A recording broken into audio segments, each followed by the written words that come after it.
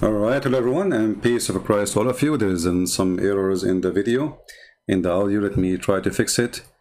I think all of you notice that the sound was not coming properly. We will try to fix that. First of all, please invite your friends, and don't forget to share the link with whoever you know. Today is Sunday, so happy Sunday. May the Lord bless the rest of your Sunday, and maybe now it's in Asia, it's already Monday, right? Always we hear Muslims saying that there is many versions of the Bible. There is many versions of the Bible. And many Christians do not know really what to say. I mean, many versions of the Bible. What does that mean? What does that mean exactly? When a Muslim, he says, there's many versions of the Bible. So today we will show you an example of the deception and the lying and dishonesty of those Muslim sheikhs. And we will make a little compare between what they say and what Islam stands for. This is one of the liars we expose always. His name is Mufti Menk. He claimed that he is a sheikh. Let us see what he will say. And by the way, you are seeing advertising in my page, in my channel. I have nothing to do with it. This is YouTube placing advertising over my page. I don't know why. So don't think my channel is not receiving any payment from YouTube. Just to let you know. Because the video before it and the video before it, they are placing ad. Look like when we play somebody's sound, they automatically play advertising over our videos. So this is Mufti Menk. And he is going to tell you something very important. Listen carefully. To understand their scriptures, guess what they did? They translated it and they deleted the original. We Christians, we translated our Bible and we deleted the original.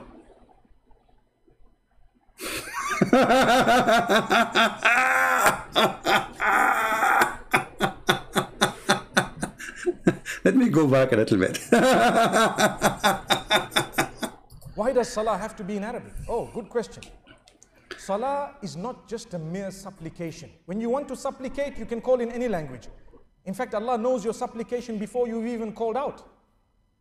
I once... You idiot, isn't it you who just yesterday we played your voice saying it is a destiny, which means even your supplication is a destiny? How stupid Islam is. Allah, He wrote for you what you will say. So how that can be supplication, you idiot? See how false those people are? If Muslims believe in a predestiny, and Allah, He wrote for you even the word you will say. So how that is a supplication? And He agreed. He wrote for you what you will say. Something and I don't know how to word it. And I say, oh Allah, okay, what's in my heart? Give it to me. Allah knows, right or wrong. So why you pray then? Allah, you know that's what in my heart, give it to me. That's it. Thank you. Here we go. We made a prayer. Allah, He knows. Allah, what's in my heart, you know. Fulfill it. Inshallah, may it be halal. Ameen. So, Allah subhanahu wa ta'ala, this is an amazing gift of Allah. If you take a look at the previous scriptures, the Torah, the Injil, and so on, let's take a look at the Bible. What happened to it? What happened? What was the language it was revealed in? What was the language that Isa alayhi salam, or Jesus Christ, may peace be upon him, spoke? What? Did he speak English? No. He spoke Aramaic. Agree? He spoke Aramaic. So okay, hold on, you idiot. You see those stupid people? He agreed that Jesus, he speak Aramaic. Did you hear it? Did you hear the certified idiot? Hey Muslims, do you want to laugh with me or you want to laugh at me? Let's see. This is your stupid sheikh. He just agreed that Jesus, he spoke Aramaic.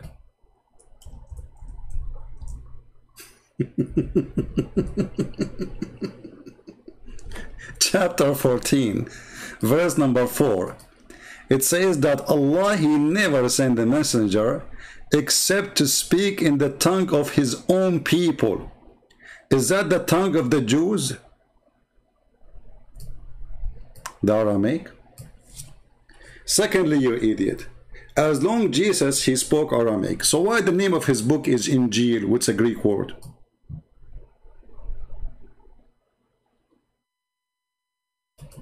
Let us see. Remember, Jesus, he spoke Aramaic. So why the Quran called the book of Jesus Injil? Injil is a Greek word.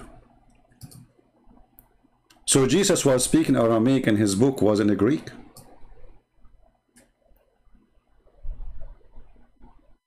I write a book in Chinese and the title is in German.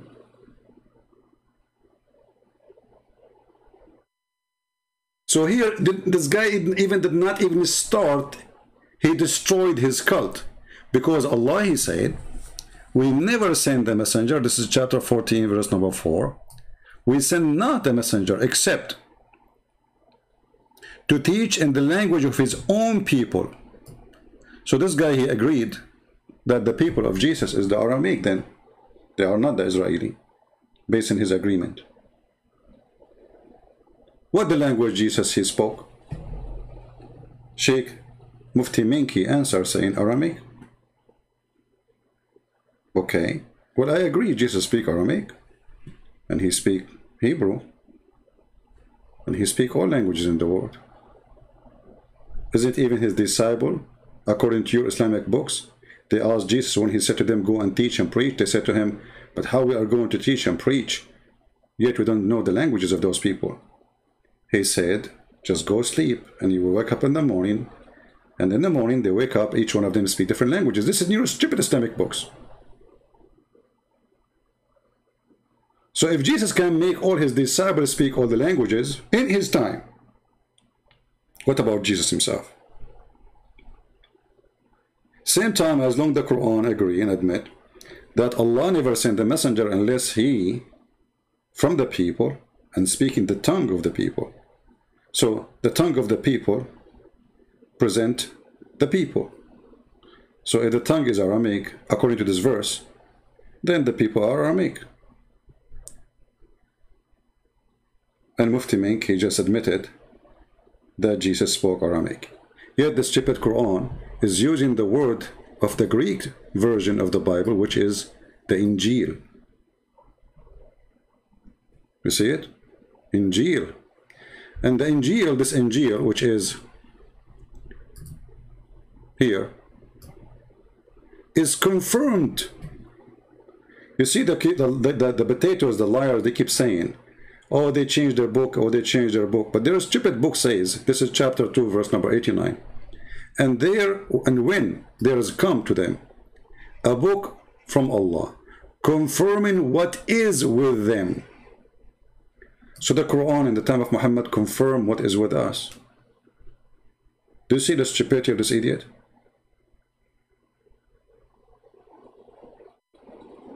Do you see how false their argument is? So the Quran confirmed what is with us.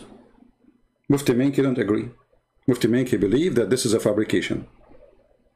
And now what he will say, he's saying, oh no, this is in the time of Muhammad. Okay, hold on. If this is in the time of Muhammad, that means the time of Muhammad book is the one should be approved.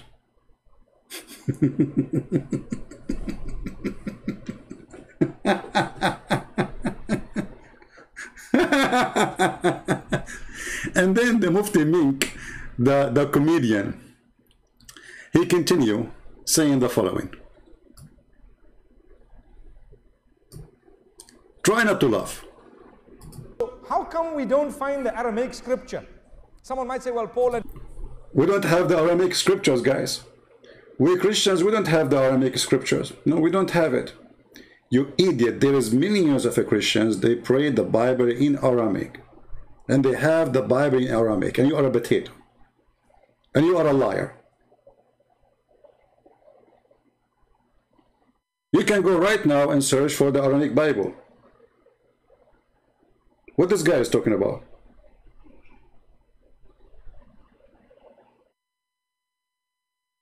You see how they lie?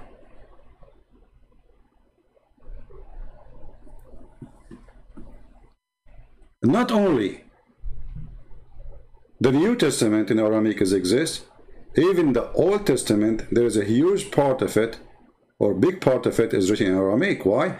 Because the Jews, they've been enslaved by the Assyrian who spoke Aramaic. So we have the Aramaic language in both, in the New Testament, and we have the Aramaic language in the Old Testament. And again, they are lying to their followers, to their teeth. And Peter were involved. Okay, they wrote it in Hebrew. Whatever it was, where is the Aramaic? I want to see it. It's not there. Well, guys, they wrote it in Hebrew. They wrote it in Hebrew.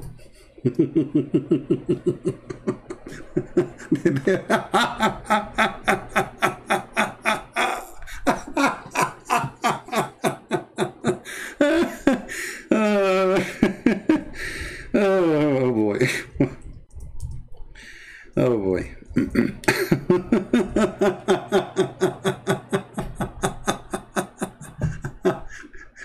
You know, one day I'm going to die from heart attack from laughing, not from crying. Let me do this. They wrote it in Hebrew, brother. They wrote it in Hebrew. It's okay, but isn't Jesus supposed to? He was sent to Israel. So how your stupid Quran says that Jesus, he was sent, or Isa, even who's this guy? Isa, we do not know. Anyway, supposedly this is Jesus. Isa was sent to the children of Israel, and now the children of Israel are Aramaic people. Okay, and they wrote it in Hebrew, brother. Wrote it in Hebrew. Let us do this. Hold on, give me a second.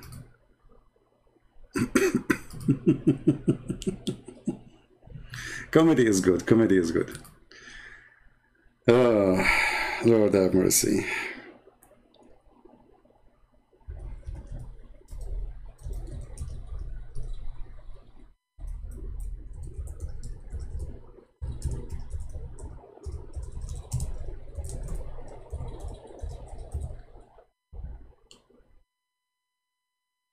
All right. We have every single word of Jesus documented. And this coward, this liar, is a liar. As an example here. And you can go right now, search for the Bible in Aramaic. What an idiot. This is one of the oldest churches. Even like in the Middle East for sure, because you know the Syriac is the language of the real Syrian, not the Arab Syrian. There's no Arab Syrian actually. So this is our Father out of heaven in Aramaic. And those people, they recite the whole Bible actually singing it. And this is where Muhammad, he copy singing the Quran, and the Muslims after. My screen froze.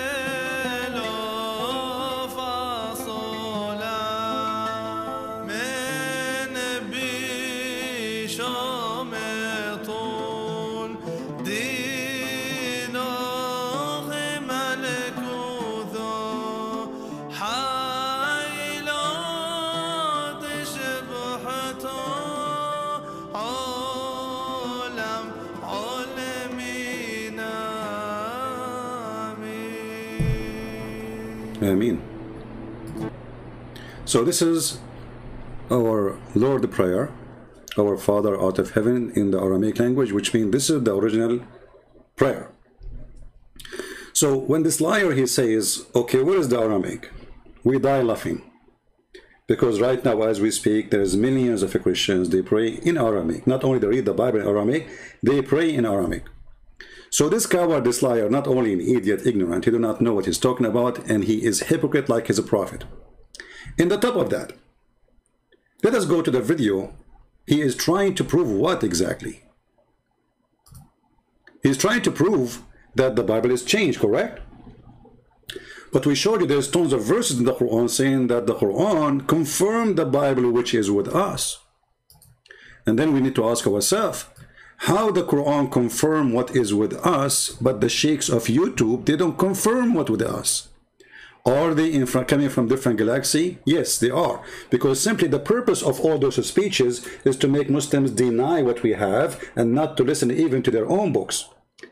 They're assuming that every Muslim is an Abdur, which means he is an ignorant.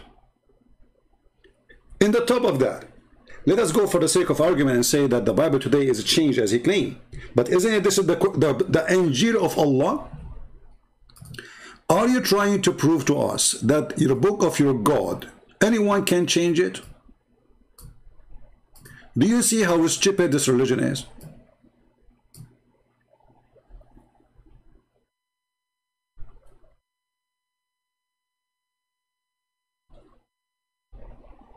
Huh? Do you see how stupid this religion is? Mufti Menk is not attacking your Bible Christians. He's attacking his own God. Because according to Islam, the Bible he is talking about is not our Bible. We don't believe in Allah. Who is this God, Allah, the black stone kisser? Allah is a pagan God. Somebody might get smarter and says to you, oh, don't you know that the Arab Christian, they use the word Allah when they translate the Bible? This is true, but this is false translation. They are under the occupation of Taliban for the last 1400 years. Not one day. Look, Taliban, they enter Kabul. In one day, everybody is growing beard now. Women wearing burqa again. In one day, they change religion. Yesterday, they have their hair open. The day after, they are wearing burqa. See how easy people change religion? Because terror. So when a terrorist, he tried to prove a point, he always shoot himself in the foot.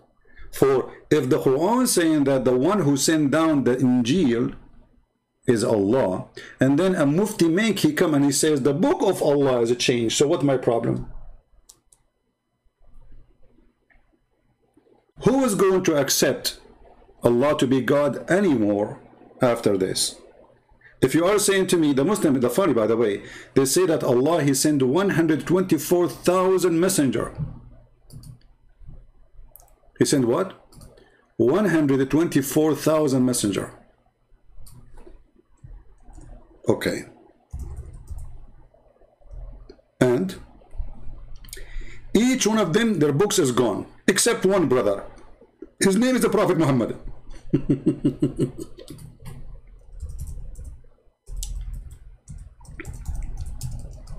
Who is going to respect such a God who wrote 124,000 books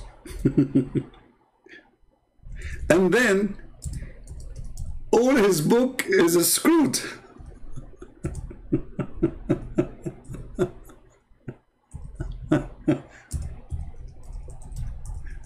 I mean, this is the biggest failure for anyone who claimed to be God.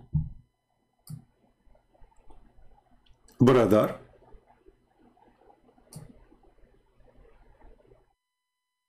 God, this is God who sent 124,000 messengers, brother, and all their book, brother, are gone with the wind, and they are corrupt. But remember, those are the book of Allah. Peace be upon them all. So by name 25 messengers have been mentioned in the Quran. But the Quran also says in Surah Fatir chapter 35 verse 24 that there is not a nation or a tribe whom we have not sent a messenger or a warner.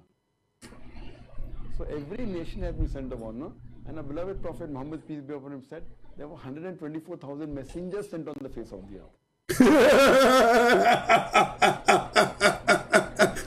The Prophet Muhammad, brother, he said 124 messengers, brother. So I'm going to go with you. 124,000 messenger, brother. Next time you, the guy sitting in front of Zakir Naik, don't forget to wear a mask, because he will spit at you as he speaks. Spitting machine. So Allah, he sent 124,000 messenger Sent on the face of the earth. By name, only 25 are mentioned in the Quran, but every nation has been sent a messenger. Messengers, the main role is to get them closer to the commandments of Almighty God. So the common thread is there in the Semitic religions. That's very well explained, yeah. Very, non-Semitic religions also there is, but it's not as clear as that. Here you see the stupidity of this cult. This guy is originally from India, right? So India alone have more than 400 languages. Based on this, there is more than 400 messenger, Muslim messenger at least, sent to India alone. Because he just said, he quoted the Quran, the same verse I was quoting. You see? The same verse I was quoting, that Allah never sent a messenger, not a single nation, Allah did not send them a messenger, and each one of those nations, Allah, he sent them a messenger who speak their tongue. So the common thread is there in the Semitic religions. That's very well explained, yeah. Very, non-Semitic religions also there is, but it's not as clear as that. There have been a lot of research done as far as Christianity, Judaism, Islam is concerned. As far as comparative religions are concerned, you will find many books on Islam and Christianity, many, hundreds and thousands. You will hardly find any book that does comparison between the Semitic and the Aryan religions. So one of the main...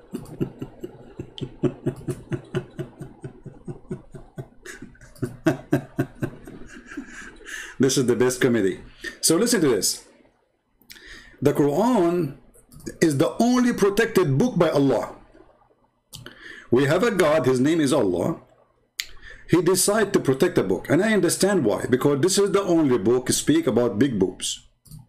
And, you know, we have to admit, I mean, this is the only book have big bra, big boobs. So it's worth it. I mean, why Allah want to protect the Injil?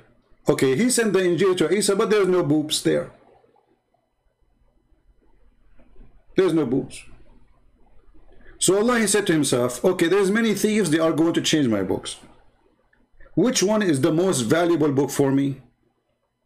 He thought about it carefully and he come to the conclusion, the one have boobs. And I don't blame him. I mean, come on.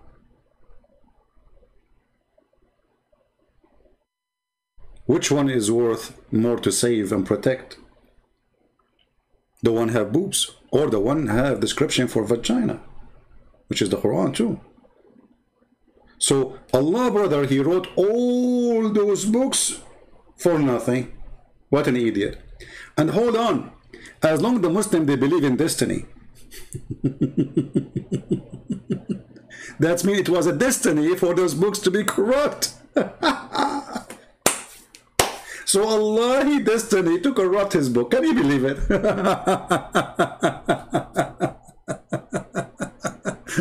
It's a good argument if you think about it.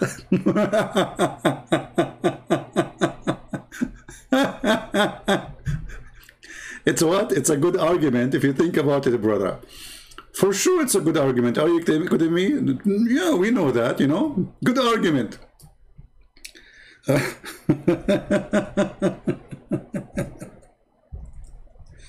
Oh boy.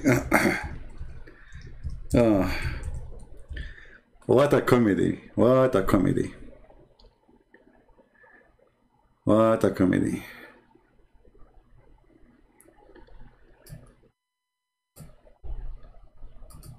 I cannot understand how sometimes stupidity can have a stage. And why always stupidity is giving the stage?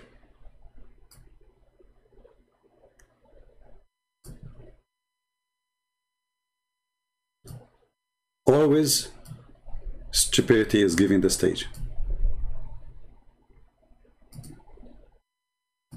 he needed to be punished because he stole. So he comes to Umar ibn Khattab radiallahu anhu and he uses the same line. He says, "Oh Umar, oh Amirul Mu'mineen, how can you punish me for having stolen when it was predestined? My deeds were already written by Allah subhanahu wa ta'ala." Now that's quite a good argument if you were to look at it. That's a quite good argument if you were to look at it. Okay, let us look at it. So as long all the crimes is done as a predestiny, and he agreed. And not only he agreed, he says it's a quite good argument. He did not say this is a stupid argument. He said this is a quite good argument if you think. Abdul, and he's thinking. He said, did he say if you think about it? Since when, Abdul, he think? Is that an insult?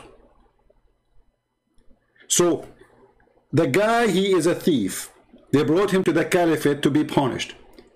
The thief, he said to the caliphate, why you are going to punish me if this is a predestiny? Which means my theft, Allah, he wrote it for me. I did not choose it. The sheikh, he agreed that this is a pretty good argument if you think about it. Because this is what they believe. They believe everything you do, even when you have sex, or even when you have fornication, even now, right now, me, I open my live broadcast because Allah, he destined for me to go and say what I'm saying. This is Islam. This is how stupid this religion is. So they brought the guy to the caliphate to be punished. Okay, why I will be punished, caliphate? Subhanahu wa ta'ala. Now that's quite a good argument if you were to look at it. Subhanahu wa ta'ala predestined my deed for having stolen when it was predestined my deed. Meaning, how can you punish me for having stolen when it was predestined my deeds were already written by Allah Subhanahu wa ta'ala? Now that's quite a good argument if you were to look at it. Right. Umar ibn Khattab radiallahu anhu was one ahead of this man. He says, well, let's punish this man because it was predestined that we were going to punish him as well.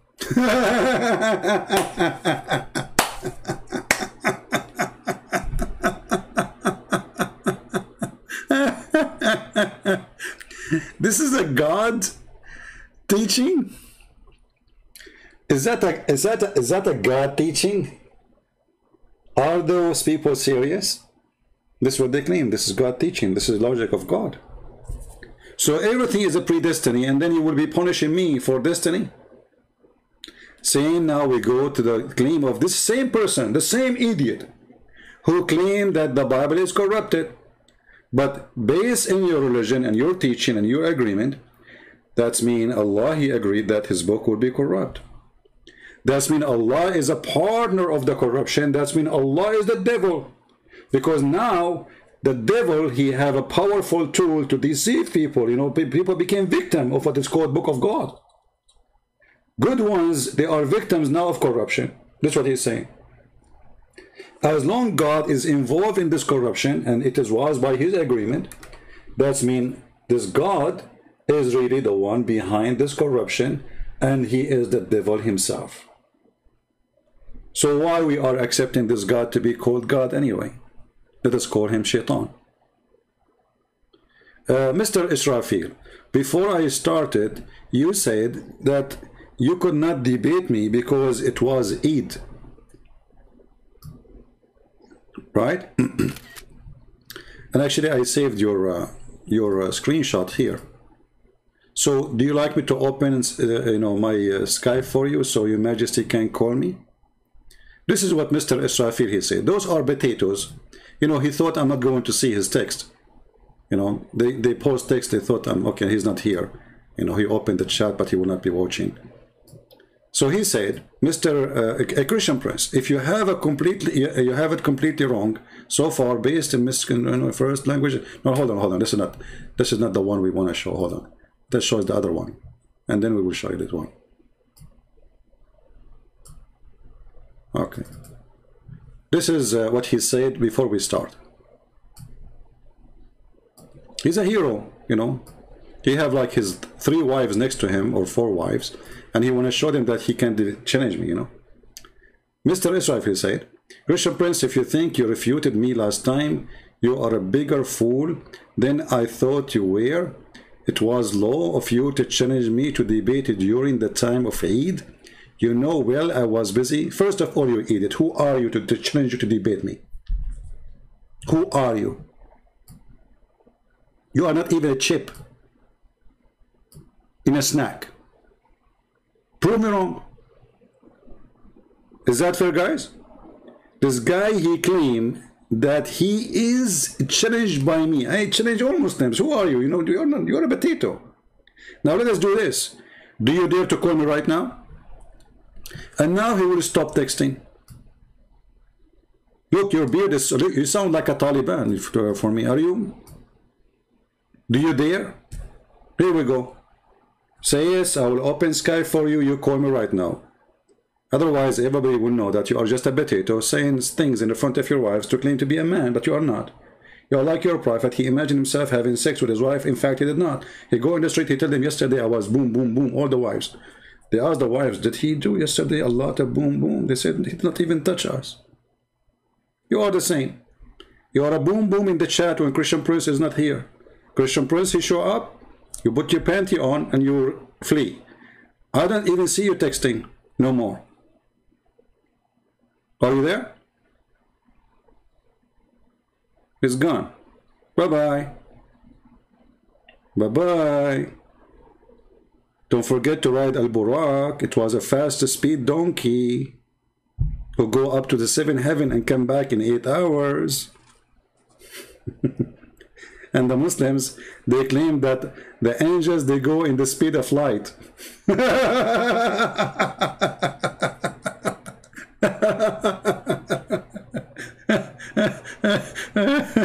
Speed of light. You know what? The lies of Islam is faster than any speed of any light ever exist. Now let us continue. As long as this kid, he's not even there. Like, he disappeared. Look at him. He was a hero before we start. Anyway, potato. Do you understand now why I call them potatoes? So this idiot here, he just confirmed that even a crime, when it's done, it is done by destiny. So is corrupting the book of God is a crime? For sure, this is the biggest crime. It's a predestiny too. You see the stupidity? You see how you can refute them? So when they lie, they say that our Bible is 50 versions. You liar. The King James Version, this is a translation, you idiot. This is just a translation in the language. The same when we go in the Quran, we have tons of a translation. But we don't go and say this is new Quran because we have dignity, not like you. In the same time, translation is translation. It can be mistaken, it can be good, it can be bad. And you Muslims, you ban Yusuf Ali translation from Malaysia. You ban many translation, you know, that this is named Dr. Ghali. They banned him, I think, from Malaysia too. So any translation you don't like, you ban. Anyone can translate. Actually, me myself, I'm working in the Quran translation. Is that a new Quran? This is a very silly argument.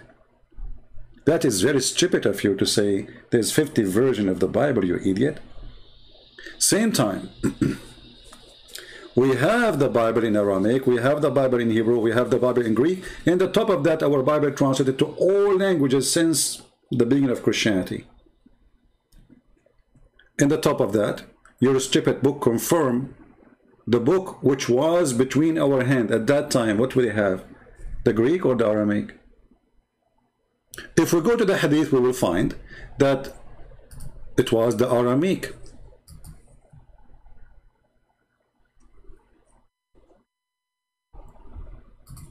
Read carefully.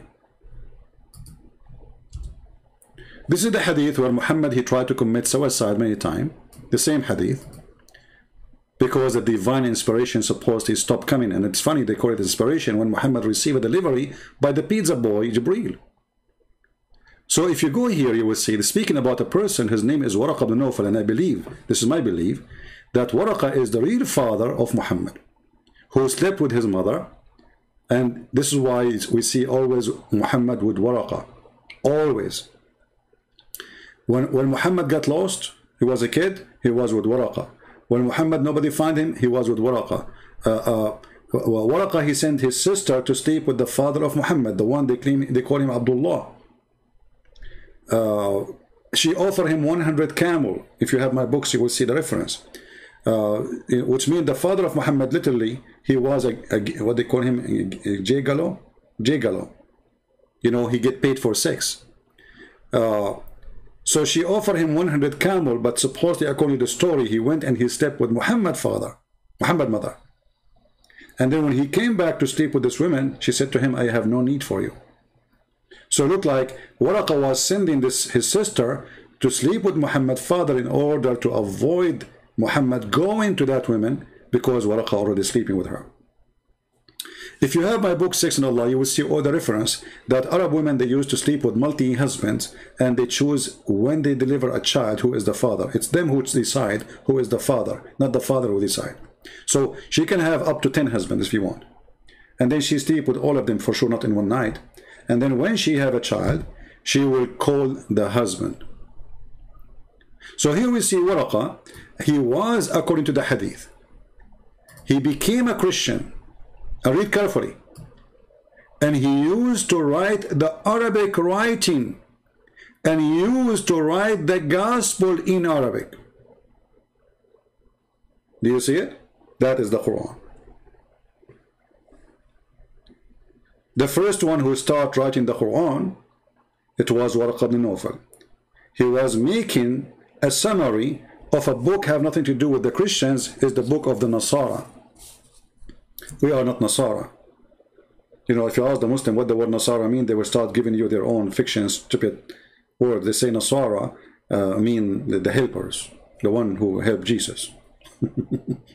So you idiot. If the Nasara is the one who helped Jesus, and you call us Nasara, so how we will go to hell, you idiot? Why you are calling us Nasara then? You see how stupid this religion is? Same when the Muslim, they call us in the Quran the people of the book. You see, we just heard this idiot saying that they deleted the Aramaic, which is a lie. So, okay, let us say all his lies is true. Let us say for the sake of argument. So how your stupid book keeps saying the people of the book?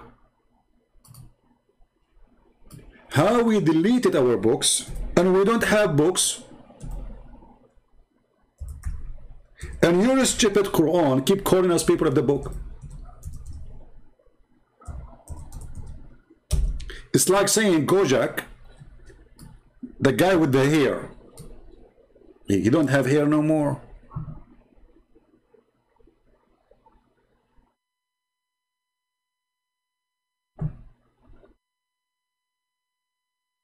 How we are the people of the book, and you are telling your followers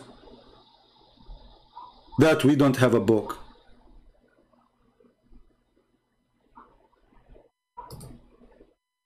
Do you see the stupidity, guys?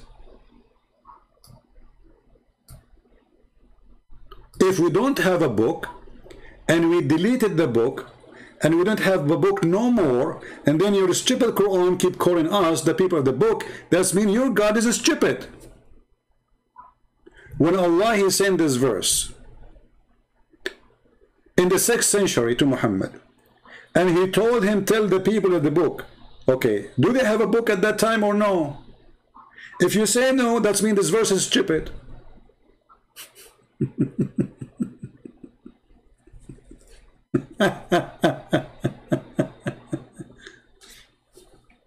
So look what happened.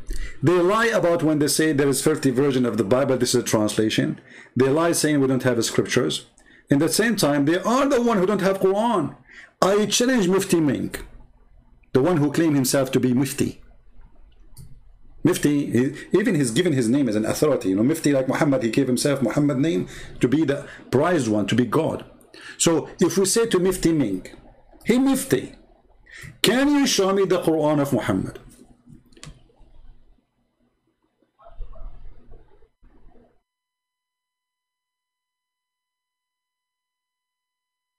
Hey Muslims, can you show me the Quran of Muhammad? Who is a Muslim when I get me busted and show me the Quran of Muhammad? Okay, forget about the Quran of Muhammad. What about the Quran of Uthman?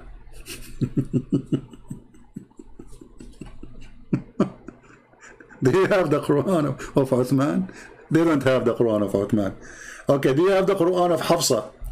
They don't have the Quran. The Quran of Fatima, they don't have Quran. The Quran of Ali, they don't have. So what do you have? If you open the Arabic Quran today, which is the most popular version, it's called the book of according to Hafs. Hafs, according to Muslim Sunni, he is a liar and he is a fraud. And Hafs is a person who exists 200 years after Muhammad. So if you open the Quran, if you have an Arabic copy of it and you speak Arabic, be honest, go to page number A. I don't know, like maybe different printer, they would call it different name, A, B, whatever. It says that this is according to, starting from Hafs, Ibn Abi Asim, according to,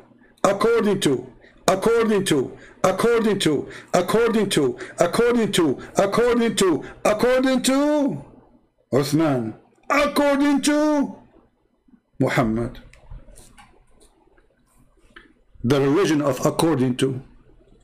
We don't have Quran. Not only that, let me get you more busted, you idiot.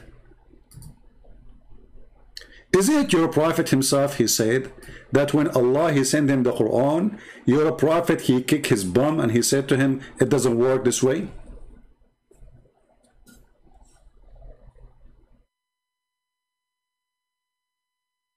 Read carefully. And by the way, even the Quran, according to Hafs, they don't have it, which means Hafs did not give them a written book. They claim that this is his recitation.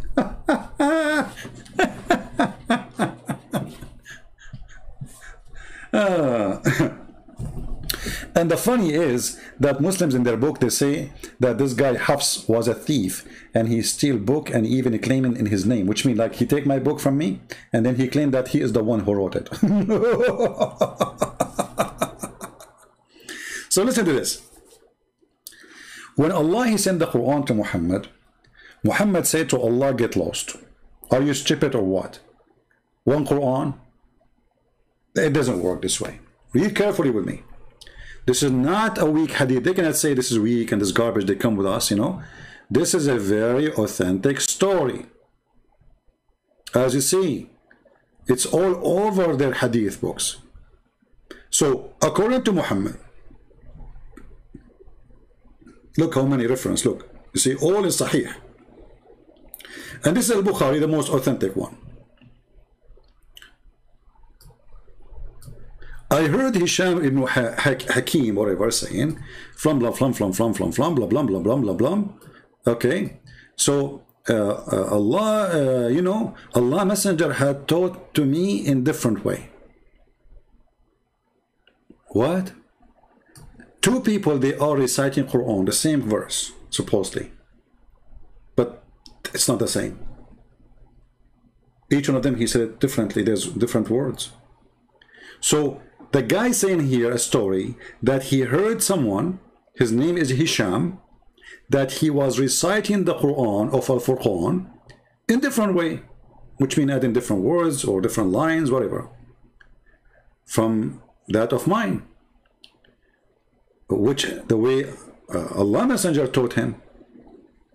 So I was going to fight with him, you know, because during the prayer, because he was saying it wrongly. But I waited till he finished, and then I tied his garment around his neck and seized him by it and brought him to Allah Messenger. Look, this guy is almost going to kill the guy.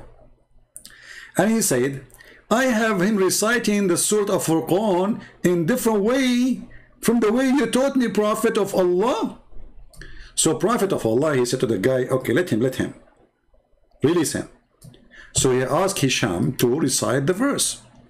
So when he recited, Allah Al-Hostel said, it was revealed this way.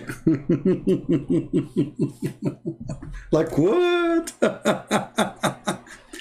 And then he asked me to recite, and I recited, and he said, it was revealed this way. Hold on. This is the same chapter. Both of them, they have different Quran. Muhammad claimed that the two Quran, which is given the same name of Al-Furqan, Both of them, they are revealed to him from Allah like that. Different.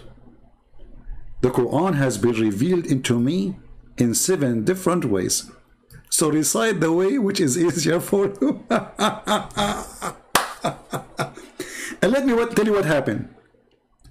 The potato Muhammad, because he's a liar, he could not repeat the verse twice correctly. So he said it first time, and then he made it second time, and then third time, and each time he recited the verse, he added new words. So people start, you know, like figuring out that this is not the same he said yesterday. So Muhammad, he had to come with a solution. He claimed that his God gave him the same verse in 7 ways. Hey Muslims, did Allah give the 10 commandments to Moses in 7 ways? Hey, by the way, the Muslims, they believe that Allah, he wrote the whole Torah for Moses, not the 10 commandments only. Just take a note of that. He wrote it by his hand, the whole Torah. So imagine how many trucks of rocks Moses have to carry. All the Torah, do you know how big the Torah is? All the Torah is written by the hand of Allah in rocks.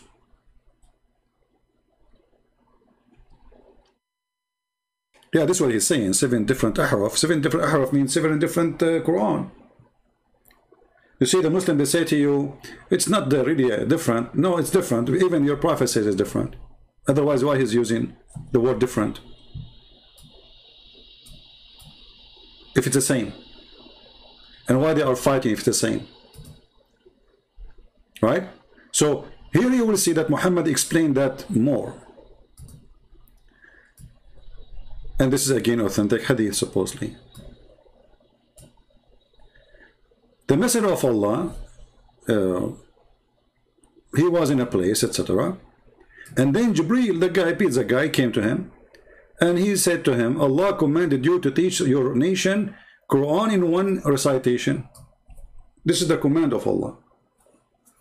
How many times we heard the Muslims saying that the best of us is the one who obeys the command of God?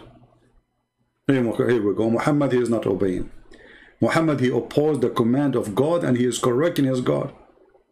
He said to his God, I ask my Lord protection and forgiveness. My nation cannot bear that. So Allah, he made a mistake. Allah, he said to Muhammad, I will send you 1 Quran. Muhammad, he said, you stupid idiot. Don't you know that I have a bunch of fools who follow me? How do you think they can do that? And here you ask yourself, what does that mean that my nation cannot bear it? If this is true, so how the Quran today, they say to us, we have 1 Quran. Then the story, the comedy continue. Then came again second time and said, Allah commanded you to recite the Quran in 2 dialect. Or two recitation. Look at this. Allah, he agreed with Muhammad. His nation is so stupid, they cannot do it in 1 recitation. Okay, Jibreel, give him 2, give him 2. Okay, we will make it 2. Muhammad, he did agree. Allah still did not get it. He is so slow. So he said, I ask Allah forgiveness and protection. My nation cannot bear that. Then come to him in the 3rd time and he said, Allah commanded you to teach you the Quran in 3 ways. Okay.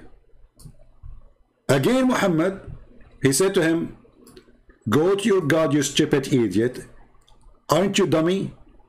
I ask Allah for protection and forgiveness. My nation cannot do it. Then he came to him 4th time. This is 4th time. I mean, what a stupid religion to believe in such a story. The prophet, he is putting condition on God. And the prophet is telling God what to do, and the prophet is fixing a mistake of God that 1 Quran is not good, 2 Quran is not good, 3 Quran is not good, 5 Quran is not good, 6 Quran is not good, and then when they became 7, Muhammad, he said that's good. And now we know why they call it 7-11. Now if we ask Mufti Mink, do you know, do you have the 7 Quran? And if The 7 Quran, all of them in Arabic. And still my people cannot do it. So how a guy who live in Pakistan, he do not know how to, he can be a Muslim?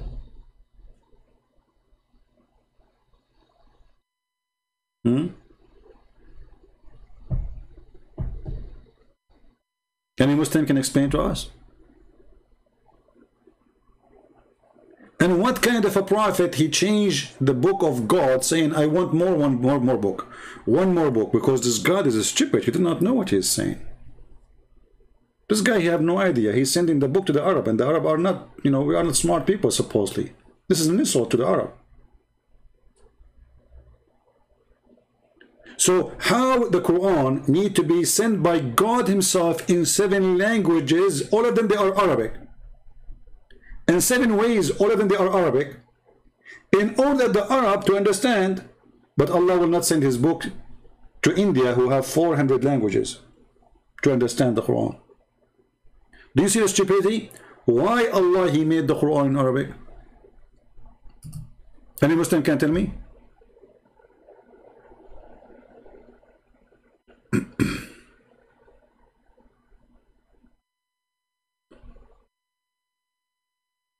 Any Muslim can answer.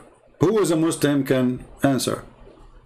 See, today we don't have too many people here because it's Sunday and people are not used to see me coming in this time.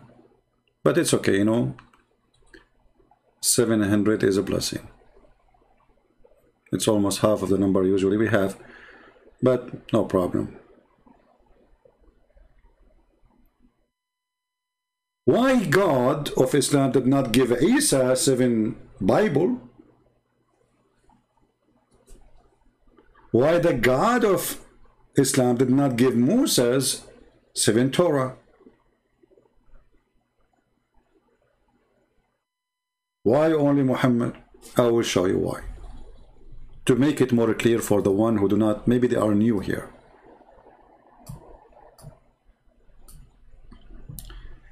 First of all, Allah he said in the Quran that nobody can change the word of Allah, and this is mentioned in the Quran many times.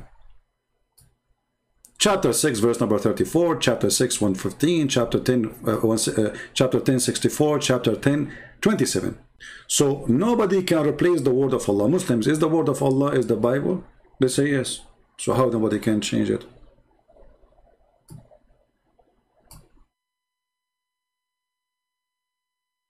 Is the Quran only the word of Allah? Here you see the hypocrisy and the stupidity. Okay, is the Torah the word of Allah? They will say yes. What the Quran says, nobody can change the word of Allah. They will say, oh no, Allah he mean here only the Quran, brother. Well, if Allah he mean only the Quran, he should say, nobody can change the Quran of Allah. Are you saying to me, your God, Allah, he used the wrong word? Right?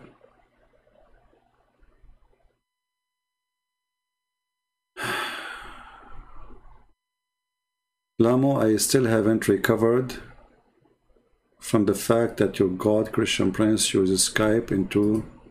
Okay, get out of here. We have no time for stupidity. This guy, he don't be... First of all, he says, your God, the Christian Prince. I'm not a God. I'm here to wash the feet of my brothers and sisters.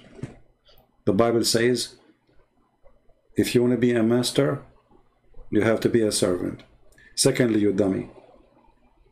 Christian Prince still using Skype in the year 2021. Is that old-fashioned, you donkey?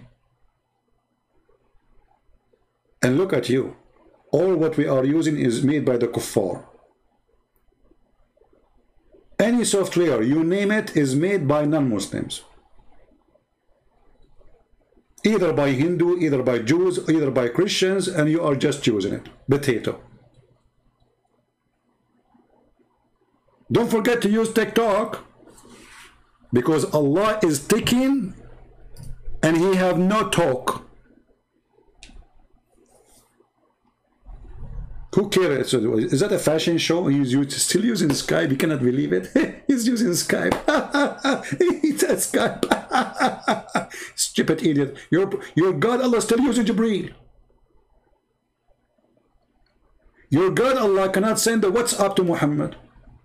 Call Muhammad by Zoom. Zoom in him. Your God Allah, He sent a donkey to His prophet from the 7 galaxy, from behind the 7 seas.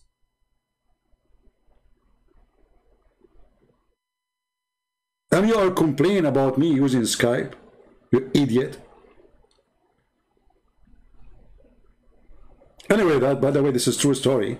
You know, I will tell you a story. Like, my grandfather, he used to have a flying carpet and can carry 600,000 chairs. Tell me it's a lie, tell me. Go ahead. It's your prophet who said this story. And he told it to the companion. And the companion, they told it to the Muslims. And you Muslims today now believe that there's a guy, his name is Solomon, or in Arabic, Suleiman. He used to have a flying carpet, brother, can carry all his army, brother. Flying carpet. Flying carpet. This is the book of Allah. Anyone remember where is the... We don't want to change the topic, but I mean, you get it, they cut the point. I mean, this is stupid religion, man.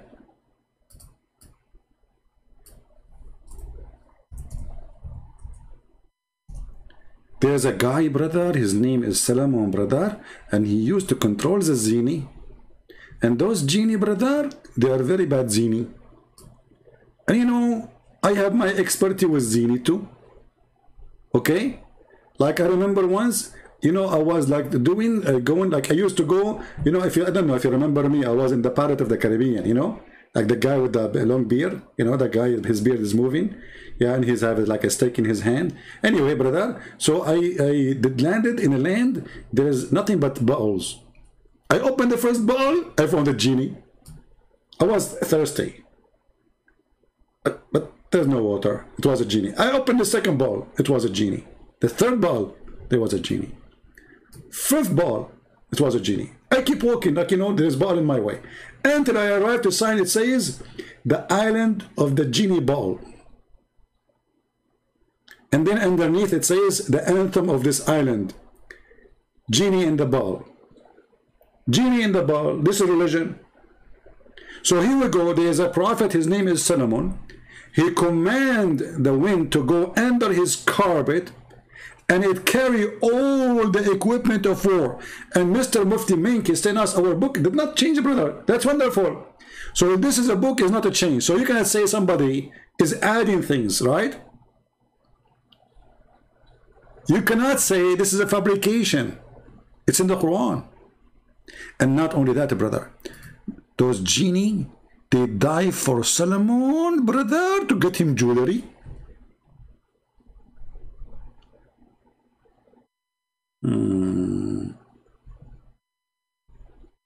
Don't use those words, otherwise I will block you. Don't say you are the God of Abdul. Don't say that. You are saying stupid things, my friend. Don't insult God. If you are an atheist, don't be a foolish. If you are a Christian, don't ever say that. Don't say you are the God of somebody. You are committing a great sin.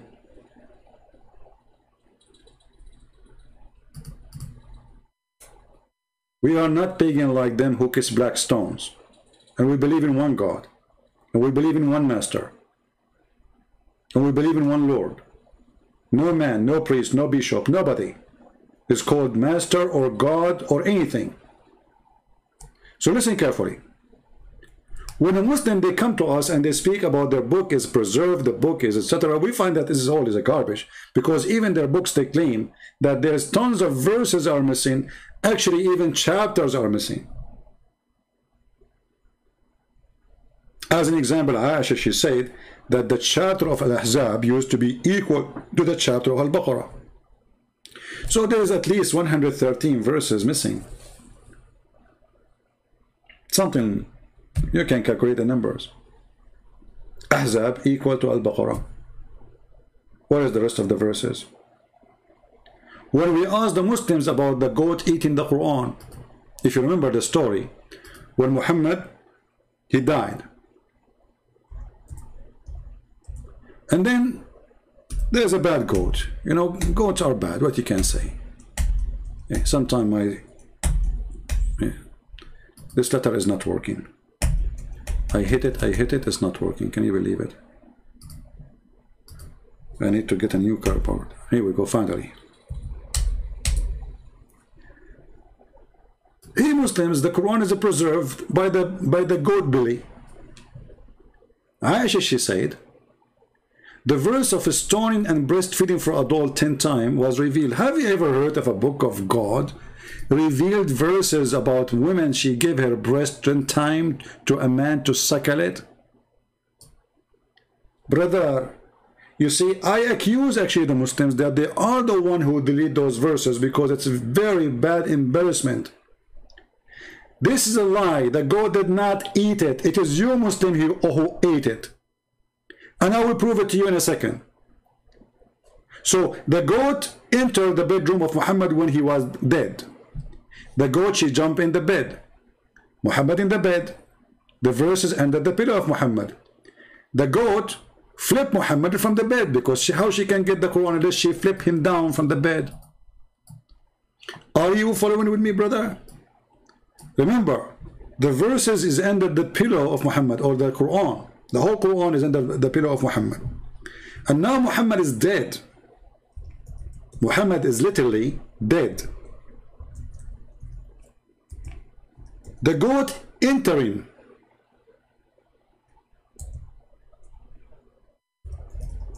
the bedroom of Muhammad, and now she is showing the book. But how she can do that? In order to do such a thing, by the way, if you know this goat, in case you, you met her, I will describe her for you. There's a big reward by Allah and His Messenger. He's dead now, but the Muslim, they will give you money. You know, Taliban will give you money.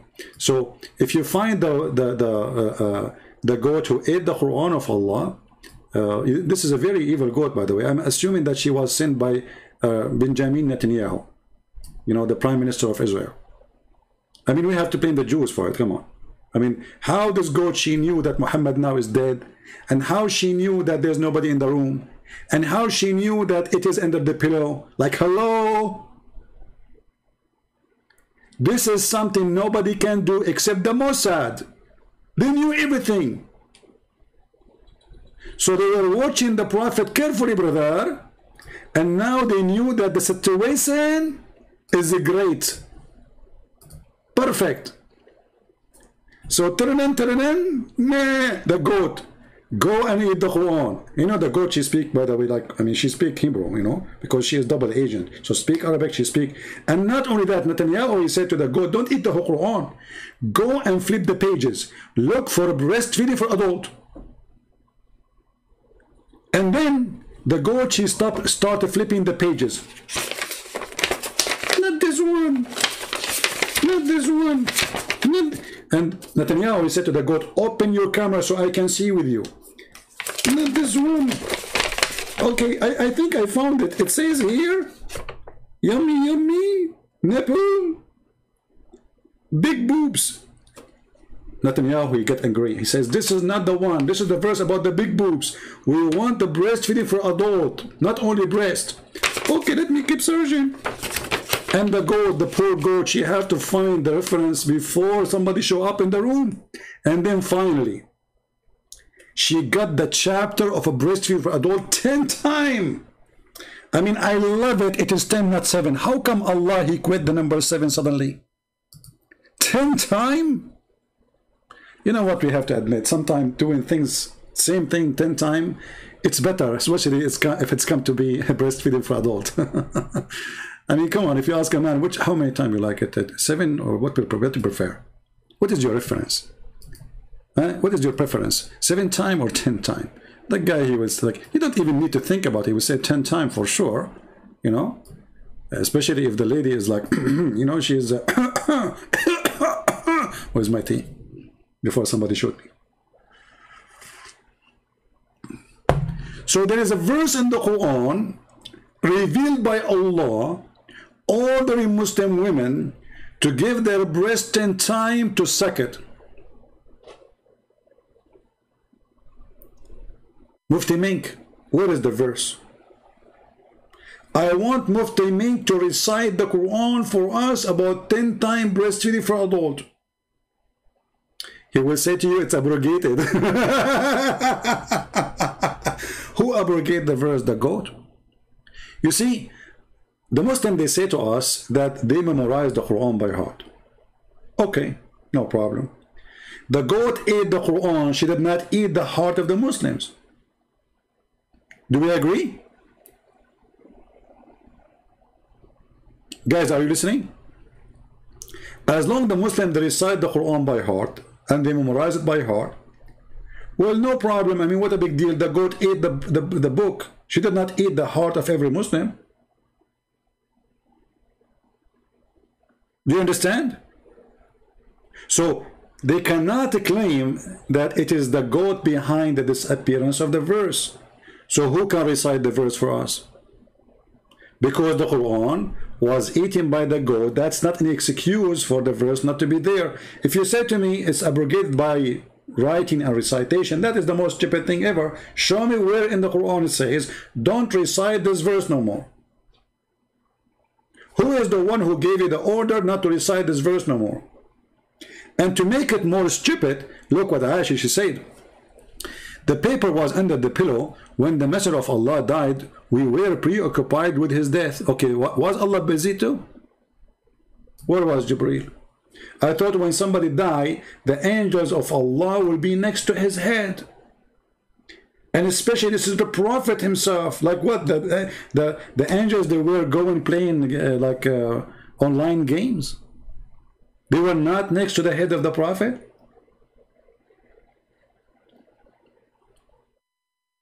What the top 10 verses in Islam to challenge about it? Anything, all of it is stupid. I do not need 10 verses. The whole Quran is a joke.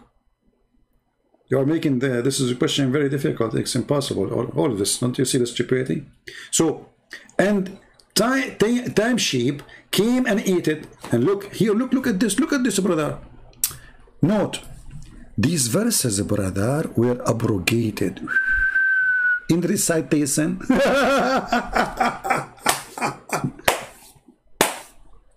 Hold on. You Muslim believe that there is verses abrogated in recitation?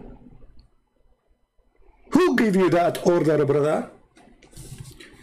Who as a Muslim can show me that your God Allah said to you, don't recite this verse no more? Same time, why this God, he don't want you to recite it no more? Abrogated by recitation, brother. But not by ruling.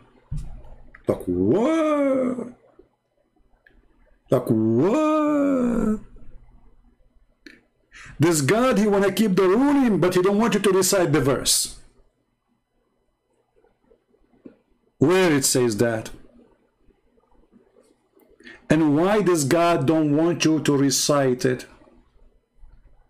So there's a God, he sang a song, it's called I'm Sexy and You Know It. And then he don't want you to say it. Why? Because it's an embarrassment. He is not sexy. And you know it. Do we have any Abdul? So when they lie, they speak against our Bible, they shoot themselves in the foot. Number one, according to Islam, the Bible is the book of Allah. So when a Muslim speak about the Bible changing, you as a Christian, shut him up right away and say to him, you are saying to me that the book of your God changed. And in a second, you will see the Muslim face change from potato to tomato. Don't start defending, says, no, this not happened. Don't. He's talking about his God, not your book. Remember, there's nothing called my book. This is the book of God, correct? My book is something I wrote. So like now, if you ask me how many books you have, I will say to you this book and this book and this book, and you can find them in Amazon, and we translate it to many languages, blah, blah, blah, blah. Those are my books.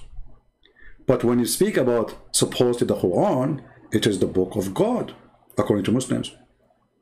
According to Muslim too, the book of God is the Injil too, which means the Bible, and literally the New Testament.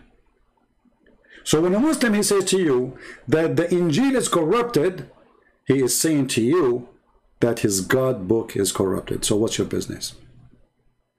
Why you want to defend that? Laugh at him. He says, I agree with you. The book of Allah is screwed.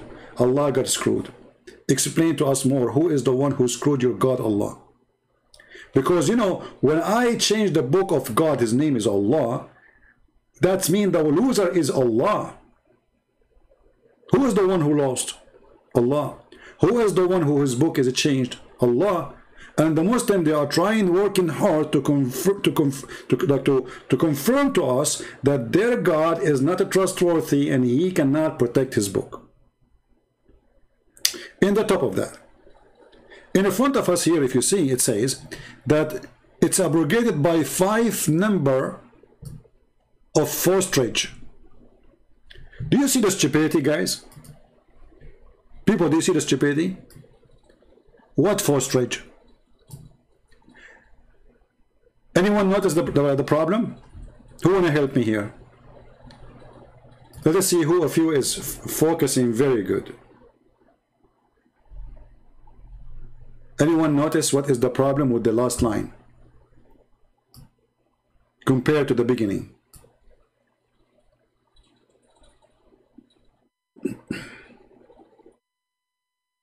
Anyone?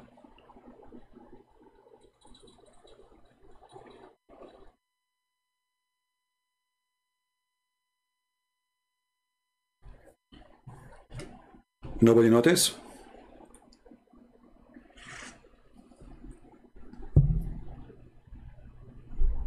What forstrage mean? What forstrage mean? What the word forstrage mean?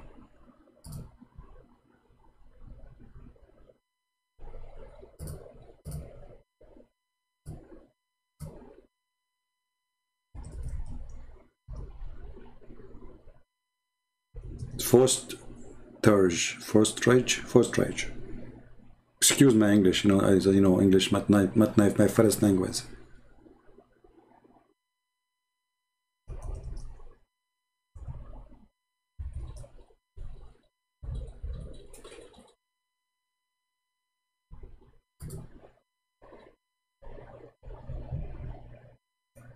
As I know that this is about somebody, he was giving birth, right?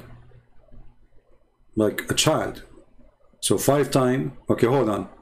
But the beginning it says breastfeeding 10 times for adult.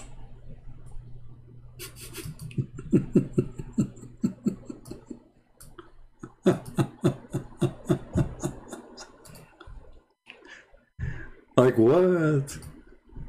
Like Abdul what? So how you upgrade the 10 times breastfeeding for adult to 5 times for an infant? What is the connection?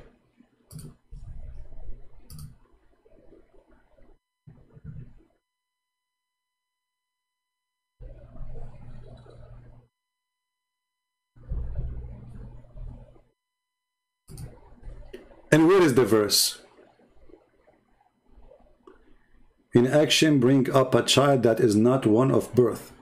Yeah, but the Muslim, they believe that when you feed a child, supposedly, by birth, sorry, by milk, and he is not your child, he became like your child. So he is forbidden for your child to marry, your real child to marry from that child which you did breastfeeding for.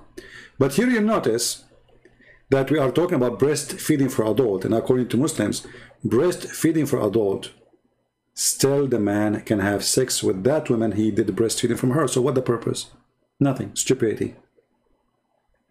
Same time, as long it says here abrogated with 5 times, where is the verse?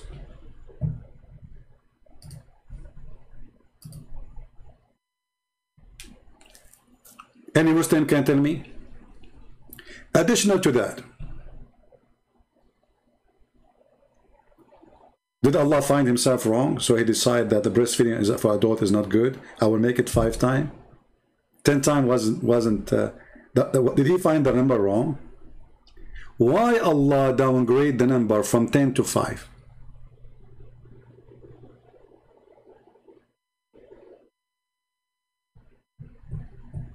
Who are you to question God's decision? I'm not questioning God's decision. I'm questioning the breastfeeding. First of all, who is your God, you idiot? You don't even know your God. Secondly, you said this is God's decision. This is not God's decision. This is your decision. Prove me wrong. Show me where your God said, I abrogated those verses. Is that fair, guys? This Abdul, he claimed that he have a God. His name is Allah. And this is his decision. Show me.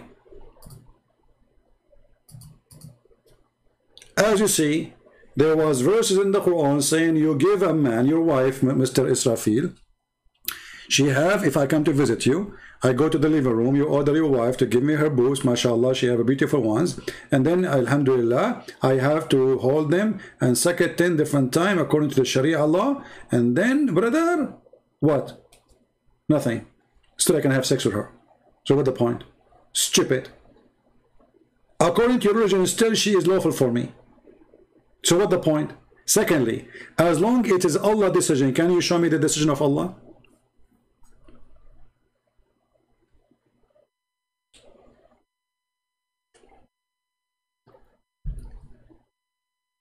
And not to forget to mention, I mean, what kind of religion this religion is.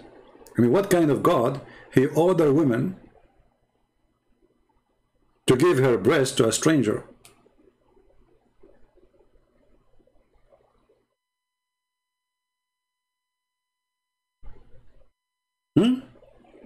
To the point, even Aisha, she used to order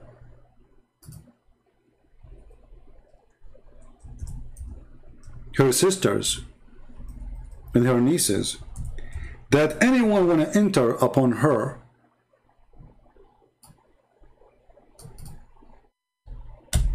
he have to go and get nursed by her sisters.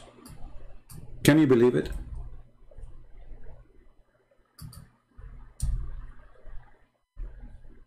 Let me try to find the hadith.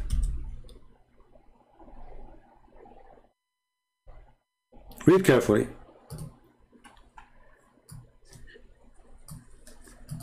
From that Aisha, the wife of the Prophet, may Allah bless him and grant him peace, admitted those whom her sister and the daughters of her sister, her brothers, had nursed.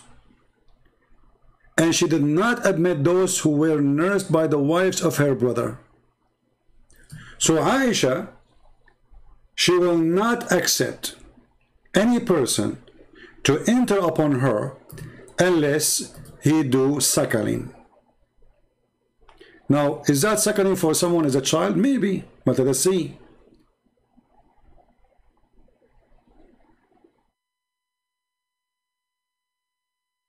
It will show you that this is for adult. This is not.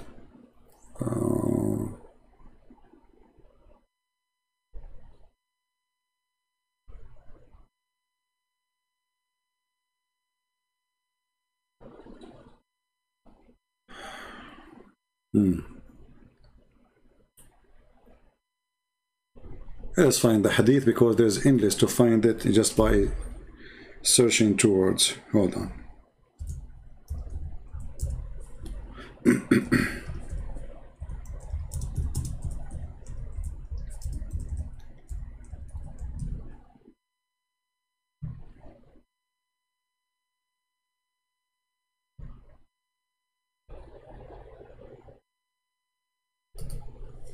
All right.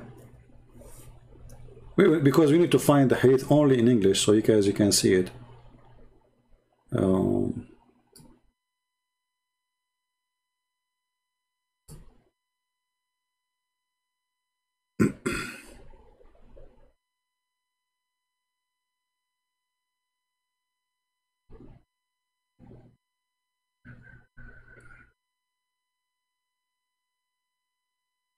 Where is the hadith of Aisha?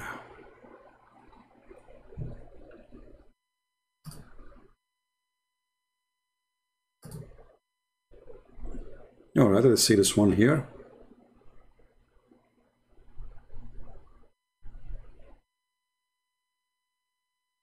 Yeah.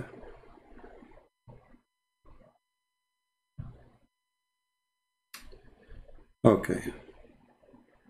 You see, I have the hadith in Arabic, but I want to find it in English. Let's see.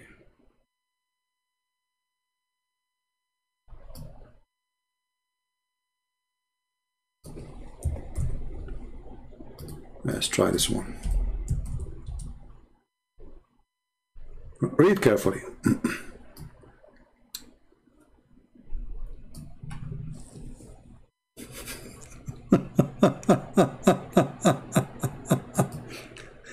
There's a guy, he wanna enter to see Aisha. He's handsome, he's good looking, he's wearing nice jeans, expensive brand. He have necklace in his neck, 5 rings in his hand. He's 19 years old. Aisha, she is 18. And Aisha, she wants him to get into her room. But the believers are watching how she can make it halal. So look what happened. Aisha, the mother of the believer, she sent this guy while he was being nursed in her sister Umm Kulthum bint Abu Bakr, and she said, suckle him 10 times so he can come and see me.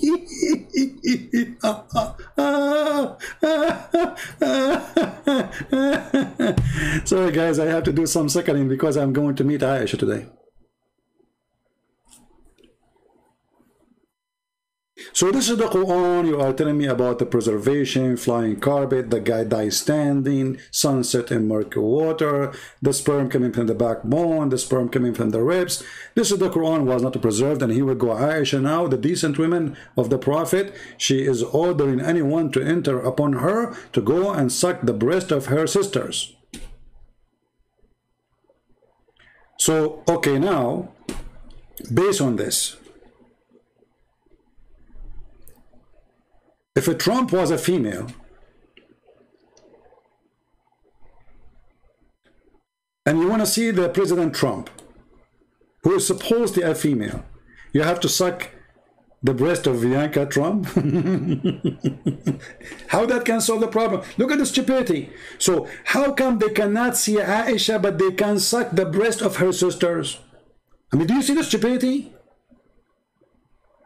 If it is not allowed to see a woman without suckling her breast, but how you can suckle her without seeing her? The Muslim, they like to say to you, it doesn't say suckling. It's about you put some milk in a cup and she drink it. Read carefully. It says suckle him. The Arabic language is so clear.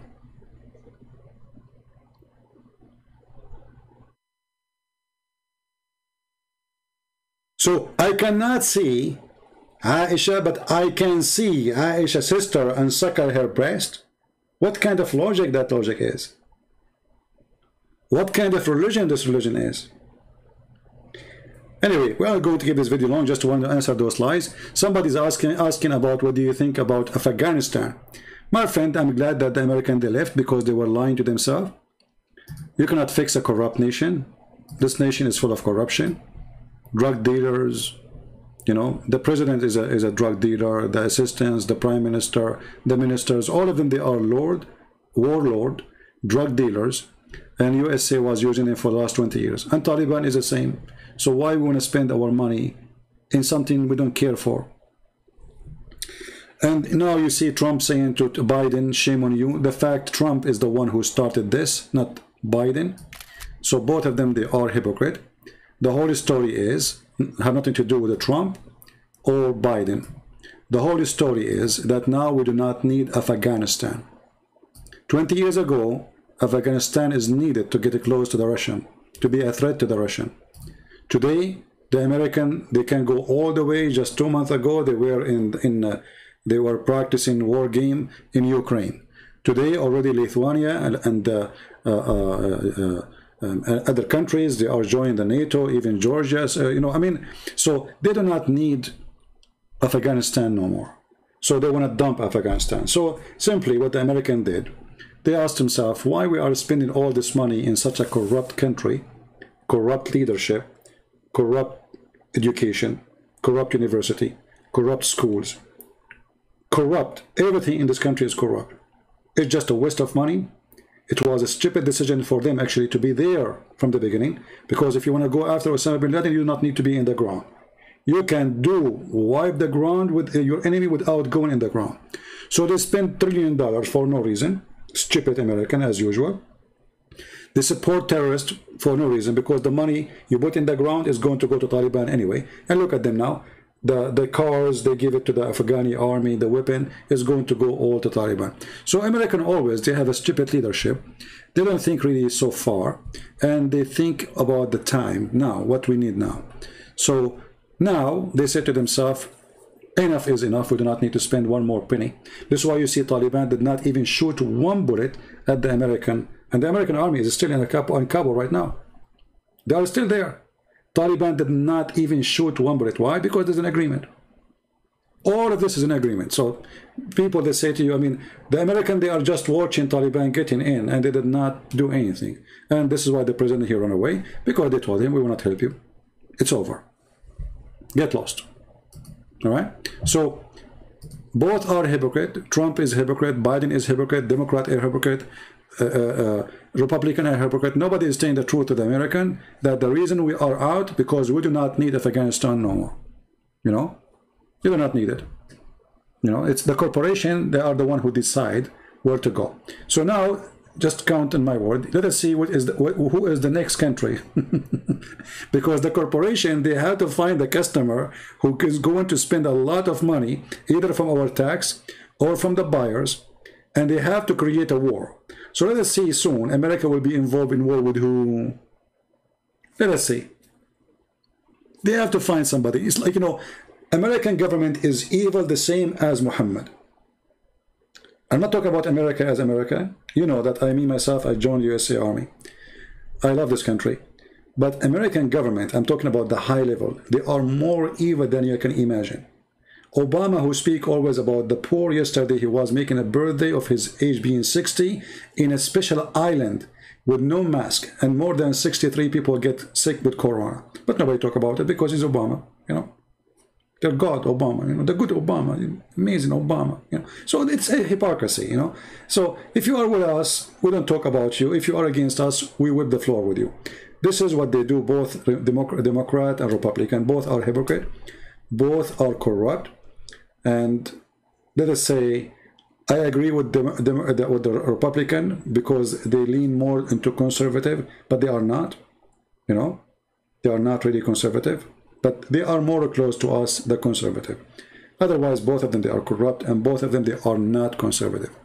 So I believe that this is the best thing they did, leaving Afghanistan, but the way it's done, obviously, is stupid, because, you know, it looked like, you know, I mean, everything collapsed in 2 seconds. So the leadership is stupid, obviously. And what do you expect? You know the thing. You know the thing. You know? You know the thing. No, they will not go to Ethiopia. You see, they go only to countries which is either rich or it is important as location. Ethiopia can be important to Israel, not to America. Because if Israel control Ethiopia, they control the Nile River, and then Egypt is mute. That will be a bigger threat to Egypt. So America have no business in Ethiopia, and they will not be involved in Africa unless you discover some uranium in that country, you discover something very unique, you know. So if there is something important, then they will go. If not, they will not. As simple as that. So my friend, I'm glad that they are out of Afghanistan. And remember, the government, the previous government, the one who was there yesterday, is more evil than Taliban. Trust me. Do you remember the guy who converted to Christianity just 2 or 3 years ago? Karzai, he was a president at that time. And he wanted to execute the person, the Muslim Afghani who became a Christian. Can you believe it? He's a Taliban himself. They are more fanatic than Taliban. And the American, they were watching, they did not even try to save the guy. You see the hypocrisy? They claim they are going to bring a freedom for them, but they don't let a person choose his religion. So everything for sale, my friend. Right now, the good news is Iran will be in war with the Sunni with Shia. See, Iran was supporting Taliban to get rid of the American. You see the story of like bringing the mice to get rid of the elephant? Now it's going to be the opposite. So now America is going to go out, and now Iran will find themselves face to face with Taliban, because Taliban right now, they start taking the flags of the Shia down, stepping on it and pissing on it. And they start arresting Shia women and raping them. Because this is Islam, you know, you can, the enemy, you know, this is a gain of war. So now they are kidnapping many Shia women, and soon you will see start a big war between Shia groups, Sunni groups, tons of groups. Everybody there is a king. So those countries will never have peace.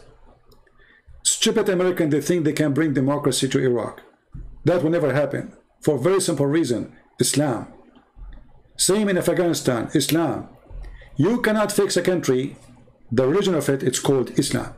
Never. Anyone he think he can fix a country, the religion of it is Islam, without fixing the religion first, he is a fool. Did you ask yourself why Taliban is Taliban? Islam. I mean, why do you keep saying Taliban? Why do you say Islamic government? Did you ask yourself why Iran is Iran? Islam.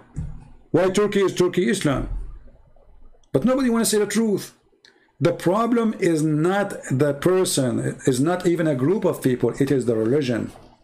Wherever this religion goes, you go back in the cave time. That is reality, and nobody want to say the truth. They stayed 20 years in Afghanistan. They did not open a school to teach Islam is wrong. They were teaching them Islam is good. Can you believe it? So all Islamic schools, which is paid by American, our money, was teaching Islam in school. Do you see the stupidity of the American? Dummy. You know? Same mistakes in Iraq, same mistakes in everywhere. I mean, they will not learn. You know, they are dummy. What do you expect? Western leaders are dummy. Literally. This war is not against people. This is against ideology. So you have ideology which is based on nothing except the word of freedom. But this is very flexible word. And very hypocrisy word too. Because it's the freedom. As long as you are our friend, we will close our eyes. Like, why didn't go in war with Saudi Arabia? Here we go. Saudi Arabia practice exactly what Taliban practice. Why the French embassy don't take their employee from Saudi Arabia? Why the British don't take their employee from Saudi Arabia? Why they don't do the same to Qatar or Bahrain? Why? Why we even sell them weapon? Is it really they care for freedom and human rights? Name for me one Islamic countries have a human rights. Even dogs' rights don't have. Still America, our best friend between two brackets, are Muslim countries. You see the hypocrisy? Trump, he bring the crown prince and he sit next to him and he hold the check as if he's winning. I mean, it's like a joker. Like I mean, you're a president, you idiot. What are you doing? $400 million. What is that?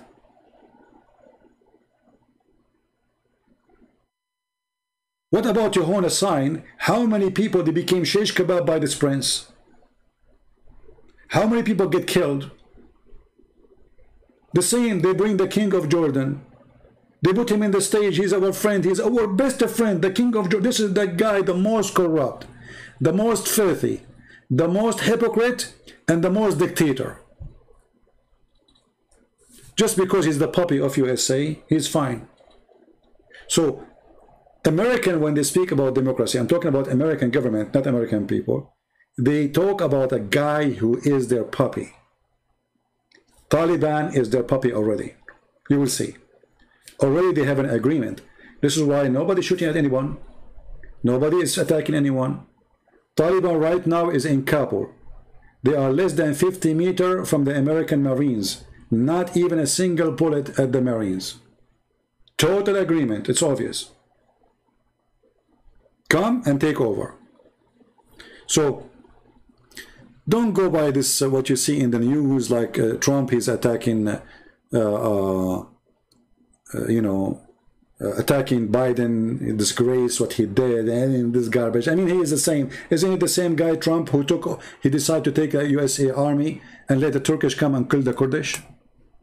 Isn't it the same? And then Erdogan, he enters cities and he occupy them, and he kill as many Kurdish as he can. They are, garbage. This is always garbage. So this is what they do. American people, American government, not people, as long you are like a tissue for them. As long they have a need for you to clean their hands with you, they keep you in their hand. When you get dirty, they throw you. As simple as that. Taliban is no better. Taliban, they are now the puppy. They are just changing. They say to themselves, why we are wasting our time spending money in this corrupt regime, which nobody really support. Let us bring Taliban. We make an agreement with them, and they will be our puppy. They will not dare to fight us. They will never dare to attack us. This is the agreement. Yeah. Because if America really they want to fight Al-Qaeda, Al-Qaeda right now is in Syria. Al-Qaeda right now are not in Afghanistan. They are in the north of Syria, protected by Erdogan, protected by USA specifically. So it is a lie that they are fighting Al-Qaeda in Afghanistan. Al-Qaeda is not in Afghanistan no more. But soon they will be all over. I mean, Daesh will be all over. I mean, and this is what will make this country collapse again. Taliban will never have control, they will control cities, but they will start killing each other. The garbage, same garbage. Remember one thing, garbage in, garbage out. All right? Trump, he was the best we can ask for. No, Trump, he was the best we have, because they bring us two donkeys, and you have to vote for one of them. So we look, this donkey and that donkey, which one is better? Trump is a better donkey than the other donkey. But both of them, they will hit you. Where was Trump when Erdogan, he attacked Armenia? Where was Trump when Erdogan, he took our holy church in Constantinople? The same day Erdogan, he announced that Hagia Sophia became a mosque, Trump, he was posting a comment in Twitter about a dish he liked. All the president in the world, they spoke about Hagia Sophia except the stupid idiot donkey Trump. That is the truth. Why? Because he is a friend of Erdogan. So don't tell me about Trump that he is better. Actually, Joe Biden, he said this is a shame what Erdogan he did about Hagia Sophia. And Trump, he did not open his mouth. This is the truth, my friend. I don't take a side. Now, in the coming election, which one I will vote for? I will vote for Trump if he is going for election. Why? Because still I believe he is more close to what my belief more than the Democrat. But he is not really the best. That is not true. He is an idiot. He's a stupid. He's a coward. The Iranians, they attack our army. They attack literally. And then he ignored it as nothing happened. Why? Because he don't dare to respond. Why? Because he want to win the election. All what they care for is winning election. Not the poor soldiers, he sent them to the front line and then they die. That is the truth. So, I will vote for Trump for the coming election if he go. But not because he's the best. But because he is the best between the worst. He is the best in the economy, maybe. He is the best in business. He is the best in... Trump, he destroyed ISIS. That's not true. The one who destroyed ISIS, it was Russia. That's a big fat lie, that Trump, he destroyed ISIS. And the one who destroyed ISIS in the ground, you people, you have no idea what's happening. $600 million was donation from USA to ISIS and Al-Qaeda in Syria. Did you ask yourself how ISIS, they have those strong, American tanks? Did you ask yourself? Did you ask yourself who is the one bring them all those nice pickups from Turkey? Turkey, our NATO member. Go and watch the video where the Turkish intelligence, they are guarding a long caravan of weapon and ammunition going to ISIS in north of Syria and to Al-Qaeda. CIA do not know about it. They don't agree about it. Who is going to believe in that? So all of this is a garbage. The real one who was really fighting against ISIS, it was the Russian. Go right now and search Russian helicopter shooting. You will not believe what you will see. You will not find one single videos of, like they will show you from high, Americans supposedly, you know, killing some ISIS. Yeah, they did. This is true. But they attack them only when they get so close to the American base. The real one who was really killing ISIS and Al-Qaeda, it was a Russian. That is the truth. So anyway, I saw in the videos that pickup trucks sold in auctions in Texas 2 weeks after they were in Syria in the hand of ISIS. How? You tell me how. They send them from Texas all the way to Turkey, from Turkey to Syria. There's a video of a guy, he is a plumber. He found his car because it have a logo, you know, he's a plumber, the plumber, the plumbing company from Texas. He saw his car in the video and with ISIS.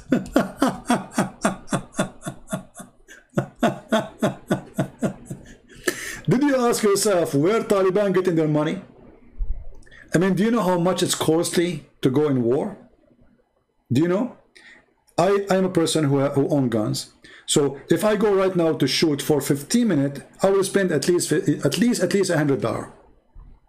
If I shoot only for 15 minutes, or not even 15 minutes, 10 minutes, like just put the time to load more, unless like you have magazines already.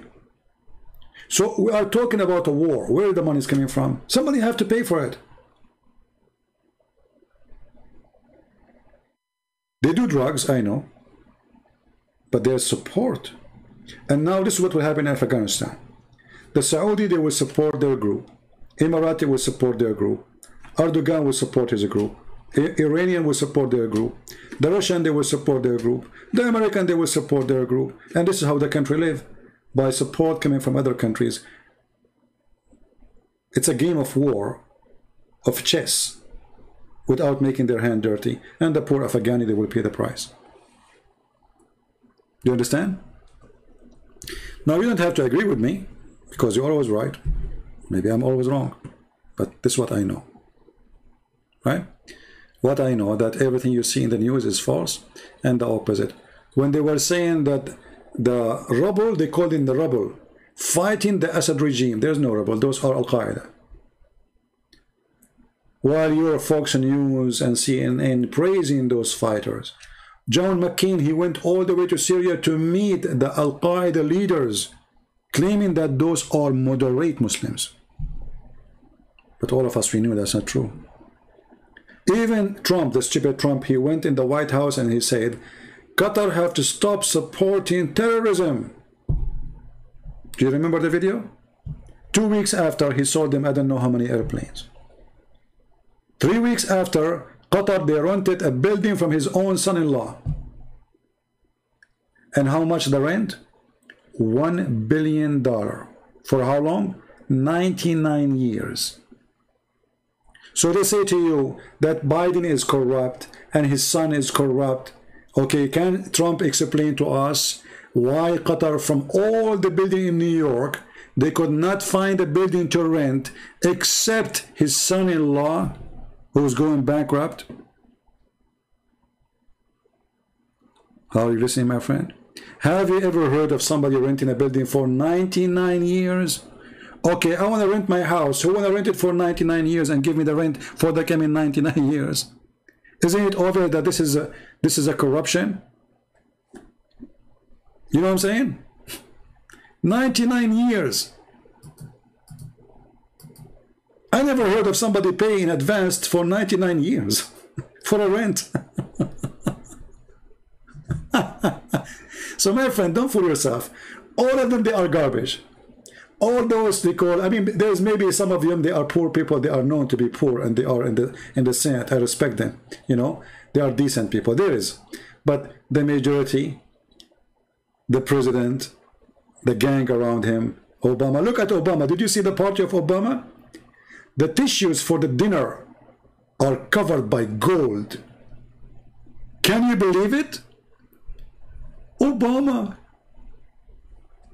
Where is the money coming from? The tissues, they will wipe their ass with it, is covered by gold. Private island for birthday. Where is this luxury coming from? This is the guy they claim that he is not like others. All of them, they are the same, my friend. When they are up, and look, they claim that there are people who care for black people, but Obama never lived in area have black people. He lived only between very, very rich white people. The same all as those leaders who they are in the Congress, etc. They claim about Black Lives Matter, etc. But they don't live between the black. They live between the white, the rich white only. They buy a villa in area only white people there. They are hypocrite, my friend. They don't support the black people. They don't care for the poor one. And they are not for people of color as they claim.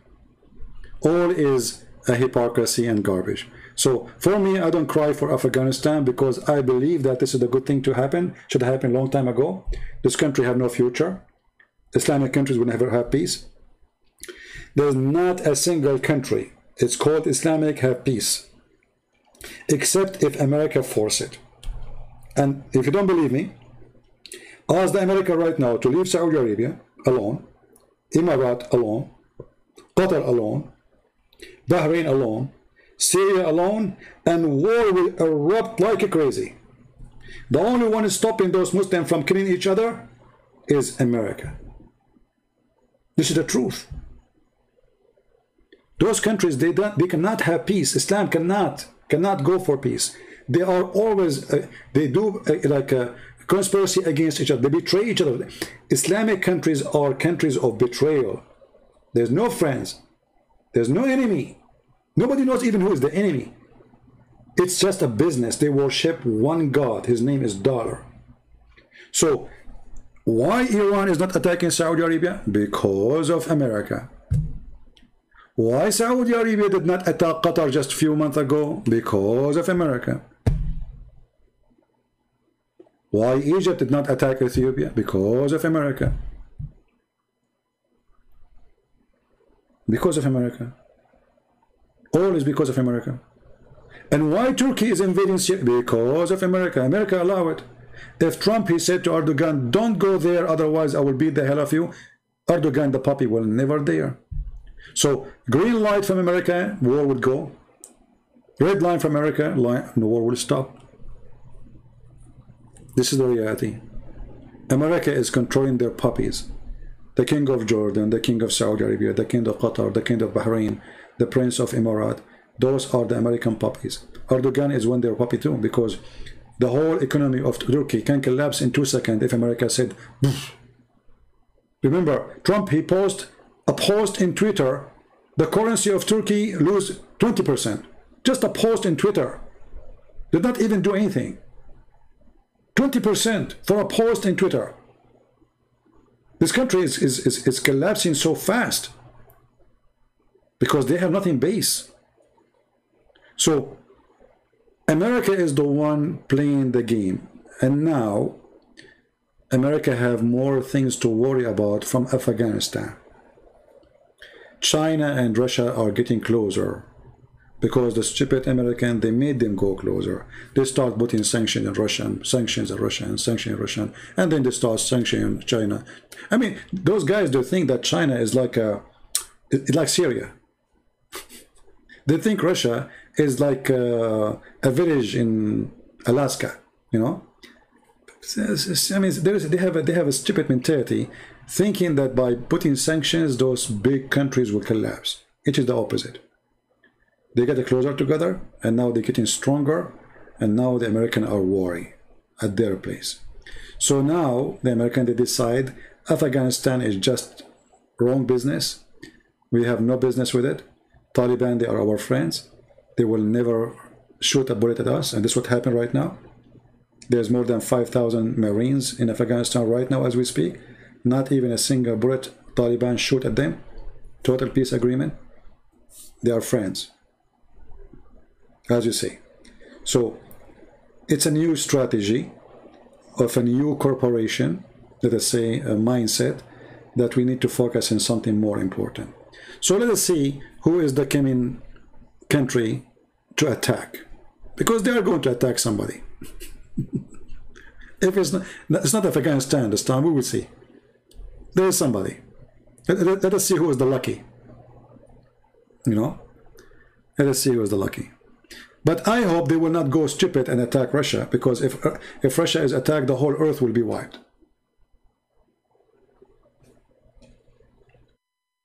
That will be the most stupid decision ever.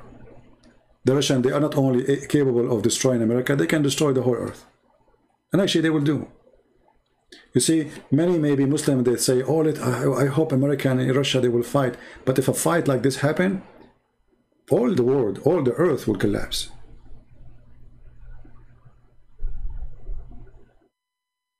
So I hope they will not go stupid so far, you know, like they keep saying to Biden, why he don't stand to Russia? Like, what do you want him to do exactly? What he can do? I mean, just let me know. You know what I mean? Stand to Russia. Like, what does that mean? Go in war with them? Are you ready? Stupid. I mean, this is the big words. They are empty. Or stand up to China. Can you really? Do you want to go really in war with China? Who want to go in war with China? So they will look for, you know, somebody, you know, like somebody is okay to smash. The big ones always will be safe and secure. No, India will not be the lucky. Nobody will attack India. It's the opposite. Yeah, anyway, you know, politics is dirty and ugly. For me, I feel disgusted when I see the news, because everybody is lying to everybody. And the truth is, nobody cares for you. Nobody cares for justice. Nobody cares for the poor. You know, they are willing to spend trillions of dollars for war weapon, but people cannot even afford to have vaccine. Bill Gates, he make lecturers. They put him in a stage because he donated $8 million. Can you believe this perverted idiot, filthy coward? 8 million? This is his income before he finished his coffee. $8 million. They take him from stage to stage, interview to interview, because he donated $8 million. Not $800 million. $8 million. All of them, they are filthy. All of them. And the poor people always pay the price. So for me, I pray for peace in this earth, but I say to you the harsh truth, that peace will never be in countries ruled by Islam. Never. Do they have peace in Afghanistan? No. Do they have a peace in Pakistan? No. Go and see Pakistan. Pakistan, there's an areas, army cannot even go there. We're not talking about a village. We're talking about a huge territory in the size of a country.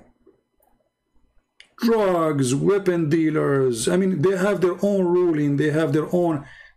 There's no peace in the Middle East. No peace in Islamic countries. Turkey is going to be many countries. Just wait. It's going to collapse. It's going to be divided.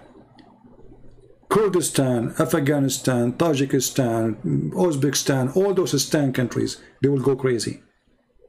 The only one is holding them together is either the American or the Russian or the Chinese.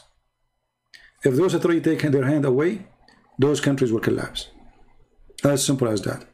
But in the same time,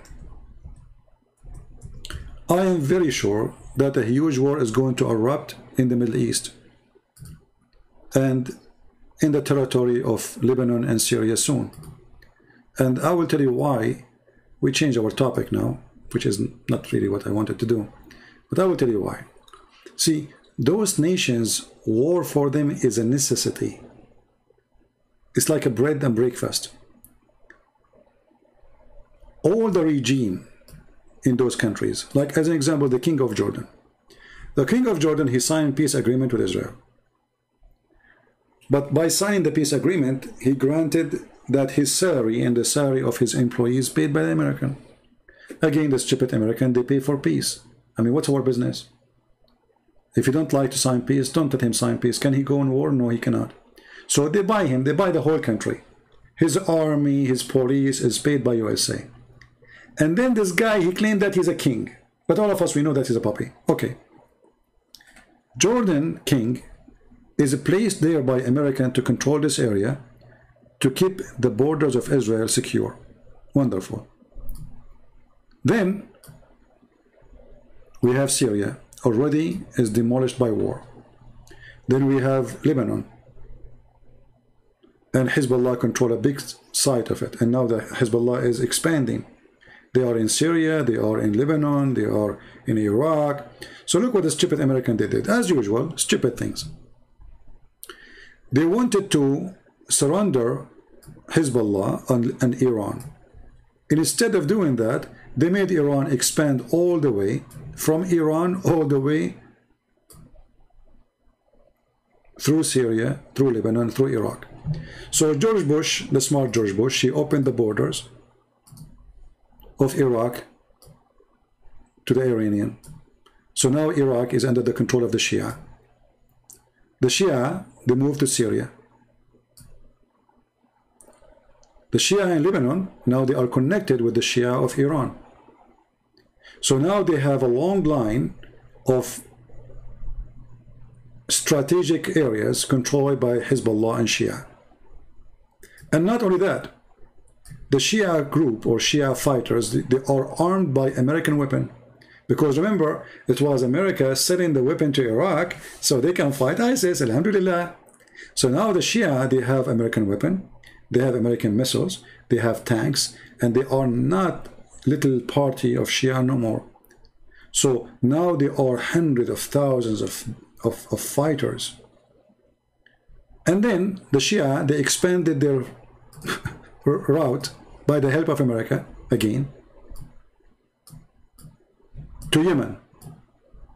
So now they are here. And now they are controlling this area, which is in the Red Sea. And this is what happened just, if you remember the attack an Israeli ship by a drone. So now they can close that area anytime they want. And if they do, you know, that will be a disaster for many countries, especially for a trade business who go through the Red Sea to pass the Suez Channel. So the Shia now expanded all the way from Iran to Syria to Lebanon to Yemen. And not only that, are they done? No, they are building camps all over Africa, including Nigeria and Sudan, even Niger, and they are expanding even to Tunisia and to Morocco. So the American, because they are very smart, they always do things in the wrong way. They wanted to, let us say, suffocate Iran, but Iran is suffocating them, not financially, right? Not financially. They are suffocating them by controlling over areas which they don't want anyone to control it. And now Saudi Arabia is terrified because the Shia are taking over. They are surrounding them from every corner. And remember, Iran is just across the street. And if Iran go in war with Saudi Arabia, all those Muslim Sunni, they will be shish kebab in 2 days. Emirat, you see, many people, they say to you, go and invest and buy an apartment or a property in Emirat. That is the most stupid investment ever. Emirat will turn into a ghost town if Iran shoots one bullet. This country is so small, they cannot fight for 2 hours. Saudi is so big, but still they have no army. Their army is shish kebab. They can't even fight a group of terrorists in Yemen. They are losing the war since 3 years or 4 years. So Iran is surrounding them, and this area, this area, those Muslim Sunni, they will be demolished.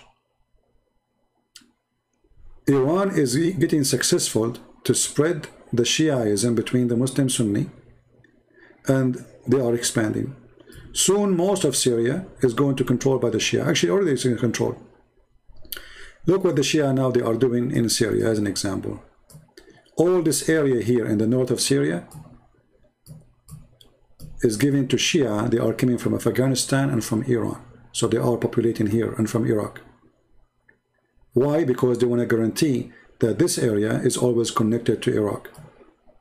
So in the future, they can connect the two countries, Syria and Iraq. They will become one Shia country. It's just a matter of time.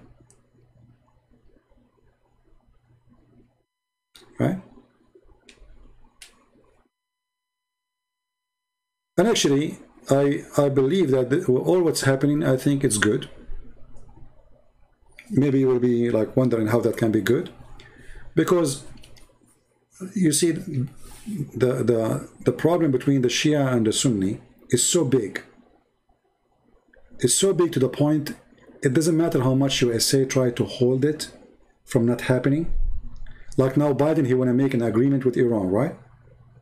What is the agreement? The agreement is not to attack the neighbors, right? So Biden is trying to protect the Muslim Sunni. Same as Trump. American always they try to protect the Muslim Sunni. Always. And always they side against the Shia. Always. And the only time they did side with the Shia, but by mistake, it was when George Bush invaded Iraq. Because this stupid man, he invaded Iraq, and he did it in the wrong way. The Shia took over the country, and now Iraq is going to be Shia for maybe, I don't know, until the American attack again, and then they give it to Saddam Hussein back.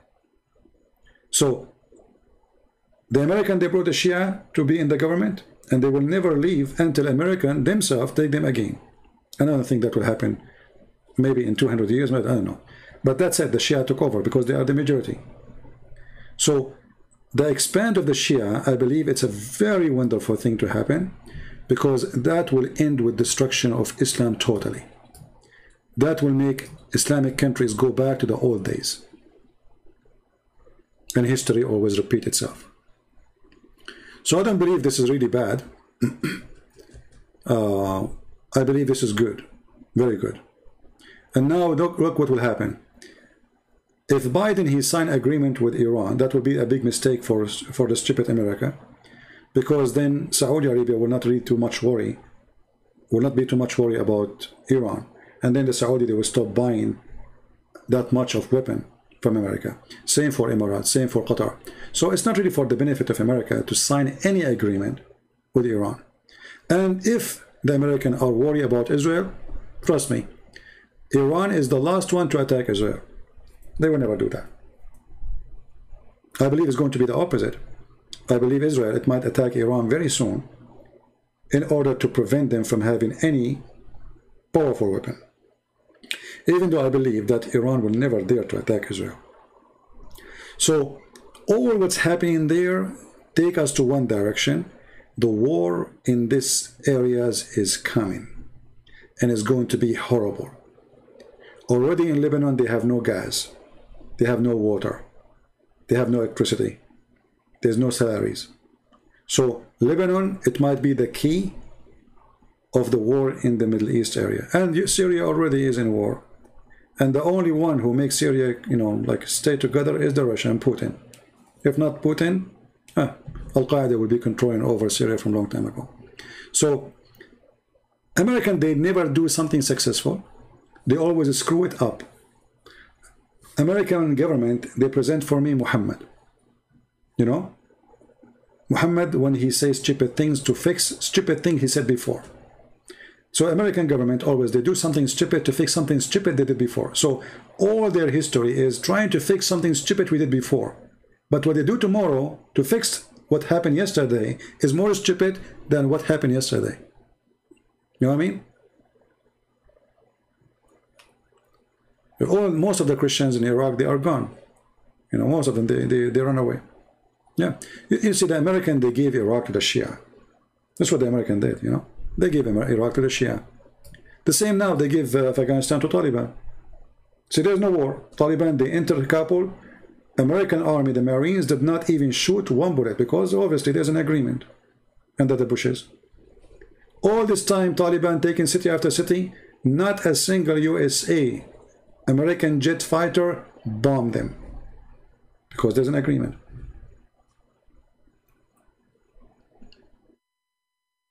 America need to break into smaller nation? No. Actually, I think America is not going to break into smaller nation. I think it's going to be the opposite. You see, many people do not understand that America is really I mean, Americans are lucky people, you know. They have they are very, I mean, this land is blessed. They have everything. So I believe America is going to grow and grow and grow for a very simple reason. They have a lot of resource and they control a lot of important things in this earth. Same time, nobody can really go in war with them and can win. But they are not the single power anymore. You know, there is other powers like China and Russia. However, America will never be weak. It doesn't matter how many stupid Biden we have, still America will be strong. Why? Because they are so advanced in technology and they are holding a lot of resource. As an example, America is one of the few countries in the world. They can close their borders. They will not need anybody. Food, gas, oil, anything. They have everything. They have the desert. They have the snow. They have the water. They have the rivers.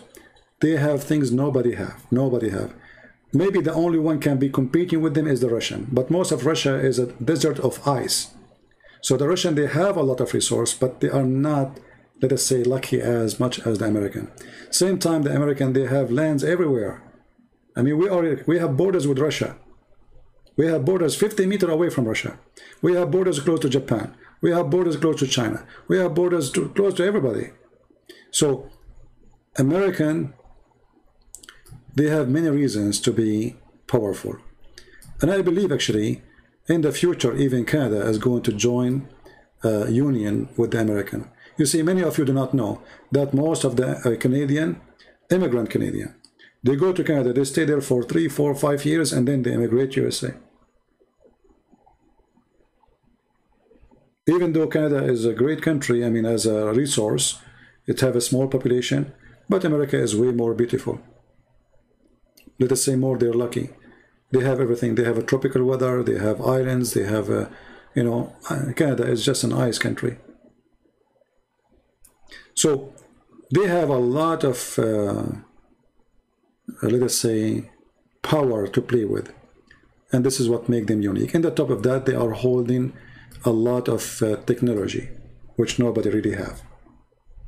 Nobody have. So I believe America is going to be a great nation as long there is people that believe in God and they worship the true God. And if you go to the churches in America on Sunday, you will not even find one space to park your car. And maybe some of you cannot believe it. Go check it out. In Sunday, you cannot find a place to park your car in any church in USA. So, country like this, the majority of it is believers. The majority of the USA Army are Christians. I can say more than 90, maybe 97% are Christians, believers. Because the atheists, they always teach their children that army is bad, etc., you know. So it's natural that only the believers, they go and join the army because they believe in their country and they believe in God. So this country will keep holding itself as long as there's believers. The day we don't have believers in this country, then this country will be destroyed. Same as Sodom and Gomorrah. When he said to God, what if there is 10 believers or 50 believers? Are you going to destroy it? He said no. So this country still is blessed with a lot of believers. And as long as we are blessed with the believers, not only the resource, this country will stay. If we depend only on resource, this country will be demolished, the same as happened to Soviet Union. Soviet Union was the biggest, actually Russia until now is the biggest country on earth. Imagine, after the Soviet Union collapsed, still Russia right now is the biggest country literally on this earth.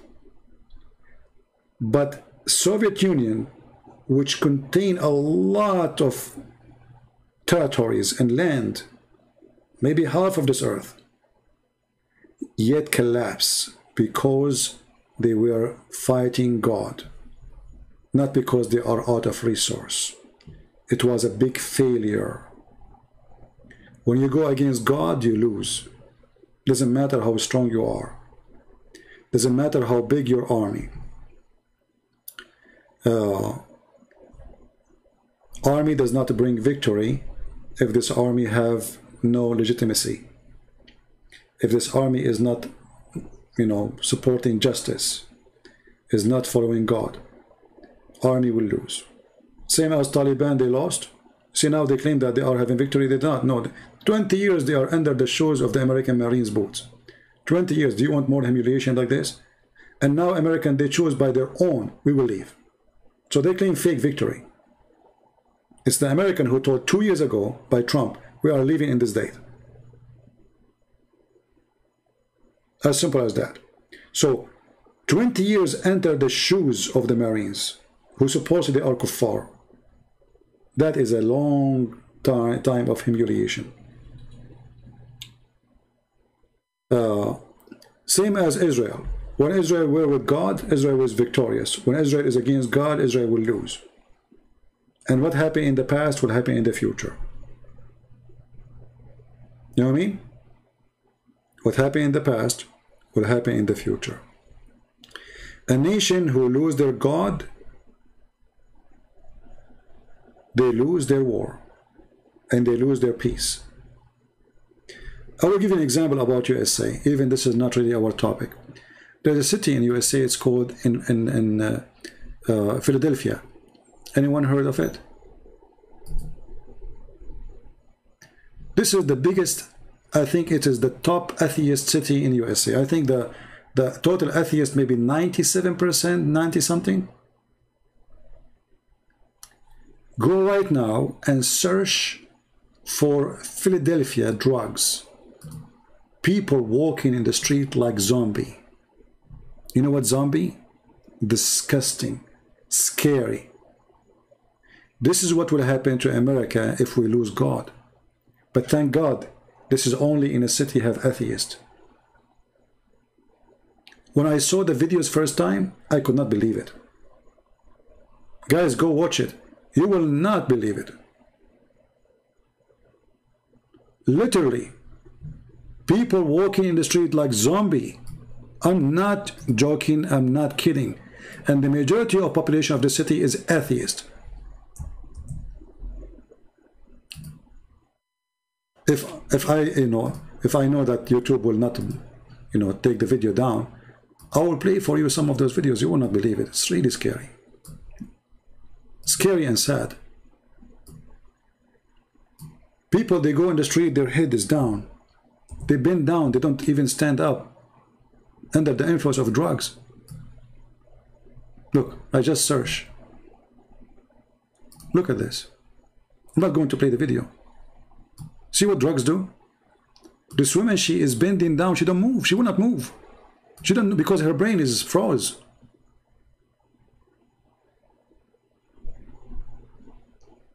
Thousands of young men and women under the influence of drugs. The whole city is drugs. And then they say to you that Biden is going to help the poor, and Biden and Obama will fix it too.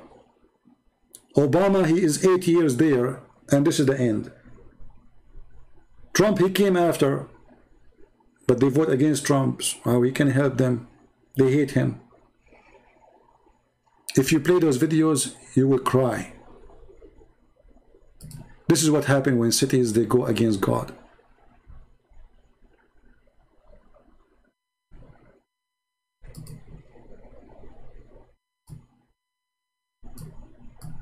Unbelievable.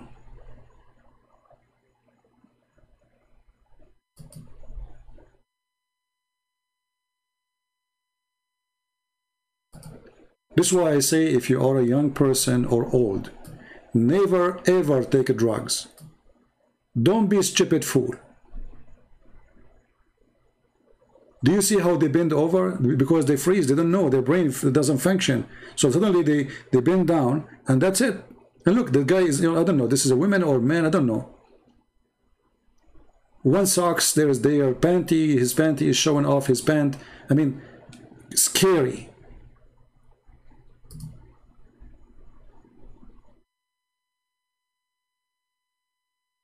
Look at this. They show you like zombie in the movies. This is really, literally. Look at this. Can you believe it? Is that really happening? If you don't go, if you might think that this is like a movie edited by somebody.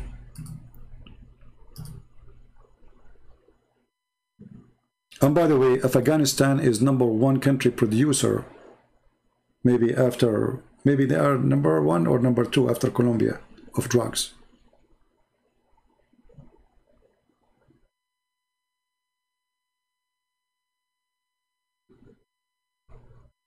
You see what drugs do? Do you see how this guy with the white t-shirt? Do you see that woman? What is this? This is the devil himself invading the mind of a human being.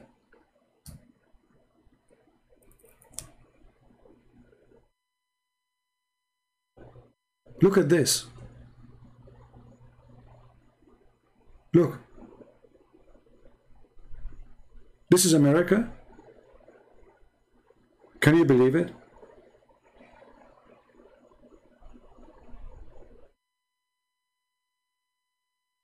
In the same time, I have to say that this is the one who come to this country is really lucky. Because you can be an idiot and destroy your life taking drugs, but you can be a person who live a good life, amazing life in this country. I went around the world from place to place. I assure you that America is the most cheap country ever. Cheap in everything.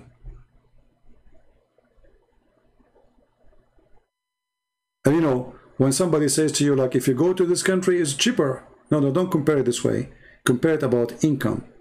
So if I go to Indonesia, it's cheaper. No, it's not. Because Indonesian person, he make $300 or $400 a month. That is not cheap for him when he go to do shopping. It's cheap for you. So you don't compare cheaper by saying how much you spend in a country you're visiting. You compare cheaper about how much money you make and how much money you spend. But if I say to you, this is USA, who's going to believe it? This is what happened to you when atheists rule, when communists rule.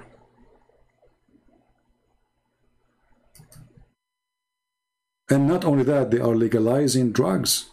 It's not enough what they have, they legalize it, you know, they make it legal. And there's one unique about this drugs. You see, people, they go down. Do you see how they bend over? Do you see how they bend over?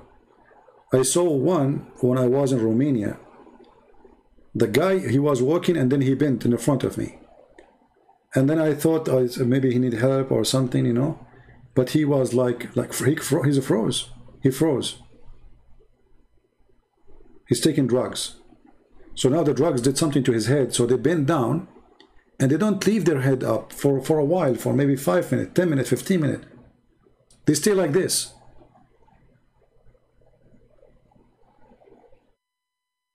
So we are fighting against drugs, and Islam is one kind of a drugs. But this is not the only drugs. Look at this. What is that?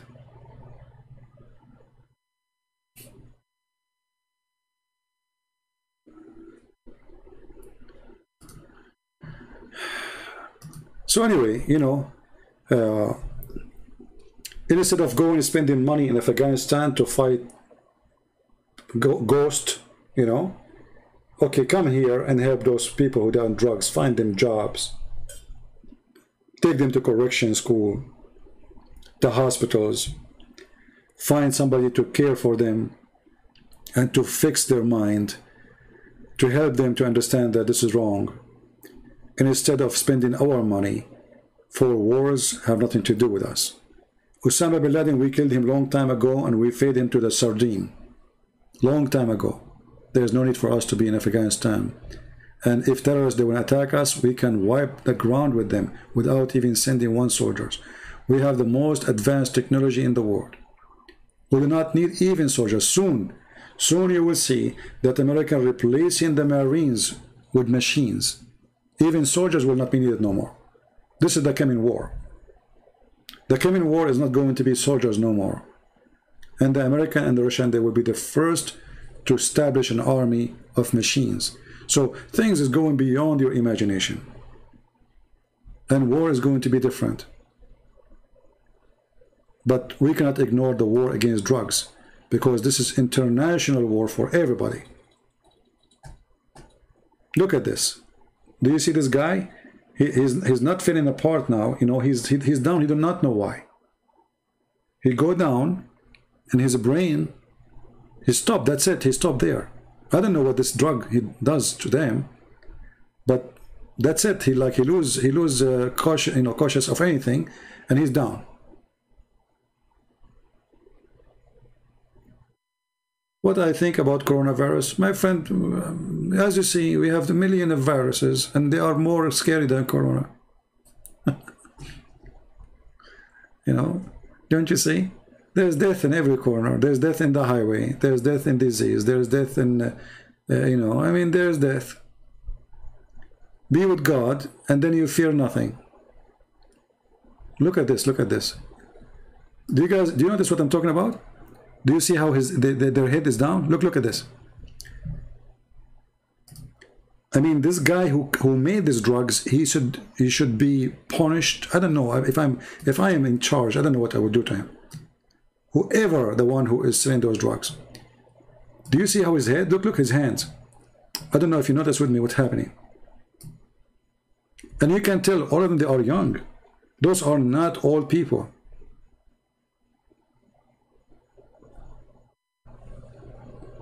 Very disgusting.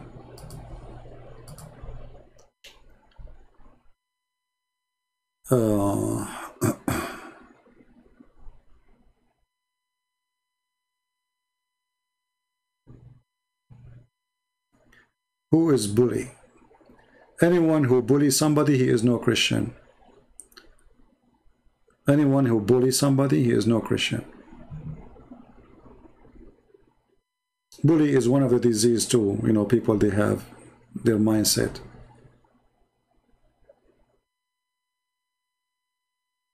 And you know, and by the way, there's people, they copy my videos and they download them and they use my name in their channel.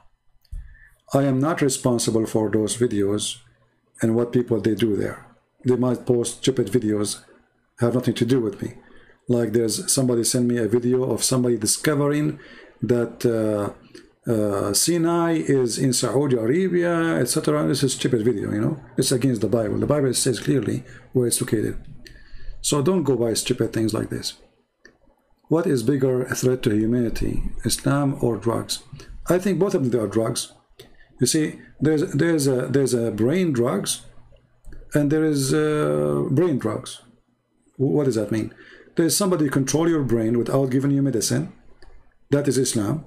And there's somebody control your brain by giving you medicine. So both are drugs. Because both of them, they are imagining things. Taliban, he want to die for the sake of Allah or ISIS or Al-Qaeda so he can get the versions. So now his head is under the influence of a drug, sex. Those here, they are taking literally a chemical drugs. Both is the same. Both is drugs. When a human being, he kill a human being and he dance for killing a human being. What you call that?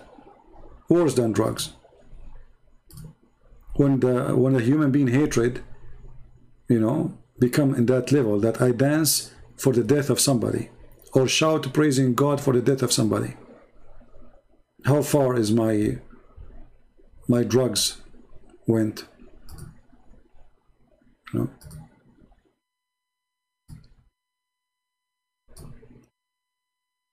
Anyway, be aware. Be aware of the evil around you. Be aware of the stupid people around you. They can destroy you. They can destroy your life. Where are the anti-Taliban Afghanistan mere fighting? No, they all exist there.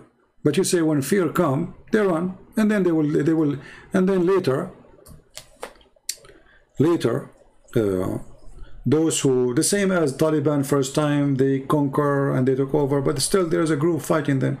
They will, you know, now they will relax. 20 years of luxury, getting paid by the American.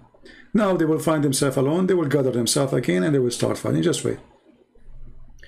my friend, those countries cannot live in peace. They cannot. And the war there will never stop. The American, they took over in Iraq. They replaced Saddam Hussein. They told them we will do election. They did election. Okay, now in Iraq there's election. Do you see any peace in Iraq anytime soon? No.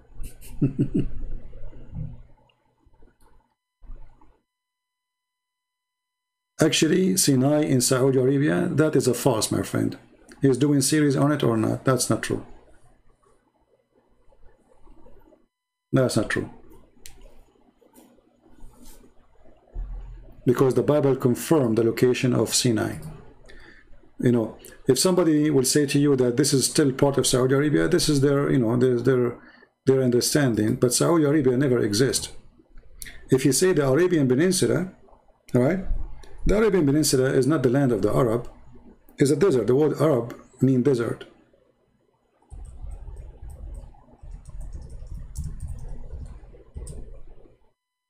Let us go to the map again. Maybe we can make a video just about it. Actually, I did many times before. So, if we go...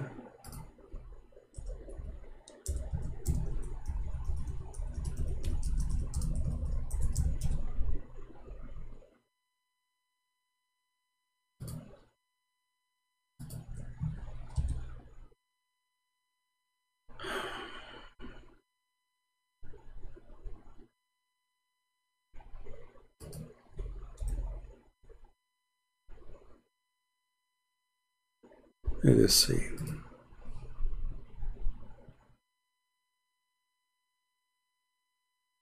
Don't support a person because he is an ex-Muslim or because he's a Christian, because he's a good person. If he says something wrong, it is wrong. No matter who said it. How many times of you, all of you, you heard the priest saying that Muhammad is from Ishmael? That's against the Bible teaching. That's even against Islam teaching. Because even Muslims themselves, they agree that Ishmael, he learned Arabic, according to them, when he was 13 years old, or 14, depending in the book.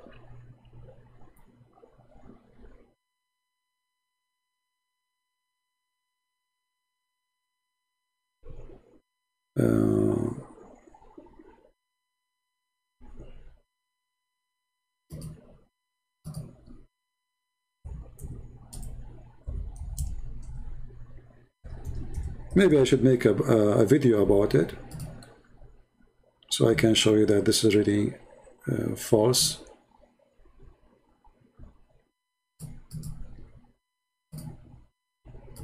Actually, always, you know, even since I was a kid, you go to the church, you will see a priest saying to you that Muhammad is Ishmaelist.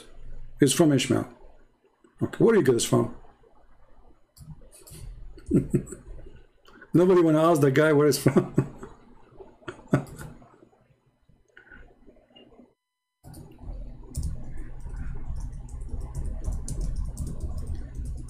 If we go right now, just to show you.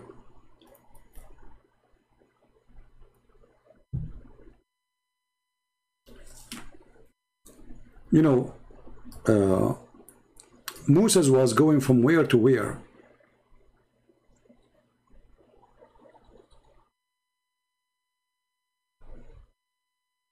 Anyone can tell me?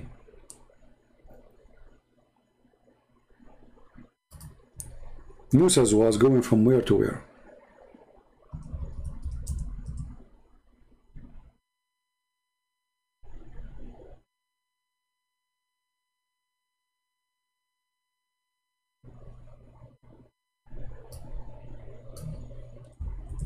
From Egypt to Israel, right? To the Holy Land.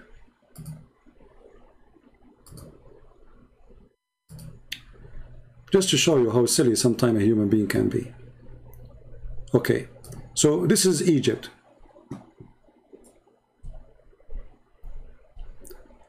I'm going to go now to Israel. So how in the world I want to go to Saudi Arabia in order to go to Israel?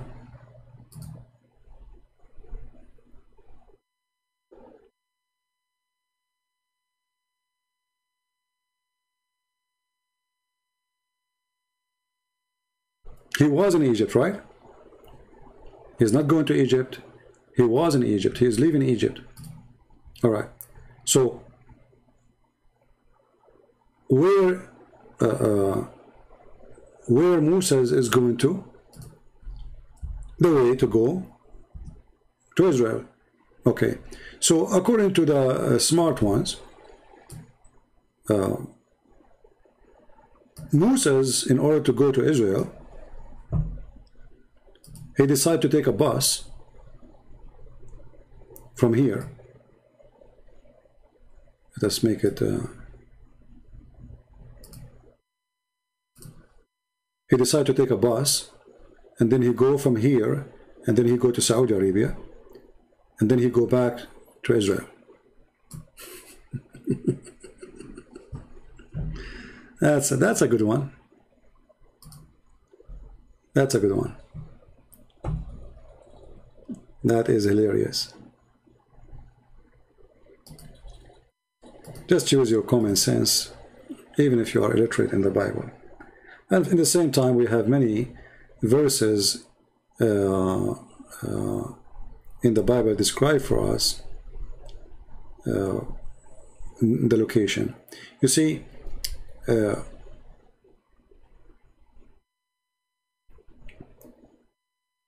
when somebody says something to you,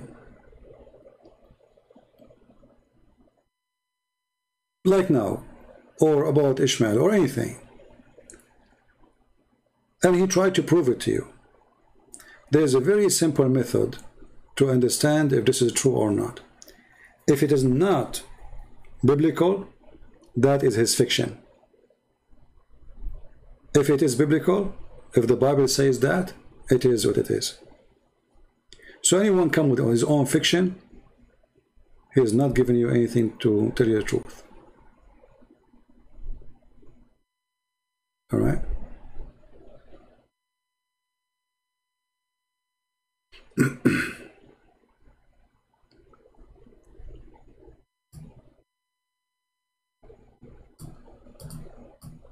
It is, I mean, there's tons of verses in the Bible talking about those issues. But let us see.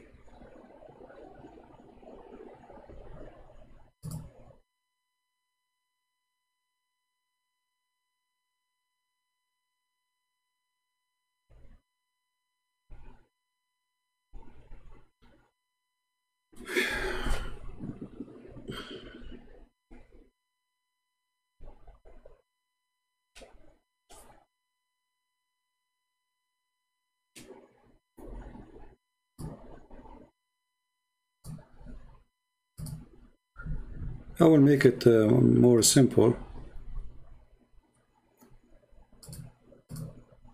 Let us see here.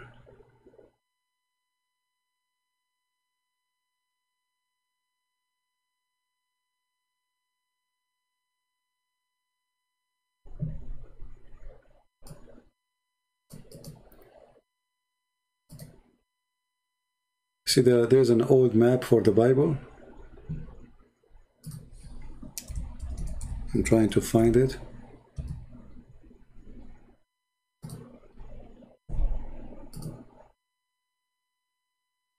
All right.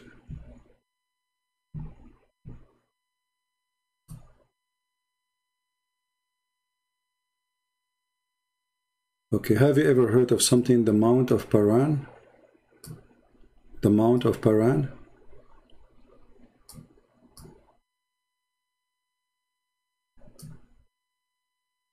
Anyone heard of it? So based on the map, you know, this Paran area here, let us go up here, is in this area in the map here. Let's zoom more.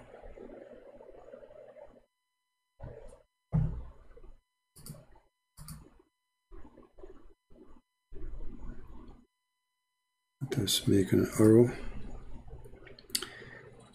I think it's like here, maybe here. in this area. And this is what the Bible mentioned. If we go and read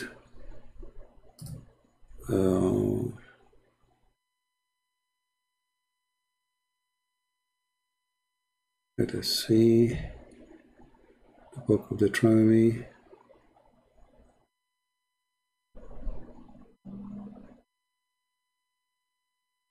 Yeah, 32:2. 32:2. Let us go there.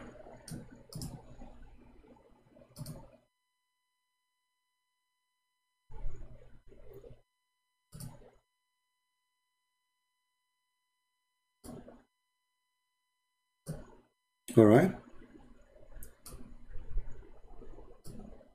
Now, International Version translation, I don't accept it. This is very bad translation. You know, you can choose another translation, but it doesn't matter really, as long as they are not unknown. And he said, the Lord come from Sinai and rose up from Sinai, and into them he shined forth from the Mount of Paran. And this is the Mount of Paran. Right?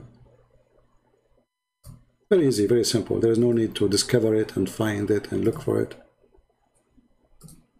And anyone who says something else is making things up. Correct?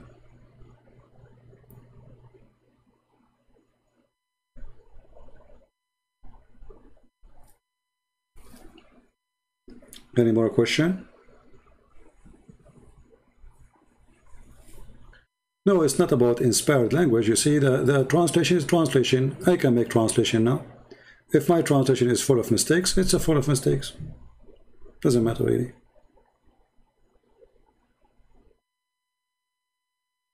Right? It's not the it's not, you know, all translation are at the end of the day are translation. There can be some wrong in them, grammar mistakes maybe, even sometime it's a translation. You know, when I publish my book, people they say to me in the page, etc., you got the number wrong. I fix it. Error always is possible, right? And, you know, always I ask myself, those who come with behind the theory, what is behind the theory? You know what I mean? I mean, what's the point? Let us say, for the sake of argument, Moses, he went to Afghanistan, and you know what I mean? Sometimes I ask myself, why people they make too much noise about something is not really important. Do you understand what I'm saying? Is it important where it is, or it's important that what happened?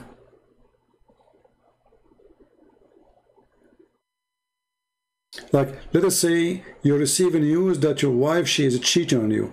Is it important in which bed?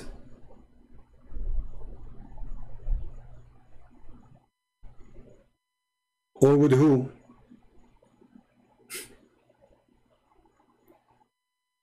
You know what I mean? So I find sometimes that a human being is very silly, and he forget the important and he focus in the silly stuff. It doesn't matter really where God he appeared to Moses, because God can appear anywhere. You know, is that really where God he is now? Does that mean this is like where God he live?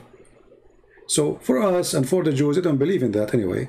So it's a very silly, you know, a concentration in something. You know, I don't know, human beings sometimes very silly.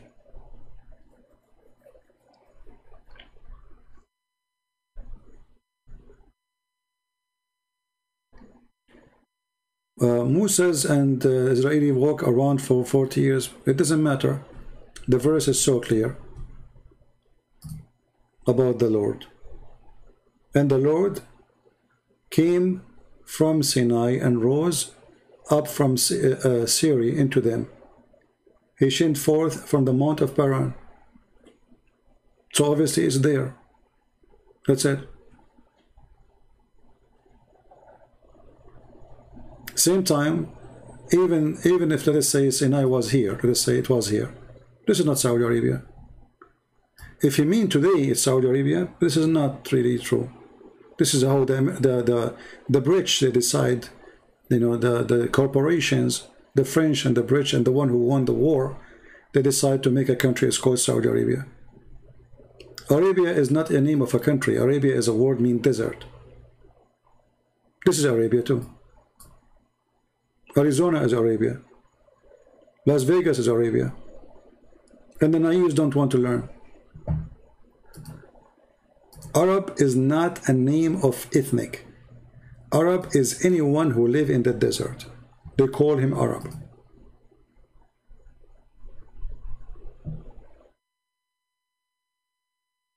The truth that it matter. Well, the truth only in the Bible, not by conspiracy. Not by fictions. The truth is only from the Bible. And all of us, we knew for centuries and thousands of years that this is Sinai. Sinai is here. This is why it's called Tur. Tur is not an Arabic word.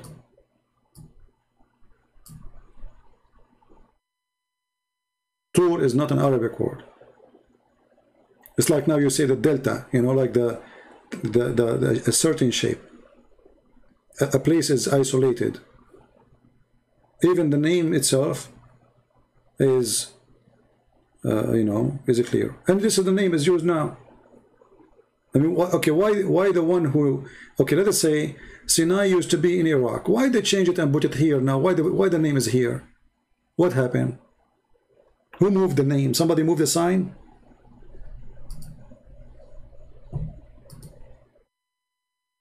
You know what I mean? That's very silly. What if somebody tomorrow come with conspiracy saying that Jerusalem is not there, Jerusalem is in Chicago? Trust me, somebody will come with it, like the Hebrew Israelist. According to the Hebrew Israelist, Jesus is an African, and he was a black man. Not fun. You know, anyone can come with any stuff. I will not be surprised if somebody from the Democrat tomorrow come and says, you know, Santa Claus is a Hindu. And he was in India. Just spread it in internet, people will believe it. Just say anything. Anything. These days anything can work, you know.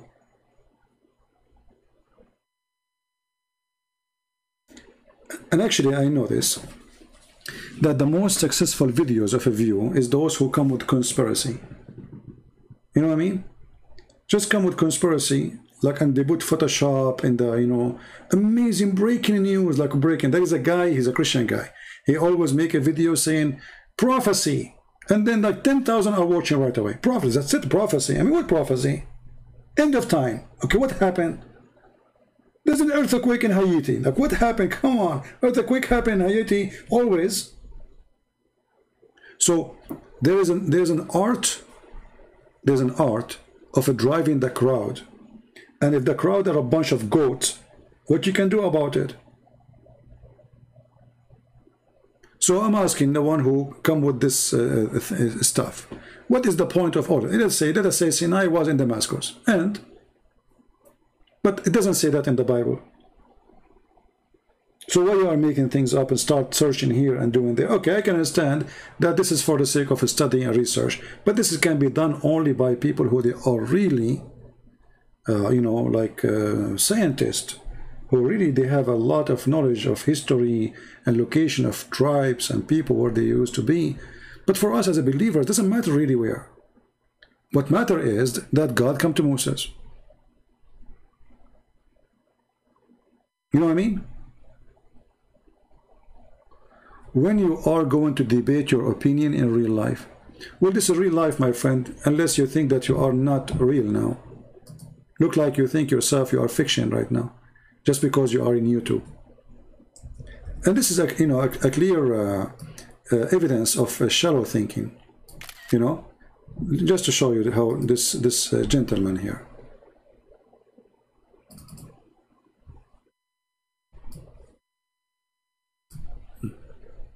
Just to show you when somebody decide to be professional idiot. CP or Christian Prince, when you are going to debate your opinion in real life, well, this is a fake life. I take phone calls, I receive, I debate, talk to you. So what real life mean? Do I need to go and sit in your lab to be real life? Very silly people. And as long as this is not real life for you, my friend, why you are here? Let me send you to real life. I put you in hide. Because now I don't want you to be in the fake life. Stupid people. They cannot answer you, they cannot refute you. And this is a comment, real life. And who said to you, I don't debate in real life? What does that mean? I mean, I don't debate in public. I don't go, I don't share what I do, really. When I was away, I did not tell you. I think I did 5 or 6 seminars. Did I mention that to you? No. Why? Because I don't brag about things I do. Many of you think I'm on vacation, correct? All of you start posting, I hope you are doing fine in your vacation, etc. I did at least, I think, at least 6 seminars. But I don't talk about it.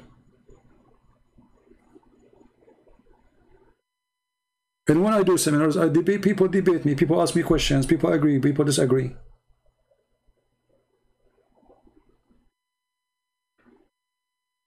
Same time, I am here in the internet. I can get 800, 700, 1,000, 2,000 people in short time. If I want to do a seminar or go in a place, it takes them forever, and I have to spend money to fly, to go, to come, etc. And all of this maybe to meet, I don't know, maybe 5, maybe 500, maybe 10 people. Yeah, here we go. I'm sitting wearing my short. I have my tea in front of me, became cold. I'm laughing at your comment.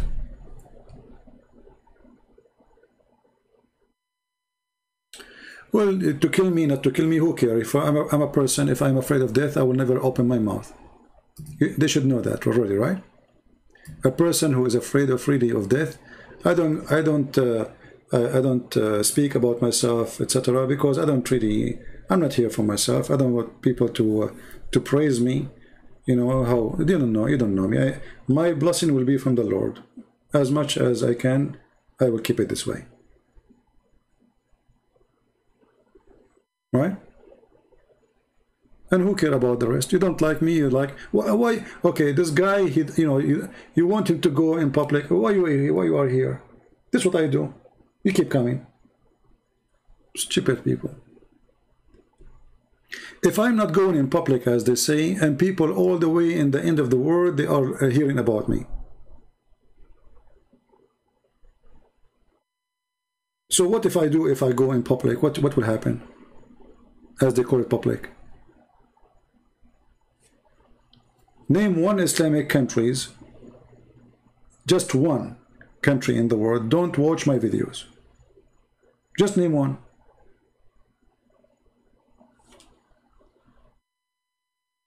So who care about those things? But people are silly. It's like, like a person who don't like what you do, doesn't matter what you do. So you build a palace.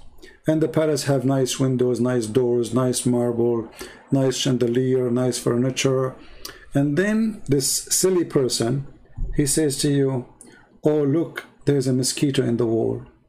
So all the palace, he did not notice how wonderful this palace, but he noticed there's a mosquito. So that the palace now is screwed. That's it. Your work is gone in vain. Who care? People, they come and they listen to me from Somalia, from, and if you know how many people they keep asking me to do interview with me, and I refuse. You will not believe it, including our friend Al-Fadi. Go ask him how many times he asked me to come to be in his show. I refuse. Just yesterday, Osama Dakdok, he called me, and he says, those brothers, sisters, whoever from Somalian TV, they like to have you in their show, please. I said, I don't go really, because people will be upset. I refuse many. So if I go in there, so I don't like those things. I don't like to be interviewed. I don't like people to talk about me. Like, tell us about yourself. I mean, who care? I'm nobody. I believe all those things about self-esteem, about a person who is he, what he did, what he accomplished, is something very personal between him and his Lord. And you knowing about it, The Lord, he says, you want to know them? Know them from their fruits. So I do not need to tell you about myself. From their fruit you shall know them. So don't ask a person about what he did. And don't ask a person what he is. Tell him, show me your fruit, I will tell you who you are. And this is what I do. My fruit is public, in front of you. People come, people debate with me, people leave Islam, people accept Jesus. This is my fruit. The rest is not important for me. You like me, you don't like me, who cares? Thank God you don't like me. That's even better.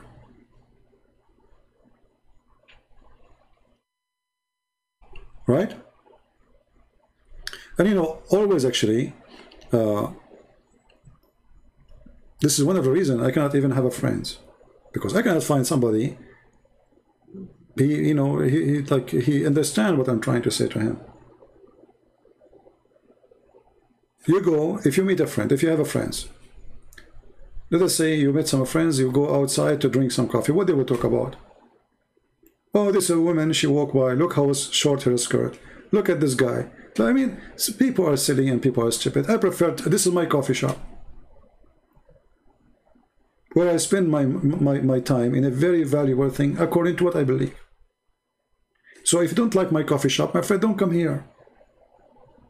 You see, this is my channel. If you don't like what I do, why you are coming to complain? That's mean you are a fool. Go watch cartoon. You know?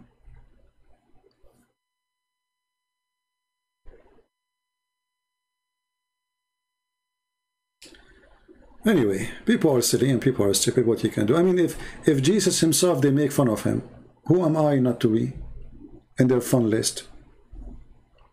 You know what I mean?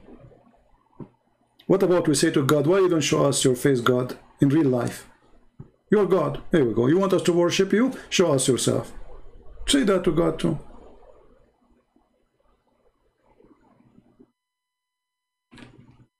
Maybe the president who is in the White House and is not a president, maybe he's not real, because I don't see him. I never met one. I never met Trump. I never met any of them. They must be false.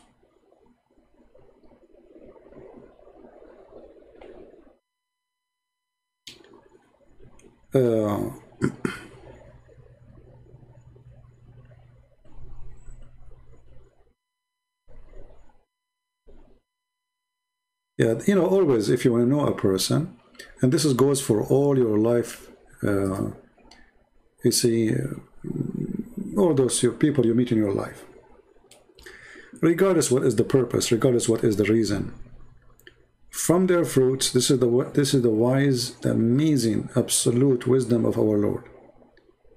From their fruit you shall know them.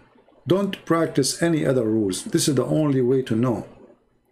You see, there's a person, he claimed to be your friend. How you know that he is your friend really? Only when you need him. He is your friend when you go to eat barbecue. He come. He's your friend when he come to borrow money from you. Okay, he come to borrow money. He is a friend when you have a nice life, you are rich. The second you are poor, the friends are not the friends. The cousins are not cousins. Even the wife might leave you, because the wife she marries somebody have money. You don't have money. From their fruits, my friend. When the Roman soldiers, they come to arrest Jesus, even the disciple of Jesus, they denied him. Very ugly fruit.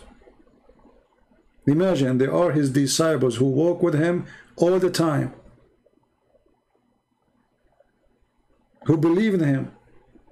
He told them, you will deny me. They denied him. If they deny Jesus and they are a disciple, why we will not be denied by people?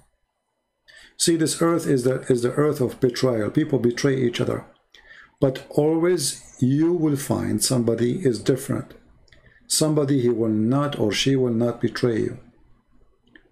And how you know? From their fruits.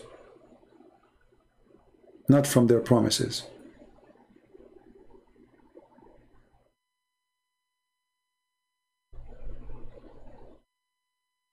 I want to ask for something very important. Tell us about shaitan roots.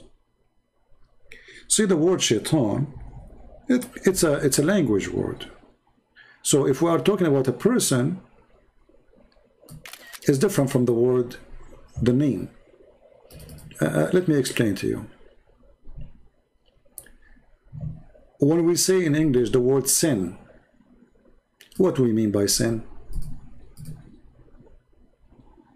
What English mean by sin? When we say sin, can you tell me, Mr. Baba, what the word sin mean? Is it wrong? Is it a word mean bad? What the word sin mean?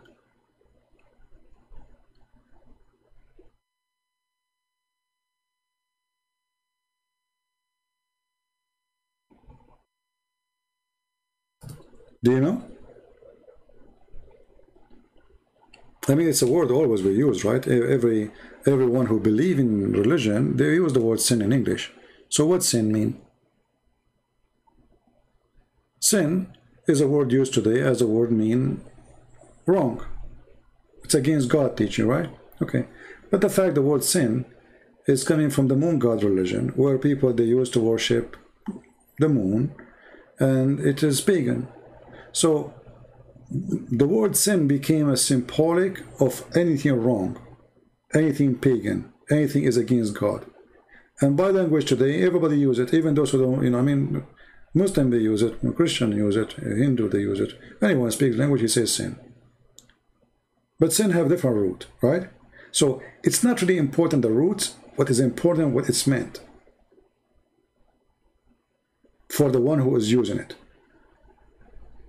Do you understand? So if I say to you the word dish, dish is coming from somewhere, but what is important what I meant by it, not what it's coming from. So when we say Satan, we are talking about the father of all lies, which means the first one, the first person who start lying and promoting lies. According to the Bible, that is an angel who is fallen angel, and he is the one who deceived Adam and Eve. The name is not important.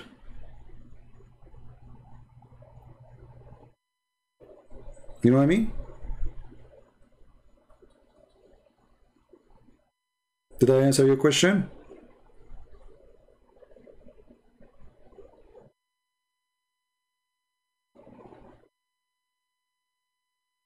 So don't focus, I mean, you can focus in the origin of the word if you are a person who want to study languages and history. You can. But that does not really affect us, because the word Satan is dependent in the time and who use it and why they use it. So if I exist in the time of Jesus, and this is the word is used to describe such a person, I will use it. Because at the end of the day, I have to use a word which people understood and they use. You know what I mean? Not long time ago, the word gay mean happy. Is that correct? But today I cannot use it to say that, oh, I describe myself to be happy. I cannot use it. It's very embarrassing for me to say it. Right? But not long time ago, the word gay was a word mean happy. So if you go in the old translation for old books, you might find describing somebody to be a gay, but doesn't mean that he is a homosexual. They are just saying he's happy. So what is important is what the word meant by the one who is saying it, not what it's meant by the language today or yesterday or centuries ago.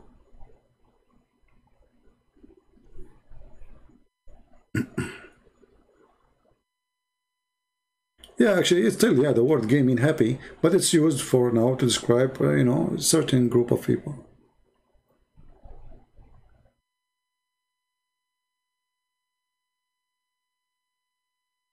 The word shaitan is coming from, etc. Okay. Coming from Sumerian, Khan language, and any languages called Satan. And so, what you prove to us? Still, that's very silly. Because at the end of the day, human being languages is transformed from person to person, from generation to generation, and in the same time is what people use at that time to describe something. You're just, you know, repeating yourself. As an example, let us say that Jesus, he used the word angel, and the word angel was used before Jesus by somebody else. So, but as long as the idea agree with the idea, that's mean he agree, that's it. So the word is used. So in English today we use the word God. So let's say Jesus, he speak the word, he speak English. The word God is coming from blah blah blah blah blah blah. But the word God means the one who is the creator. So on Jesus he used it. Let us say the origin of the word God was a pagan. Was from the Hindus. Who care? So if you want to be silly, you can be silly, you know.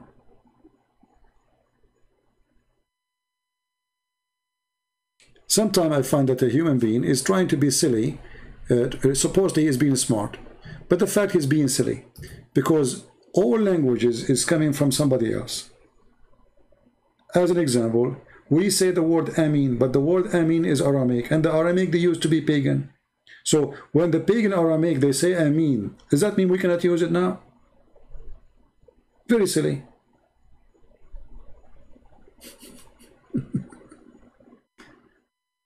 You know what I mean?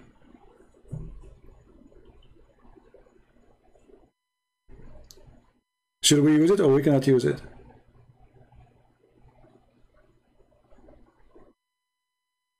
No, it's not dangerous for the Christian doctrine. It's dangerous for the fool only.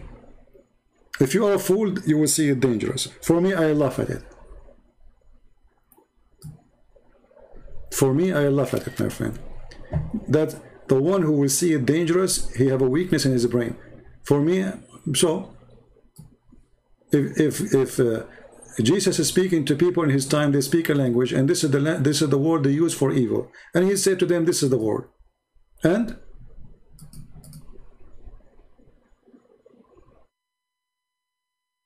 how Satan look like? Look in the mirror.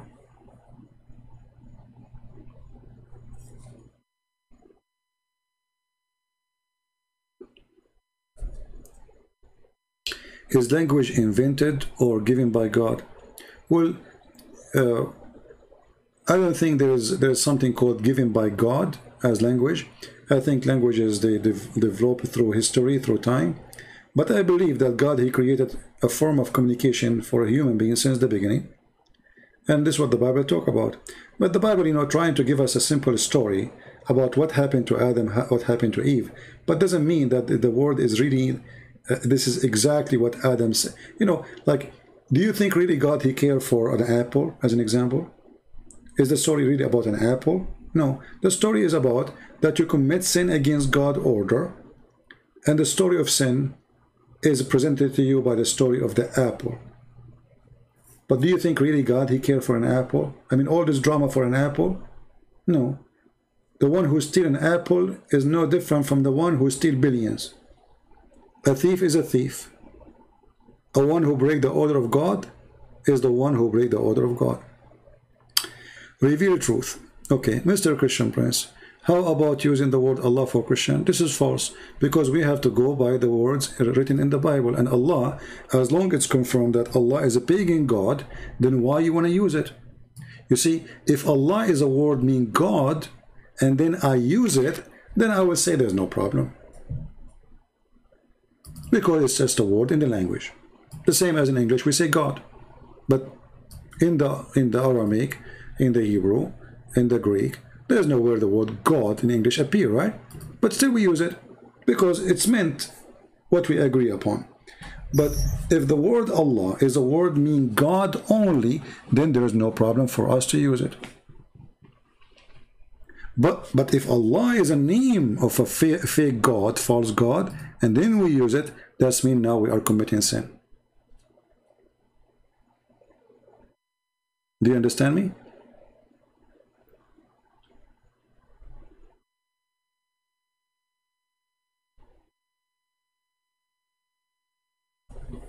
So, you know, human being, when he is shallow, he sees things in a shallow way.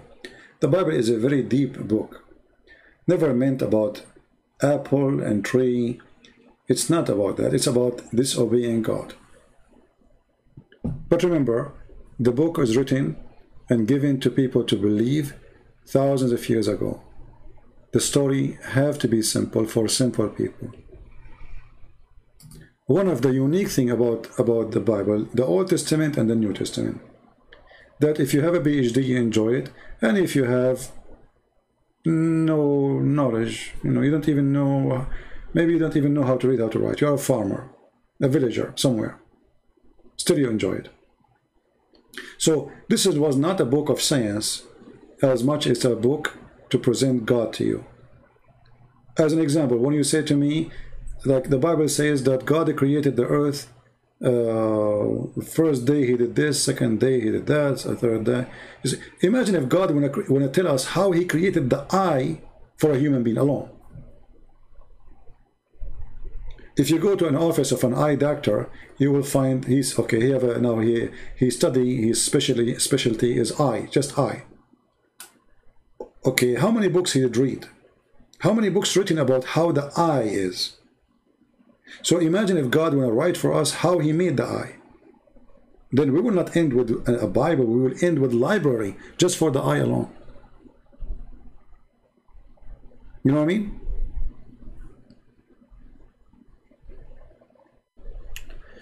Do you reject the interpretation of the fall of mankind? No, I'm not rejecting. I'm just telling you that the Bible is more deep than just a tree and an apple. So regardless if the story is literally about an apple and a tree or not, the story is not about the apple or the tree. The story is about disobeying God. It is about a tree and an apple for the shallow one only. It is about disobeying God for the one who want to think deep.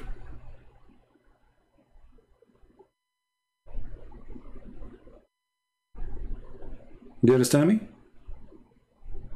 Like when we say the cross of Jesus, doesn't matter really if the cross was a perfect cross or a short 2 centimeters from one side. You know what I mean? So if you are a shallow person, you will focus on the cross as a shape, not as what happened in the cross. What Jesus said in the cross, who died in the cross. Doesn't matter really if it is 2 pieces or it was, let us say, 2 trees hang together in opposite direction. It's a cross. So a person who want to be shallow, he will focus in details have nothing to do with the topic.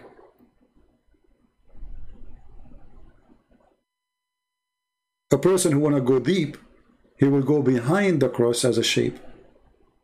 The cross is not the shape. The cross is what happened in the cross and who was there and why he is there.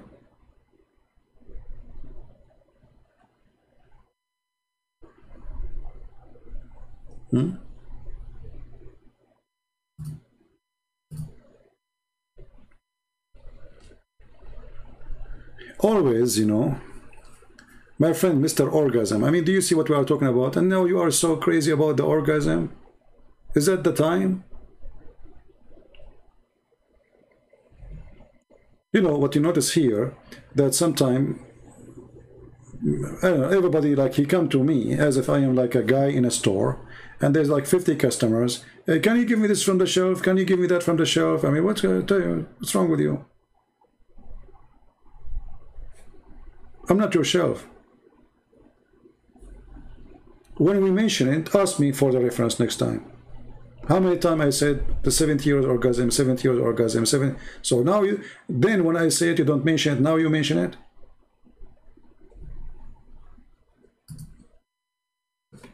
You want to talk about the cross? We talk about orgasm.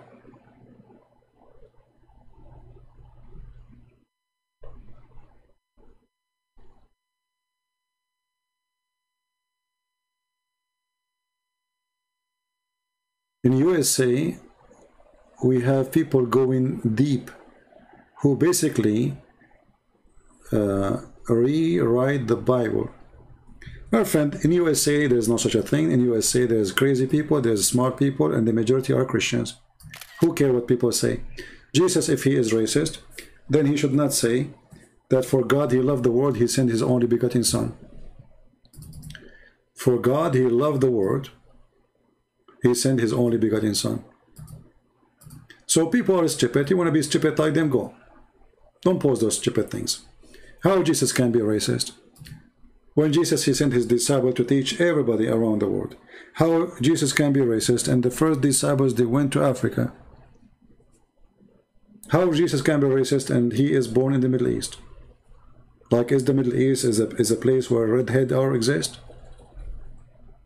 But as you said, you know, when people want to say stupid things, they can come with a stupid thing. Who cares what people say, my friend? What do you think about fall of Afghanistan? Afghanistan fall from long time, not now. Afghanistan is a failing country. 90% of the population, they take drugs. Now Afghanistan fall. Afghanistan under Islam is fall always. So why people are worried about Afghanistan? I'm so glad that they are out. It was stupid of the American to be in the ground for one day. You do not need to fight Afghanistan in the ground, you know, to fight Osama bin Laden in the ground. You have airplanes, you can destroy them as much as you want without sacrificing one blood and without even wasting money and time. Americans are stupid. What do we have to do with Afghanistan?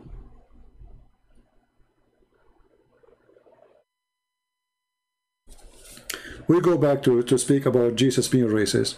You know, you see, Jesus is so racist to the point I'm an Arab, I believe in him. And Jesus is so racist to the point African, they believe in him. And Jesus is so racist that the point that the Ethiopian church is one of the oldest church in the world, they believe in him. I mean, do you see how racist he is? Yeah. You know, in China they say he lived as a donkey, never came back as a horse.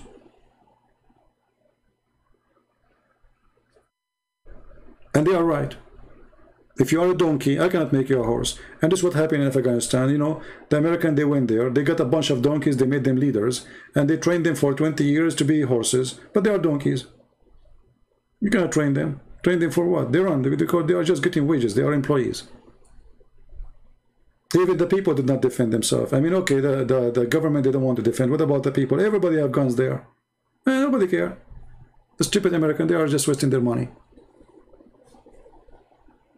If there is any Quranic teaching about exorcism, from okay, no, my friend, the Quran speak about something very stupid. So if you want to fight, let us say, magic, the Quran teach that there is people who blow in the knot.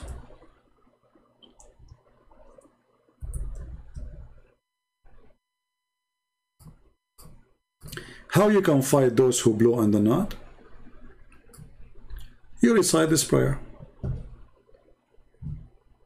This is chapter 113 in the Quran. It's a very silly and very stupid. And Muhammad himself, according to Muslims, he was under the influence of magic. So okay, Muhammad reciting the Quran, still he could not fight it. According to Muslims, it took Allah 12 months to take the magic from Muhammad. Because Muslims, they believe in magic. So when you say exorcism in Islam, I laugh. Muslim, they bring a Muslim woman that say she have a genie inside her. They start beating her until she die. Actually, they just arrested a guy. He is a doctor, Egyptian doctor in England. His wife, she is a British woman. She converted to Islam to marry him. He was beating her, and he was giving her medicine for the last 15 years, I think. And now suddenly, I don't know what happened, they got videos, he recorded her.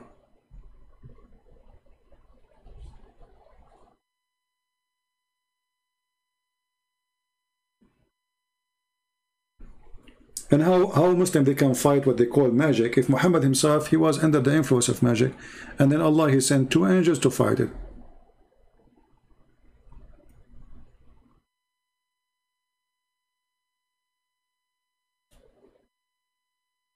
You know, sometimes I find comments, they come in the comment section, and a person who is anti-Christianity, he claimed that he is not the person who is anti-Christianity.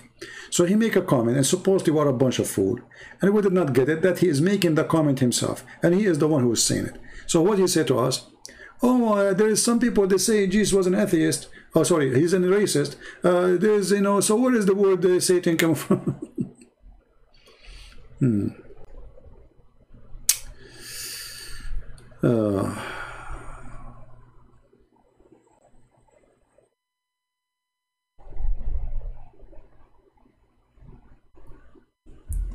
You know, don't make my topic is about Afghanistan. I don't care for this country. This country is doomed by Islam since long time ago, and nothing will change. If, you know, in the Middle East, they say, you cannot straight the dog tail. You cannot straight up the dog tail. So the stupid American, they thought, if they occupy a country for 20 years, they will make the dog tail straight. It doesn't work this way. The second you take the frame off, the dog bend again. So Americans are a bunch of idiots. They don't know. They are there just for Russia. The whole point is how we can be in the border of Russia. But this was 20 years ago. Now they do not need that. Now they have Lithuania. Now they have Ukraine. Now they have Georgia. Now they are almost in Russia. So they do not need it. That's the whole game, my friend. And the naive, they think it's about Afghanistan. There's not, that's it. They don't want Afghanistan no more. Did you notice that Taliban did not even shoot one bullet at the American? Until now. They are in Kabul, and the American is still in Kabul. There's more than 6,000 Marines in Kabul. 5,000, and just today they sent 1,000 more. So the American, they are sending more Marines to Kabul. Okay, why Taliban don't shoot at them? They don't. They are friends. There's an agreement. And now the Democrat and the Republican, they start playing the game, like I blame you, you blame me, etc. But we know the game. The game is they have an agreement already with Taliban. America have no more business there. That's it. That's why they told the president, you are in your own. They told the Afghani government, that's it. We cannot spend our money on you. It's about money. Allah is my God. Okay, you know, Allah is my God. As we know, you can say whatever you want, but I laugh at him. So how he is my God and I laugh at him? Allah is my God. Huh?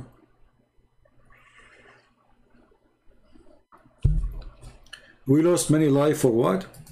That's a question you ask, but who care? Nobody care. No, nobody care, my friend. Who care? Nobody. You know, when I joined the USA Army, I said to myself, that's the greatest army in the world, right? And then the first thing I did, I remember, they sent us to barber shop to cut our hair. Can you believe it? They charged me $8 to cut my hair.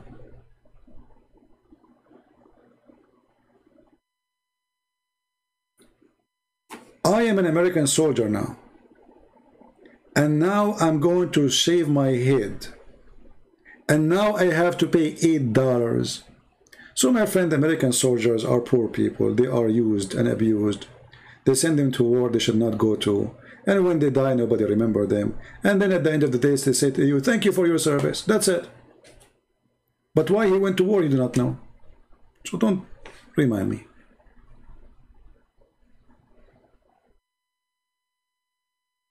I know what I say is not, you know, many people don't like it, but this is the truth. At the end of the month, I get like the sari, you know, they give you a sari, and now it says $10 for socks. I pay for socks. I mean, this is the American army. Those who serve in Baghdad, they don't pay for their socks. In Saddam Hussein army, nobody pay for anything when you are in the army. I mean, this is the clothes of the army. Why I want to pay for socks? You believe it or not, the jacket they give you, you pay for it. The pant they give you, they pay for it. The breakfast you eat, you pay for it from your salary. If you don't believe me, ask any soldier. So people, they think that when you join your USA Army, this is the greatest army in the world, and those soldiers are spoiled. They use them, they abuse them, they give them bad salaries, and then they send them to death, and then when they die, nobody remember them. Or they put a flower in your grave.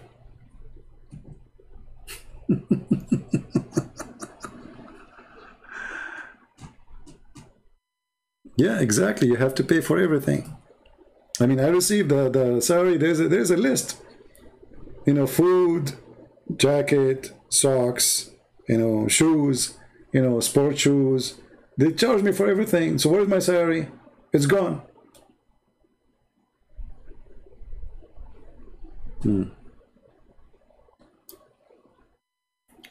Anyway, you know, in Afghanistan soon, you know, now the Taliban, they will be busy fighting each other, because now they will fight over the sheep, and then they will fight with the Shia, and then they will fight with other Muslim Sunni group, and then they will fight with ISIS, and then they will fight with Al-Qaeda, because now they have many leaders and the disagreement. So they knew the game. So Afghanistan is going to be one country? No, it's going to be many countries of a drug lord yard. Okay. Called BAS, clothing allowance. Yeah, whatever they call it. Anyway, I mean, it's a joke.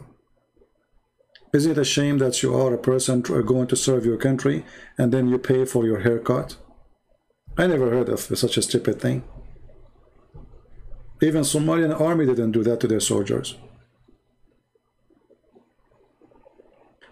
Anyway.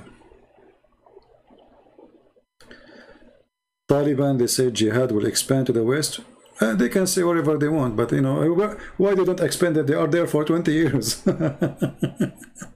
I find all those guys, it's a joke. And don't blame Biden for this. Trump is the one who decided to take the troops out. He decided to take it out from Syria. He decided to take it out from Afghanistan. I mean, garbage in, garbage out. Anyway. What do you think about women being raped and forced? And what's our business? Are we going to be the police of Afghanistan forever? Do you know how much money we spend? $1 trillion, I think 1 trillion already. What does that mean? Stupid. Okay, are you going to invade all Muslim countries? Because everywhere the women are raped. What does that mean? Is that the job of the American? Is that what America exists for? If a woman gets raped by Taliban, where is her family to defend her? Why people don't fight Taliban? How come Taliban, they enter the cities and people did not resist? Yeah, then they deserve it. If you don't resist evil, and evil come to you, you know, good luck. If somebody come to my house and he want to rape my wife, and then I sit watching, can I complain?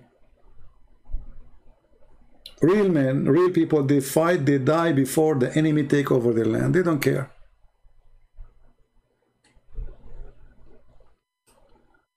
Well, there's no war, actually. You know, the war does not really exist. I mean, they are there just spending money. What the war?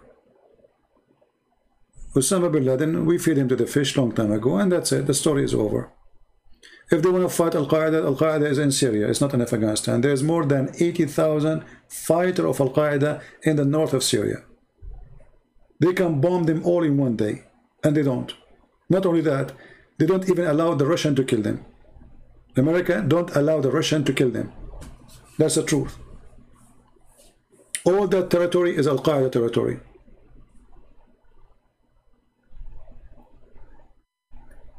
No, actually he did the right thing to withdraw from Afghanistan, because we are wasting our money for no reason. Okay, for how long he will stay there? Well, how long? Another 20 years? 50 years? He will leave. At the end of the day, he will leave. And then Taliban will take over. So, and it's not Biden who came out of Afghanistan, it was Trump. Go and see the speech of Trump when he was a president. He was the one negotiating with the terrorists. Imagine. Trump himself, he just today actually, he said, I spoke to their leaders. So today, because we are against Biden, we say Biden is the stupid. No, Trump is the one who made the decision before Biden. Anyway, for me, I believe both of them are stupid. And I feel sorry for Taliban right now, because now they are in government and everything will happen is going to be responsibility, right? So Taliban, they can praise Allah and saying we can help you better, but when they are in the government and then the people, they go crazy, you will see what will happen. Just wait. War will erupt crazy there again, because people, they will see Taliban are just another scam.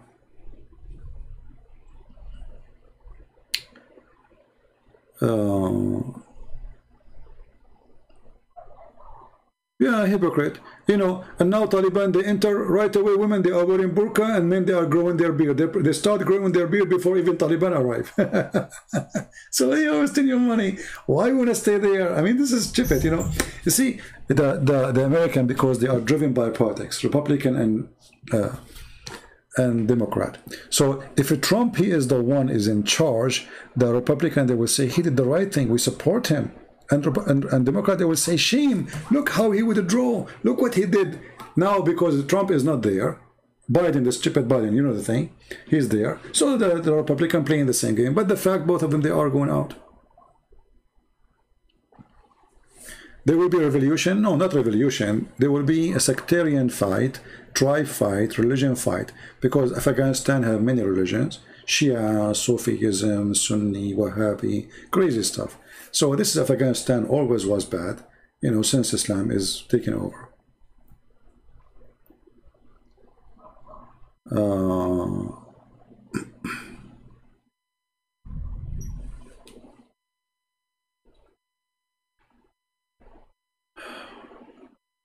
Bro, I am linked with serious historian, as we discovered basically Yathrib, Medina, Quran talks in the north of Iraq, not in Saudi Arabia. Okay.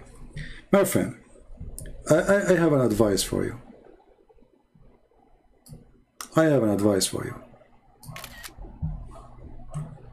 And I want people to listen carefully. Let us say what you are saying in this comment is true. And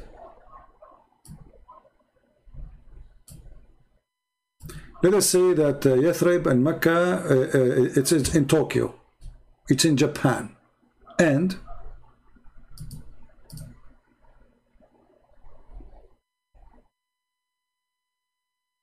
are you listening? What does that mean? See, this is all the silly, stupid stuff. I don't believe in it and I don't care for it. Because if it's true or not will not change anything. I fight a believer in what he believes, not what you believe. Do you understand? So, if an atheist comes to me and says, Jesus is not God. Okay. But I believe he is God. So, in order to fight my belief, he have to have something against my belief, what I believe. Somebody says to me, Jesus doesn't exist. I will laugh. Historian says there's no Jesus. I will laugh. So, if you have a serious stuff, you know, try to focus in the belief itself, not your fiction. Because this is all is fiction. Historian. I mean, the second you say historian, I laugh, really. Because historians, they discover things and then they change the discovery. They went in the time. And who's sponsoring their mission? So, if a Trump now, he hire a historian, he will find in history that Joe Biden's son was a scam. But if the historians are hired by Biden, they will find that the son-in-law of Trump is a scam. So historians, they always have agenda. If the historian is a Christian, he will say something. If the historian is an atheist, he will say something else. If the historian is a Muslim, he will come with different agenda. So in order to get to talk about history, you have to find somebody is not holding agenda. And that is impossible. Do you understand me? Like now, when we talk about history, if I'm writing a book of history about what happened today in Afghanistan, if I'm supporting Trump, I will say the history different. Trump, he was right, blah, blah, blah, blah, but I'm a historian. So always what people, they call it history, is based on the writer and the author, not on the truth. Because you cannot find a person who is really a historian without agenda.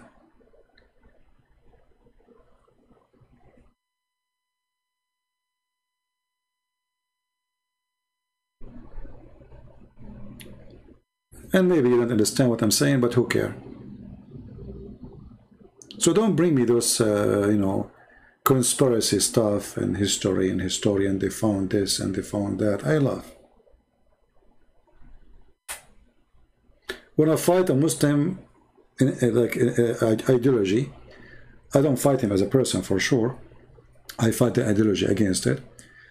I have to prove to him that his belief is wrong, not by historian. As an example, if I say a historian, they found that Moses is not the brother of Mary. I mean, this is silly. I mean, he knew right away that this is not true. It cannot be true. Moses is not Mary is not the sister of Moses, right? I do not need a historian to prove it. But if his Quran is saying, and he believed that this is true, there's no historian can prove him wrong because you don't believe in it anyway. So what do you do then? You make your argument, but still he did not lose yet, because in his religion, he believed that you are wrong, and your history is wrong, his history is right. So in order to fight somebody, you have to get something extremely clear, agreed upon by everybody, including your enemy. As an example, if I want to debate about where the sperm coming from, and then a Muslim, he says to me, I believe in science. So now we believe that what is science is the just between me and him. So okay, let's see what science says about sperm, where is sperm coming from and how long sperm live. Then when the science he agree upon prove that his Quran is wrong, then he is in trouble. So he is in trouble as long he don't refuse to share an agreement in something. So if you agree about the terms on, like let's say, a terms of agreement, and then we discover that those terms of agreement is against his belief, then he is in trouble.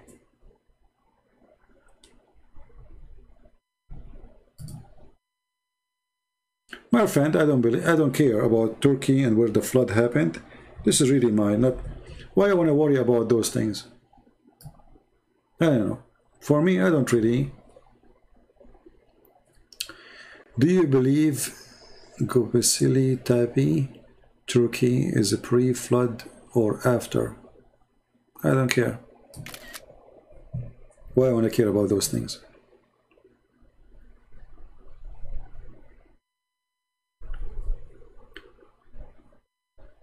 You know, if you are a person who is going to believe in something because, let us say,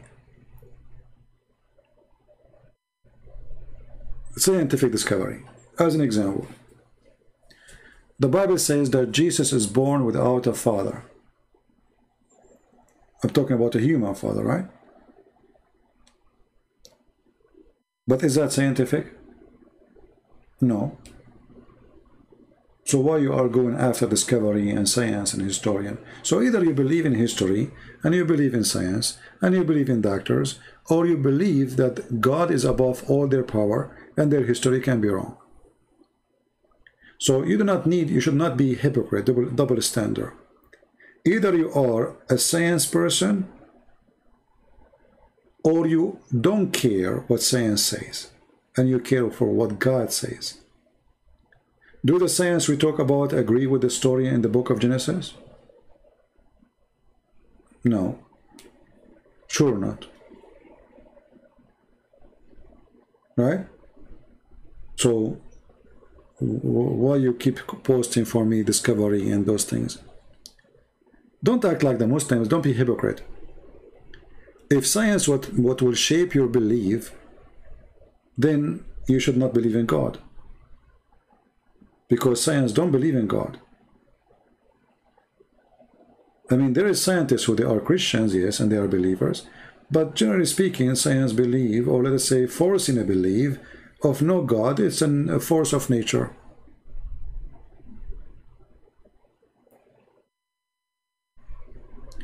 Well, my friend, because science cannot explain miracles. This is why we use the word miracle.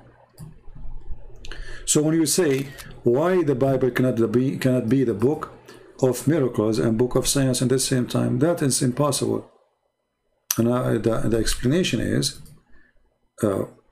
anything science cannot explain is a miracle. So if I go by science, that means I go by rules. And the rules is a man sleep with the woman, regardless if it's his wife or not. They might have a child. That is a pure science. But you say to me that there's a person he's born of a woman, and this woman, she never met a man. That is not science. So either you believe in the miracle, which is no science can explain, and it's not scientific, or you believe in science. And you know, for me, my experience with the word science, that the word science is very flexible. As an example, the scientist is the one who said the earth is flat, and then they changed their mind to something else. So the first scientists, the Greek scientists, in the beginning, they start saying the earth is flat. And they are the scientists at that time. And then they draw pictures of images of planets, and they have the center, and they have the Titan, whatever, blah, blah, blah, blah, and philosophy and mythology. And those are scientists, by the way. At their time, they are the highest of science. So science is very flexible thing. What is science today, it might be fiction tomorrow. As an example, Newton, a theory of Newton, theory of Einstein, theory of etc.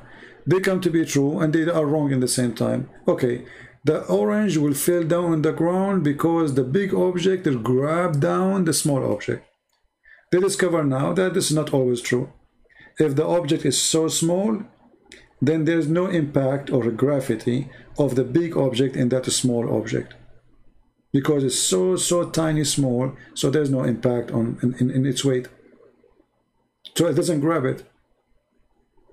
So what is scientist, or let us say what is science today, tomorrow it might be proven to be wrong. Science is the practice of trying, not the science of not making up. Let us say, sorry, not in the making. It is a trial. As an example, did we create electricity? No, we did not. We learned how to generate it. Which generate what? Something is already exists, electron, right? So electricity is always exist. Science did not really made electricity. Science discovered it. We have lighting since the beginning of time. It's true. And lighting is nothing but electricity. So science is a trial. We try something, it works. It doesn't work, we refuse it. So after trying through centuries and centuries, our experience of trying is increasing. Like now, Corona. So they try this and try that and try that, and this one worked, this not that work. So now we call it science, but the fact is that it is not really science. It is a science of trying.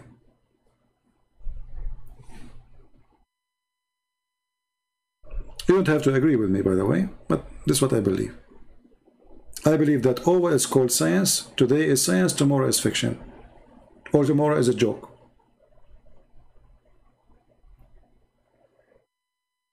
Like now, every school in the world, they teach the Big Bang Theory. It's a theory. So why they teach it? Stupid, you know, it's stupidity. It's a theory. If there's a proof, if there's anyone can prove it to us? No. It's a theory. And suddenly the theory became science.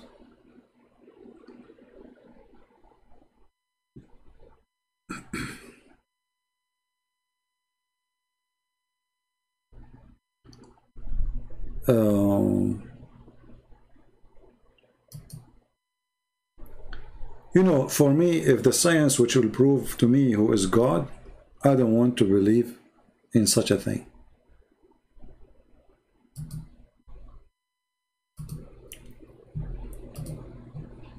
I'm not following science.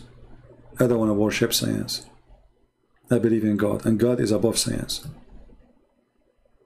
God, when he said be light, light was. There's no science can explain that. But God can, for he's the Almighty. So if you are a person who worships science, then stay away from belief. And by the way, when you believe in science, you are a believer, but in different thing, something called science.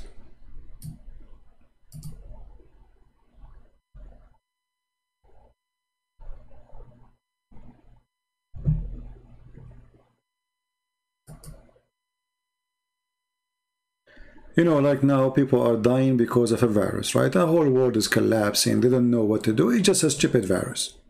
Literally, it's just a stupid, tiny little thing. And this is telling you that our science is a joke. isn't it? We go in the airplane. Please keep social distance. Please, please don't shake hands. Please, keep your mask. And then you go in the airplane and they say they serve you a meal, and then you have to take your mask, and now you eat, and there's 10 guys next to you. I mean, who's the stupid here? This is science, supposedly. Social distance, right? Okay, but you go in the airplane and they put you like a sardine inside the airplane, and there's 300, 400 people, and now all of them, they have no mask, and now they are eating. Okay, after we eat and we finish eating, okay, put the mask up. Okay, but too late. You just told 400 people to take the mask off. But this is what scientists told them.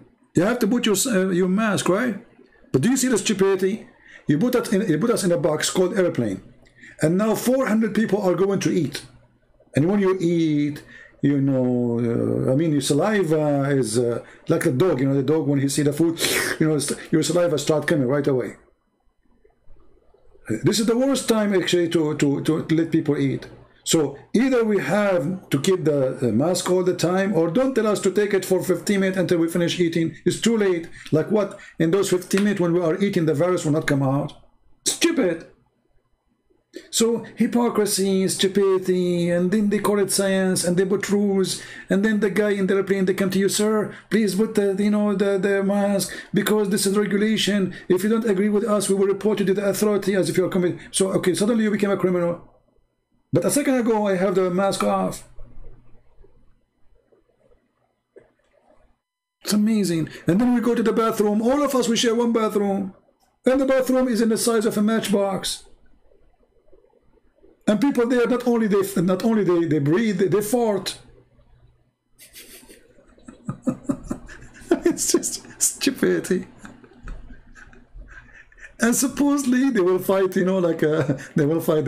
I mean, it's a madness, The whole world is human being is the most silly, stupid creature ever. I never saw. You see, dogs, they do what dogs do. Dogs, they do what dogs do. All dogs, they do the same. You take him out, straight away he start pissing around. He mark his territory. He sniff the ass of the other dog. Human being, he do piss all over the place. And he don't even know why. He piss from his brain. He piss from his nose. He piss from his words. He piss from his ideas. I mean, a human being is a pissing machine. In the same time, he is the most genius. He can solve all the problem.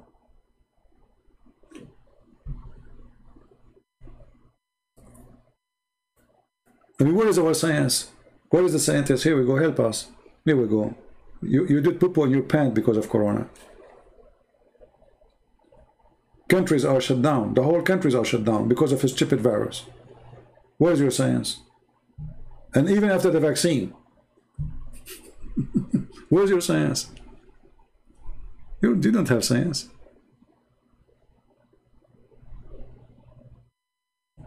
Anyway.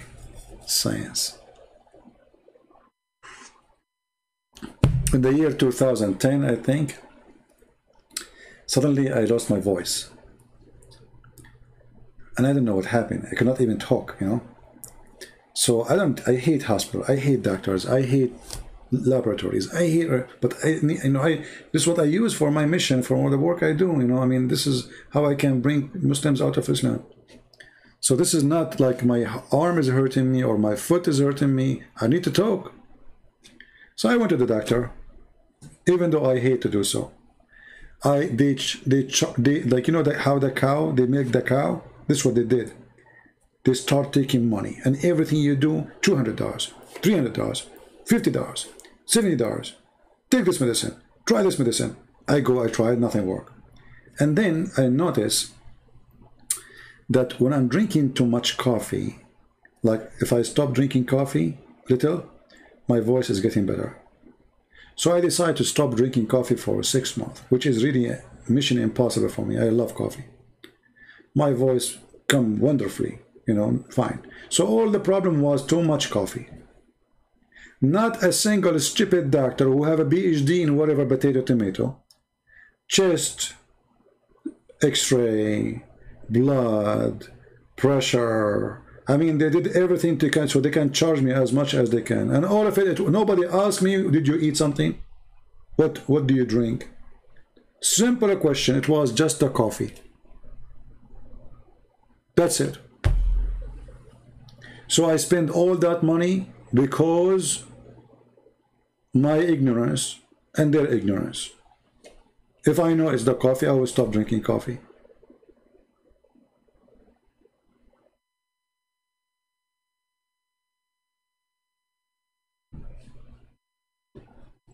And then I will start saying to myself, who in the world don't believe in those donkeys anymore?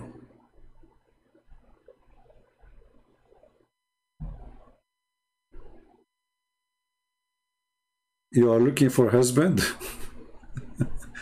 Okay, go to supermarket, you will find somebody. He's doing shopping there.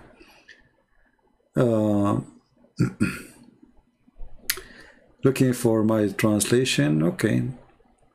Well, when it's done, we will let you know. I'm not saying that doctors cannot help you. I'm not saying that. I'm saying they try things on you. You see, it's all a science of experience of trying. Not, they are not really scientists. And people are not listening. As an example, antibiotic, it was discovered by mistake. It worked. They give it to everybody. That's it.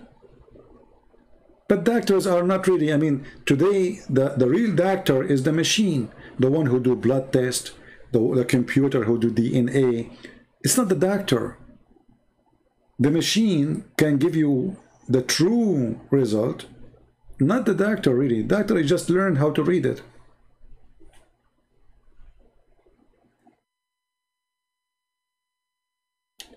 You know what I mean?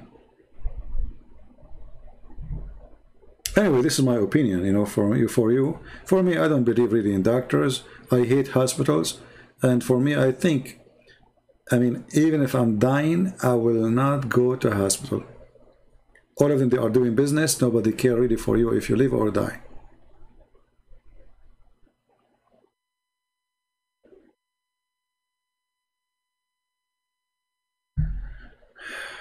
Brother, what? DC scene, you claim they are professional. My friend, I told you I don't care for those things, and you're repeating yourself. Don't force me to block you. Here, remember something. Here I debate Muslims about what they believe. Don't bring me garbage of conspiracy. I don't want to hear it. I don't want to see it. None of my business.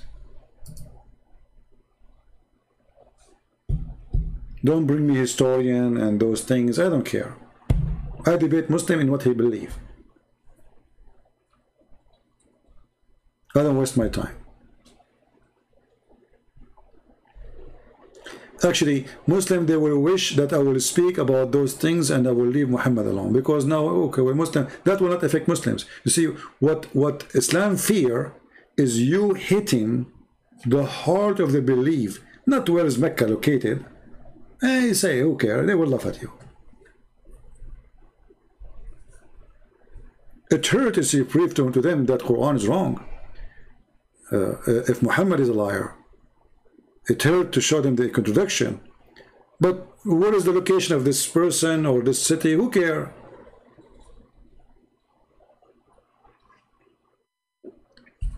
It's your conspiracy.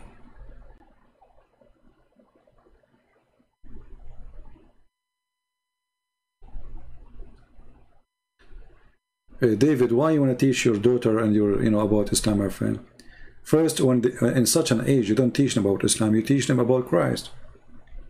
Have them strong in faith, and then when they are strong in faith and strong in knowledge in the Bible, then you present to them other cults and you warn them about it. But you can, in the beginning, just to present some things about Islam, like Muhammad was an evil man. He targeted children because they are children. I tell them about child molestation, to be worried about the predator because they can be a target too, right? So you have to speak to a child based on his age, not based on the religion itself.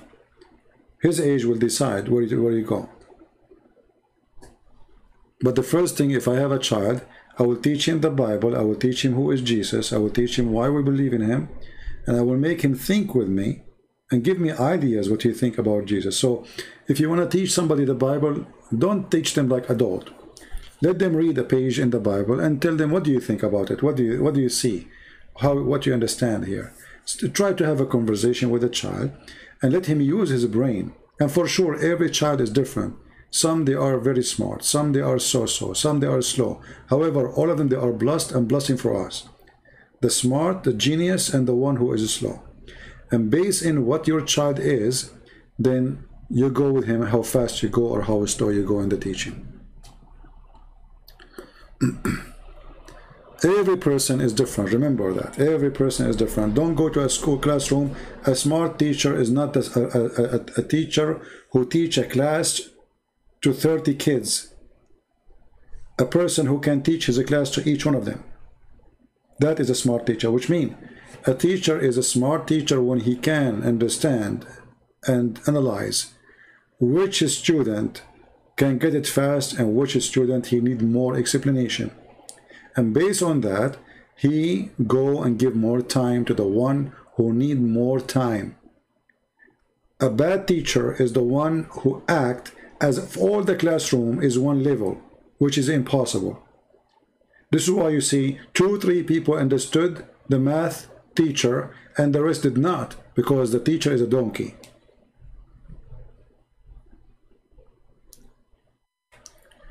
Can you get Abdul busted using the Bible? You can, but why you want to waste your time? Because he don't agree with the Bible. So usually, if you want to do get Abdul busted by using the Bible, if he used the Bible, you know what I mean? So if he say, I agree with this verse, as an example, they say that Isaiah speak about Muhammad. You say, okay, do you agree with it? He say yes. Then you get him busted. By showing him what this verse saying, but not before that.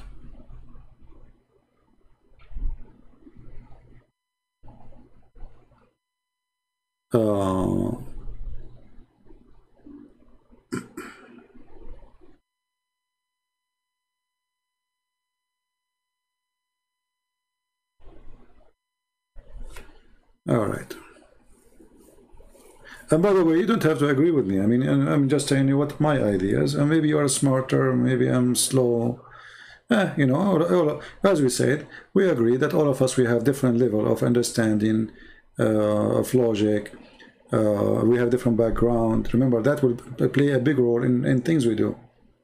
You know, sometimes because of where you are coming from, your thinking is different. So that play a big role in many things. You know, like if a person grow in the desert, he is concerned about water.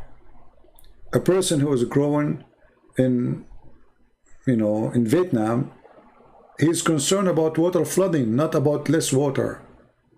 You know what I mean? So the concern change based in your background.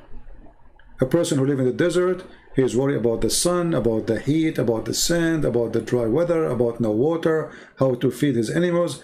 A person who lives in Vietnam, he is worried about snakes, worried about a flood, worried about too much rain. You know, both of them, they live in the same earth. So each one of them, he have his own, let us say, I don't know what the word to use in English, precaution. I don't know if I'm saying the word correctly, because of his background. So your background always play a huge part of things you do and things you understand.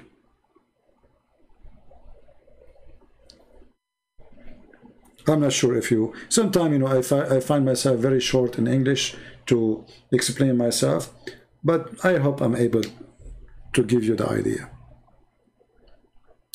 Like a person who comes from a stable family, the husband, the father and the mother, they are in love together. This child will be different to deal with his family from a child who is coming from a broken family because of his background. You know, human being is like a plant, and this plant, if too much sun will burn it, depend on the plant itself. There's a plant they love sun. There's a plant they can burn in the sun. There's a plant they need too much water. There's a plant do not need much water. So that change because of the background of that plant. But all the plants are plants. And a human being is the same. There's a human being who needs too much attention. Otherwise, he will feel lonely, or he will feel ignored. He will feel sad. He will feel depressed. There's a human being, he feels better if people leave him alone. Depend in his background.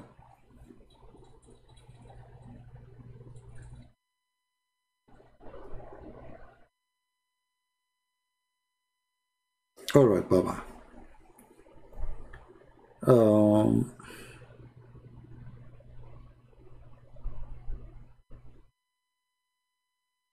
Yeah, but you know, the Abdul, they recite Quran very young, but doesn't make them people, you know, who have religion, because they are just reciting. They don't know really what they are talking about.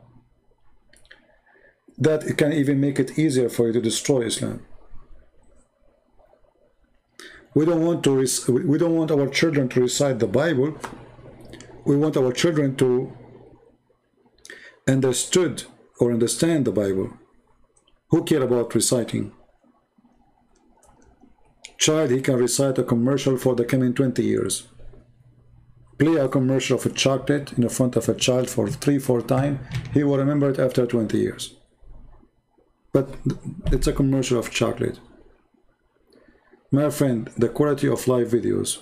We don't have a topic to go there. Why I want to go there?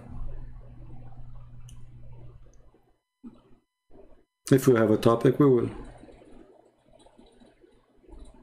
Anyone have other question before I think we have enough for today?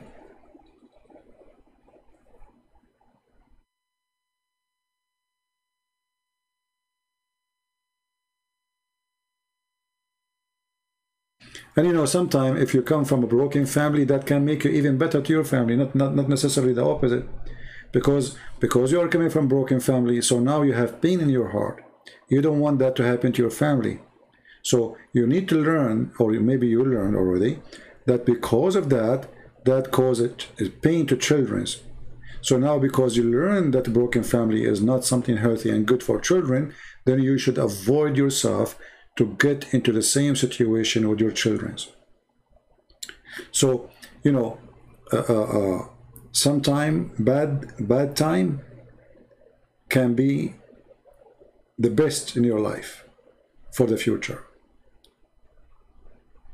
because it makes you a person with experience, even if this experience it can be sad. You know, like if I don't go in hunger, I do not know what hunger is. If I never suffer from cold, I don't know what cold is. I can give you a speech about it, but as long I never been, let us say, like in a certain year, my air conditioner is broke, I don't have money to fix it. Sorry, my heater broke, I don't have money to fix it. It needs thousands of dollars to fix, and I don't have money. I spent the whole winter without any heat. And it reached, I mean, if you go in the centigrade, it reached -26, imagine. I remember I'm going live on air, and I cannot feel my fingers. And people, they say to me, your voice is like cutting. They think it's the internet. It's like I have difficulty even to talk. But if I don't go through that time, I will not know really what it means to be a person who don't have money to get a warm house. So you learn from the bad days. The bad days not necessarily are bad. It can be you know, it can be for good. It can make you a better person. It can make you a strong person.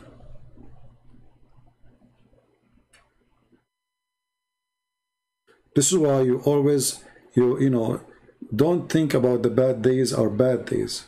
The bad days are maybe the best of our life, because it makes us a better people. It makes us appreciate more when we are warm. It makes us appreciate more when we have a piece of a bread.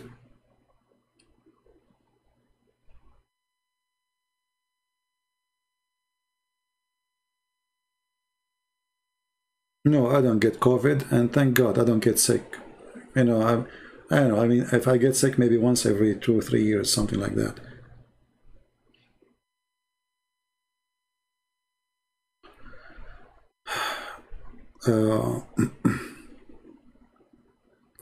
So anyway, you know, bad days, they can be the best of your life if you learn how to learn from it.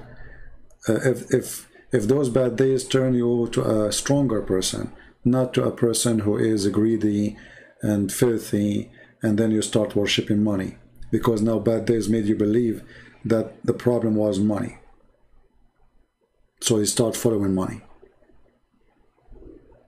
and worshiping money.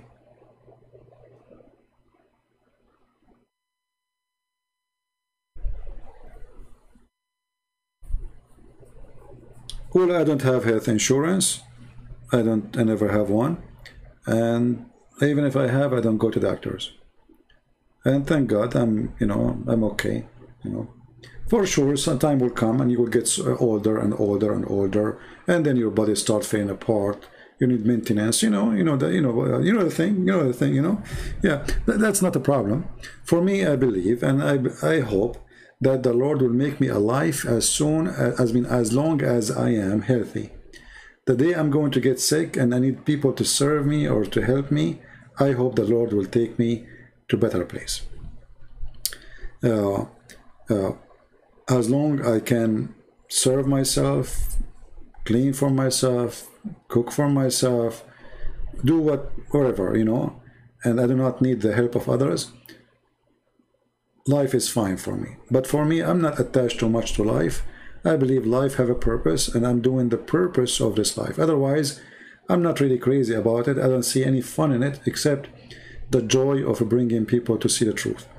Otherwise, you know, if you look around you, I mean, do you see the one who is very rich is not happy, and the one is very poor is not happy? I mean, where is the people who they are happy? We don't find them. The only happy is somebody is satisfied with what he have, and those are very few.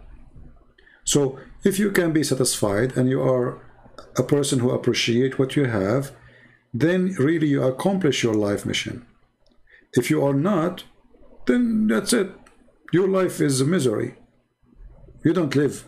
You are dead because you are just an unhappy person.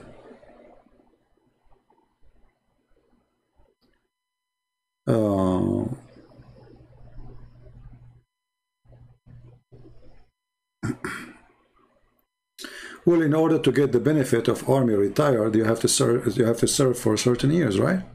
Yeah, I don't have any pension. I don't have any retirement. I don't have anything. So even now, like, you know, if I don't, like now, you know, I give my books for free, and few of you really support us in Patreon.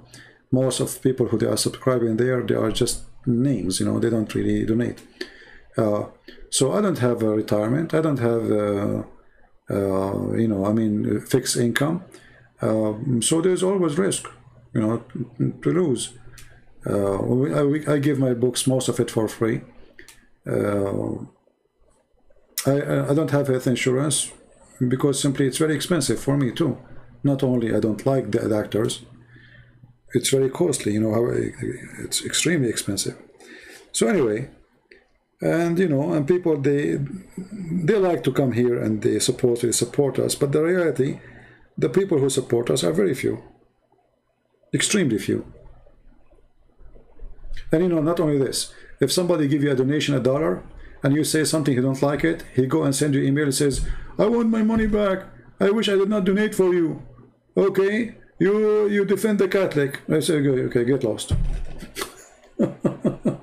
What I can do? I mean, stupid people, what you can say? So for me, I don't really care for what people think about me, and people support or not. I don't ask people to go and support, but very few, they think about this person, okay, how we can support him, how we can, very few. But the majority, they are here just for fun, and the majority, they are here just to, you know, to give you commands about what to do, what not to do. Like you receive email from a Christian who is supposed to be a good Christian, telling you how to speak to a Muslim. You should not speak like this. You should not talk like that. So they themselves, they will never talk to a Muslim. They never brought a Muslim out of Islam, and they are coming to teach me how to be speaking to Muslims. Yeah, I mean, you find all kinds of people. I mean, crazy people. So what you can do, you know. Like once I received an email saying, I by the way, I made a donation so you can answer my email. I said, my friend, I answer you without donation. What donation I have to do with this? If your email is stupid, I will ignore it. If your email is, if it's something important, I will answer you. You donate, you don't donate, it doesn't matter. So I know people, they have their own mentality, but I don't blame them. I mean, there's many people, they post in Patreon, they make it blocked, so only those who donate, they can see it, right? They make like a special videos for those who donate. I don't do that. I will never do that. You know, why I want to do that? My service is for free, for the poor and for the rich, for the one who donate and for the one who don't donate. The one who want to support me is welcome. The one who just like to listen and laugh or whatever, it's your business. For me, I believe that from your, you know, from your fruit, you will be known. And our fruit is not for sale. As simple as that. If I am a person who care really for making money, just to make more money, I will not give her not a single book of mine for free. Why I want to give it for free? You tell me. There's no reason, right? Am I rich? I'm like a billionaire. Do I live in palace? You know. So I give my books for free, and I believe that the Lord will give me better, and He does. And always the Lord, He will provide. He will send good ones who will support and help.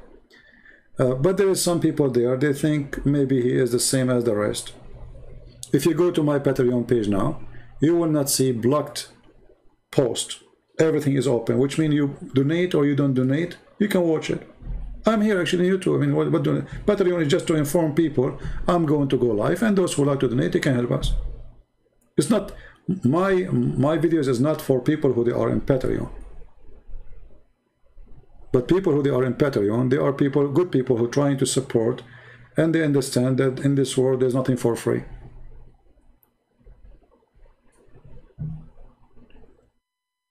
Right?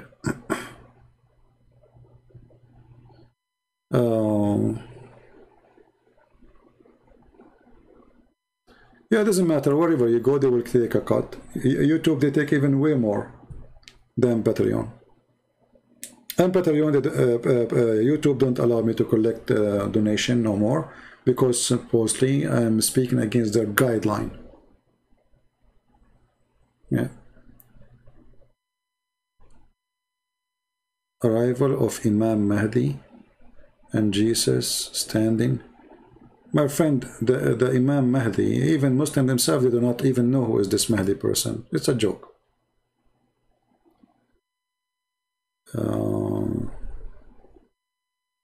I expose your God. He says go and kill children, babies. Okay. Well, as long as you expose my God, He ordered to kill children, babies. Do you like to call me right now and tell me about it? What do you think, guys? This Abdul here, he said he exposed my God. He ordered, my God, he ordered to kill children, babies. Do you like to call me and tell me about it? Or you are a coward?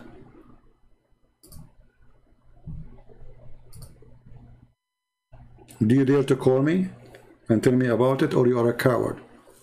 Just to show you how stupid you are. Your prophet, when they said to him, we are killing the babies of the infidels, he said, وَهُمْ مِنْهُمْ. So you are a stupid son of Muta. You have a big mouth, you do not know your book. This is your stupid prophet. He approved the killing of the babies. Do you see it, you stupid donkey? Principle of killing women and children. Do you see it? Here we go. They said to him, when we are attacking them, we are killing their babies. He said, and they are from them, which means kill them. So the stupid you have a big mouth and you keep saying things you do not know because you are a donkey like your prophet. Secondly, you idiot, don't you Muslims believe in the flood of Noah? Did your God kill the babies too? Don't you Muslims believe in Sodom and Gomorrah? Did your God kill the babies too? So now you learn how we get them busted without using the Bible. Did you learn? Stupid people, you know. Stupid. As the Chinese, they said, he left as a donkey, never came back as a horse. And this is why they didn't dare to call me. Because why other Christians, they will start defending from the Bible. I don't do that.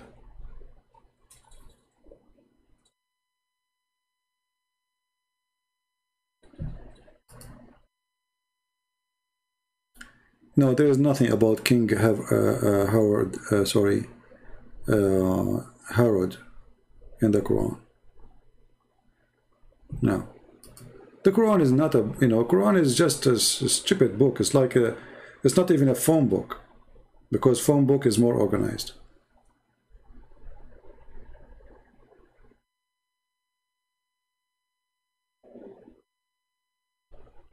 You see, if a Muslim want to debate me, and he have, let us say, a little knowledge, I can debate him even without, I can debate him when I'm taking a shower, when I'm doing my laundry. Actually, there's a debate with two Muslim sheikh, if you remember it, Dr. Imam Nabil Baikli and Imam Malik Sar. I was washing my dishes while I was debating them. Now, I thought, because I was using wireless at that time, wireless microphone, I thought the microphone will not capture the sound of the water, but it did.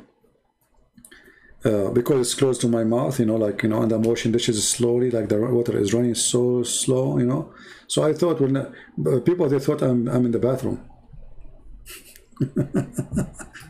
So two sheikhs, they were in trouble. And then the guy, he said to them, shall we debate again next week? They said, no, that's it. Go watch it and die laughing. Yeah. Anyway, I think it's time to go, guys. I hope today you have a good time. And yes, we are still live. And how many hours? 4 hours and 14 minutes. There's a Quran verse talk about Muhammad, the children's. Was debating Muslims. He claimed that Muhammad, the child, is Fatima. First of all, Fatima is not the child of Muhammad, and challenge him to show you where he got this from. He will tell you from the hadith. Muhammad in the Quran,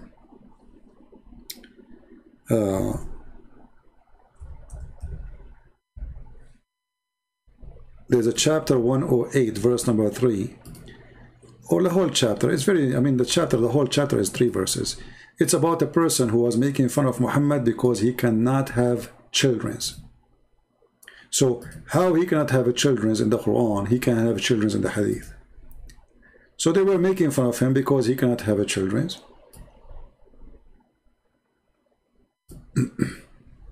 Obviously, he cannot have a children. And obviously, Muhammad, he had sex with many, many women, and he had many wives.